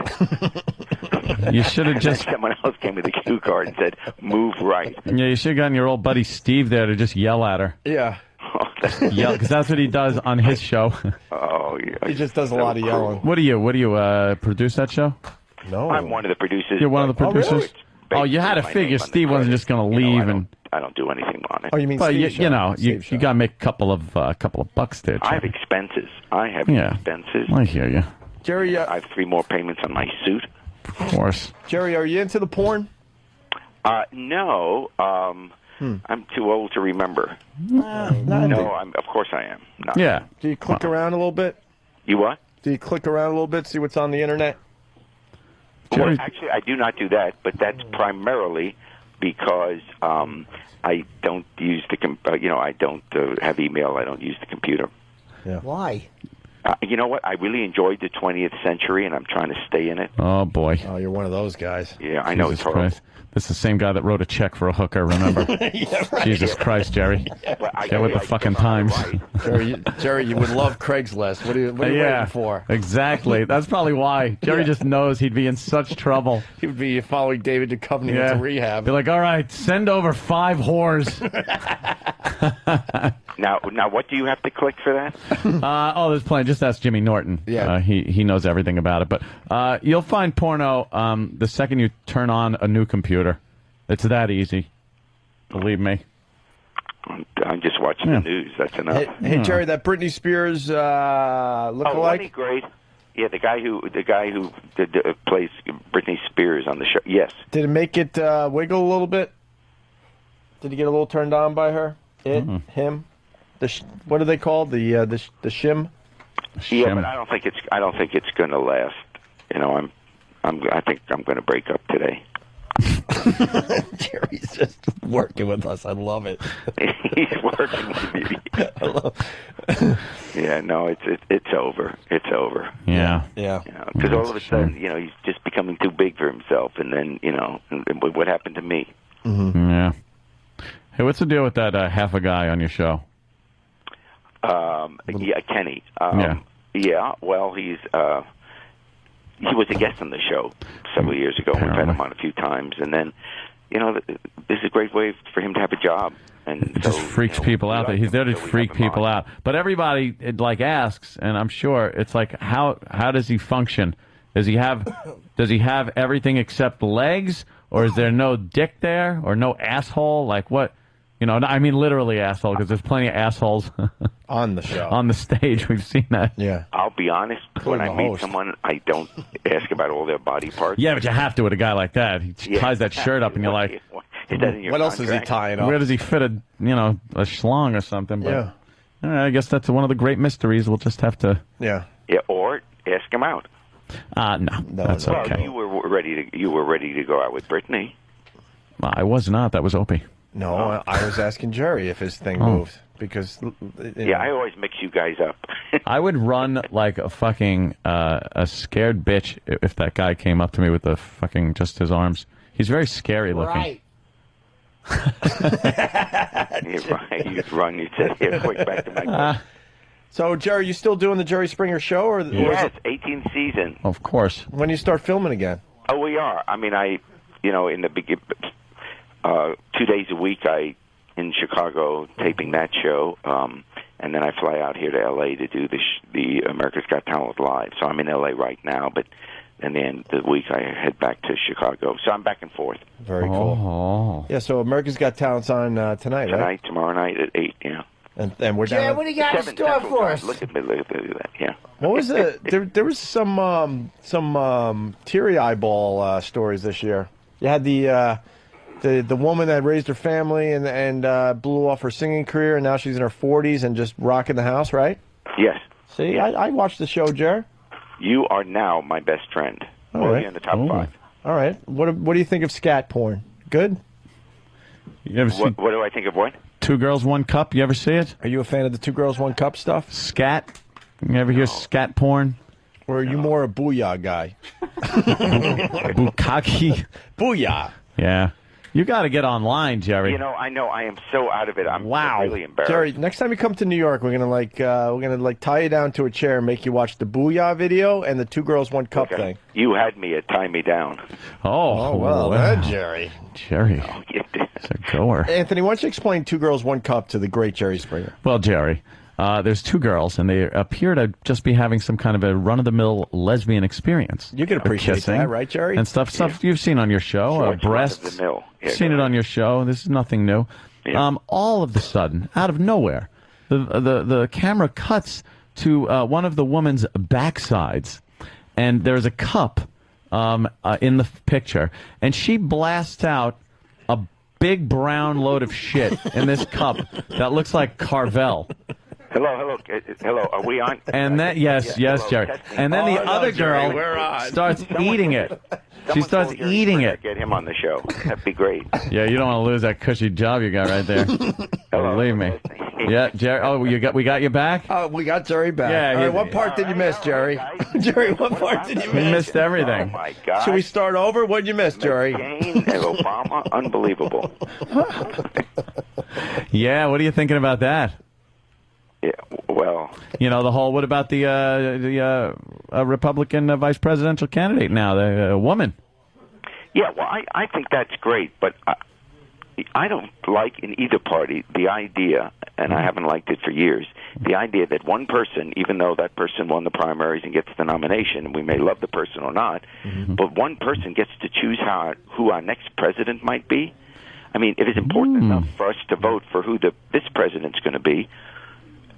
Why don't we get to decide who the next one would be if something happened? So basically, Jerry's saying he doesn't like... One person says, I'll this lady, she lives out in Alaska. Let her be the next leader of the free world. Got to give it to Jerry. That's a good observation. That is such a good point. That has never been brought up before. Jesus. So basically, you're not a fan of the broad with the, you know... Well, she may be... Jerry, with the... Kid that'll end up on your show. How do we know? And why end up on a take the word of one person? Whatever happened to, people getting to vote and decide? Jerry, you might want to send your recruiters to Alaska.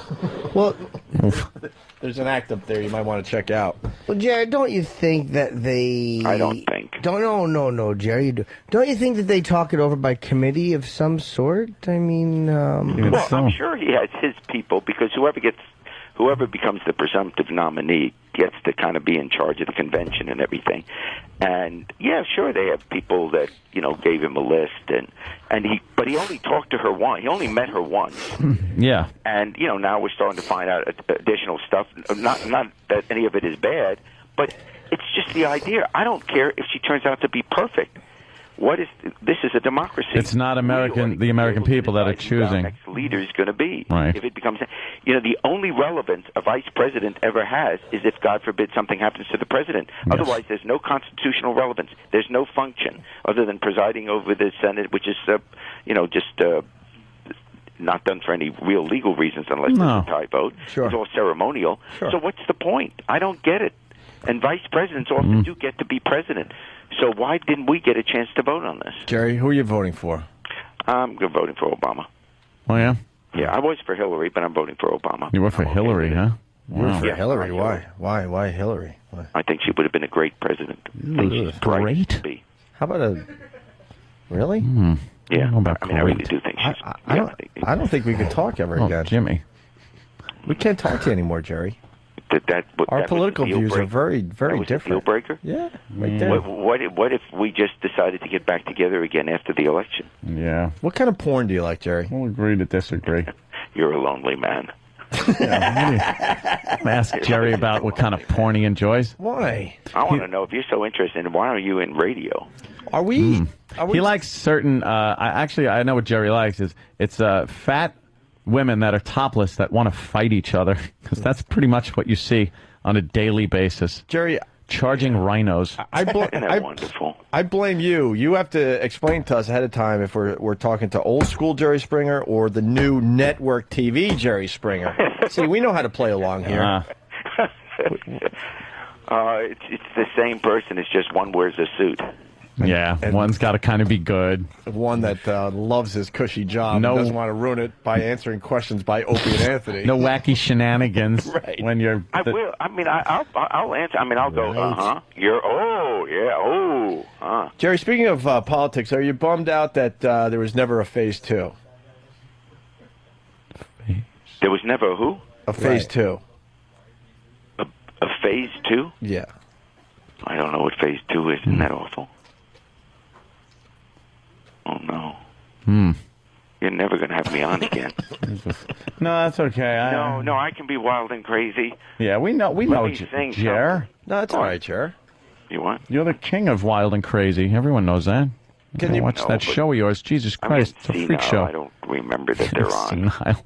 What about... I come down... that show, I opened the show sliding down that pole. Oh, really? Well, thanks for watching a lot. Well, I'm just saying. I thought you meant the Britney Spears guy. Yeah. You slid down his pole. Jerry, I do watch. What about the black singer that brought the house down and everyone was crying? He was a poor kid from Harlem or the Bronx or something. Yeah, no. I mean, on my regular show, I open the show always by sliding down. You slide down the pole, right. I've seen that. Yeah? Oh, yeah. Yeah, no, I worry about that because, I kind of get dizzy.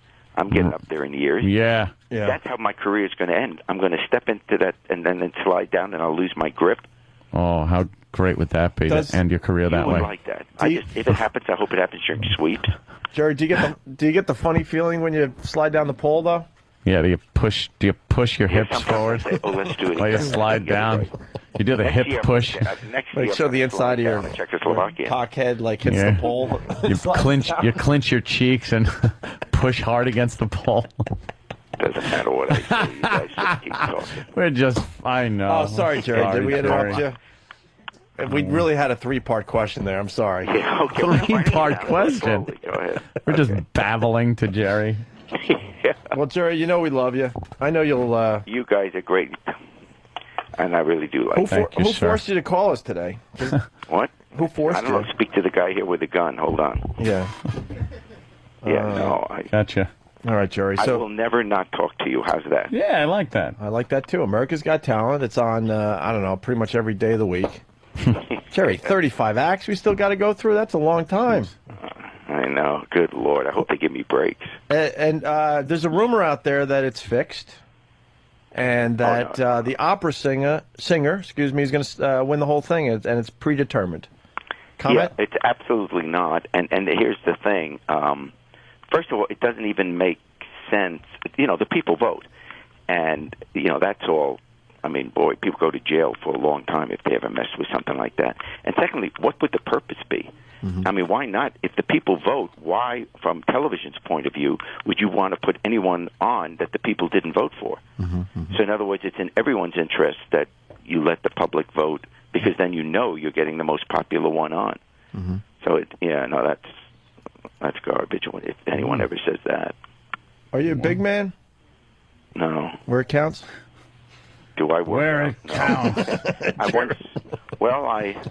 I did back in '94. I did a knee bend.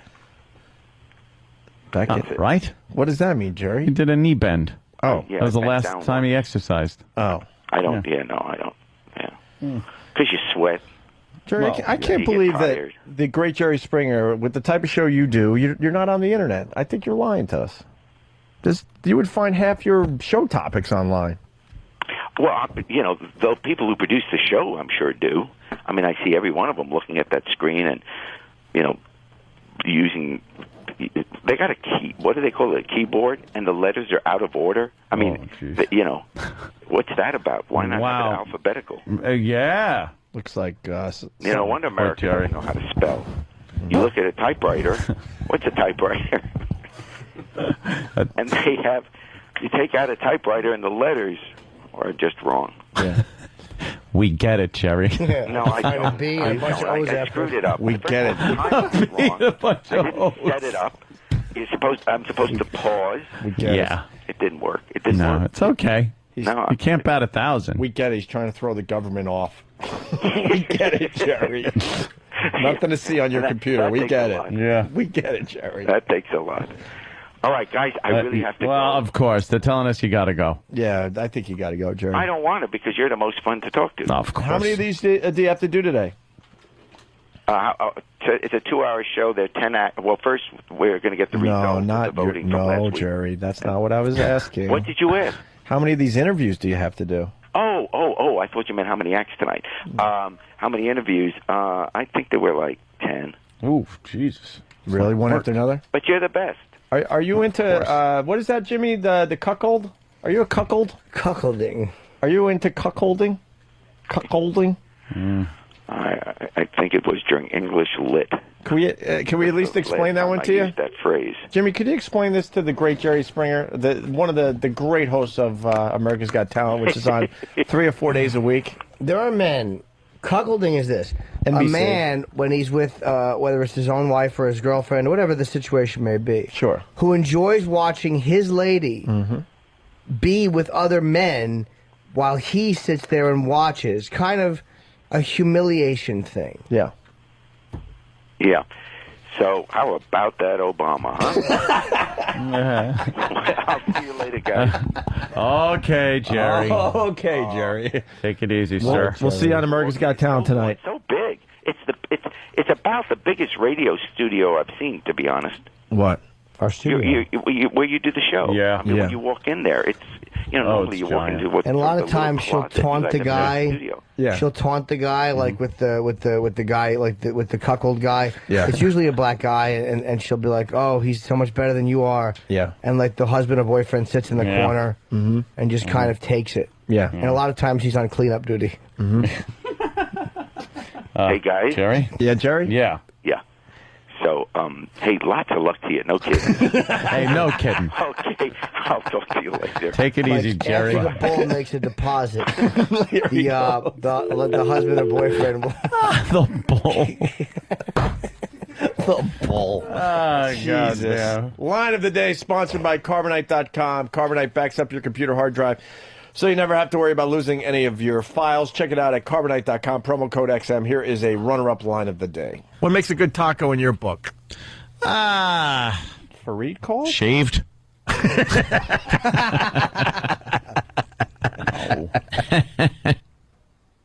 did he want? I don't know. Fareed called. Interesting. Sorry to interrupt the runner-up line of the day. What the fuck does he want? Maybe he misses her. Whatever. Here's another runner-up line of the day. Well, now he's talking about the fact that there are no black people in Alaska, and he doesn't... And what does that have to do with anything? Well, he's trying to show what he knows things about this. Alaska. How would you... Right on, man. That was a good one. Yeah, that was fucking good, yo. Here's another runner-up line of the day. And then the next panel, Beetle says, wow. My head hurts, and he goes to the doctor. Beetle?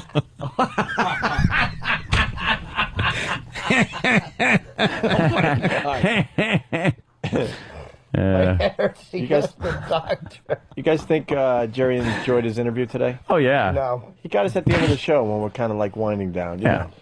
I think he enjoyed his interview as much as George Harrison enjoyed having a cup of hat stew.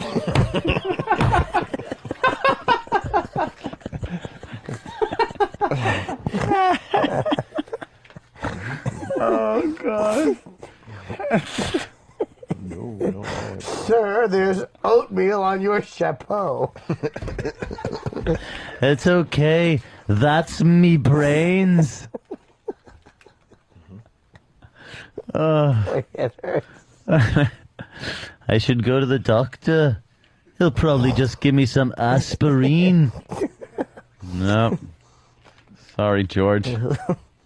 Oof. Give him an ibuprofen the size of a hockey rink. Chew on this. Poor George. Oh, this is terrible. What are we up to? Two Beatles dead. One more runner-up line. That's right. The White House barber's going to have to learn a new cut.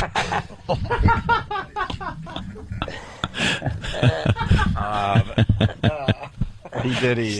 Start renting some Three Stooges and some old Reds games. I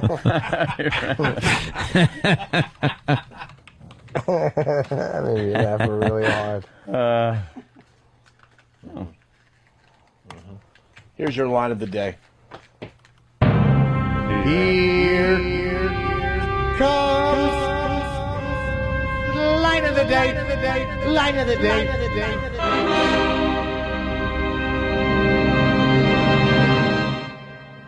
And there are black people in Alaska. They're Eskimo foes.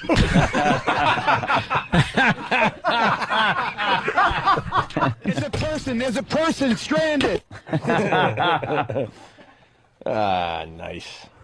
I think that's it for today. Yeah, that was good. Yeah. All right. I got to make wee-wees. Oh my Me God, too. Yeah. Is it a coincidence that... Nope. What? I just bailed out of what I was about to bomb with. Dude, what were we going to say? I was going to say, Anthony said I had to make wee-wees, and I was going to say, is it a coincidence that you have to make wee-wees and I have to make drinkies? But That's not bad. It's fucking horrible. I kind of like it. Yep. You want to like it because conceptually it's gay and piss drinking in the same joke, which is normally the formula for a winner. I'm going to leave on my roly-poly shoes. Oh, yeah. All right. All right. Done. I got to make wee-wees. Somehow in the show. Shit, so hot, man. I get to have a show now? Oh, it's the Danny show. Boy, did we call that shit in. Oh, my God. Another piece of crap show. All right. Come on. All right. Pal Talk cut out on you? Cut out on me. Oh, I didn't have it up, actually. The server is down or something. I don't know. Suck his cock. All right. Suck his cock. All right. Well, Danny's got a show. I guess. Oh, wait a minute. This is... I gotta hear this. Points to yourself. I'm a little teapot. Short and stout. Here is my handle. Here is my spout. Put a finger in my backside and cum shoots out. There is the closet. I should step out. Opie and Anthony.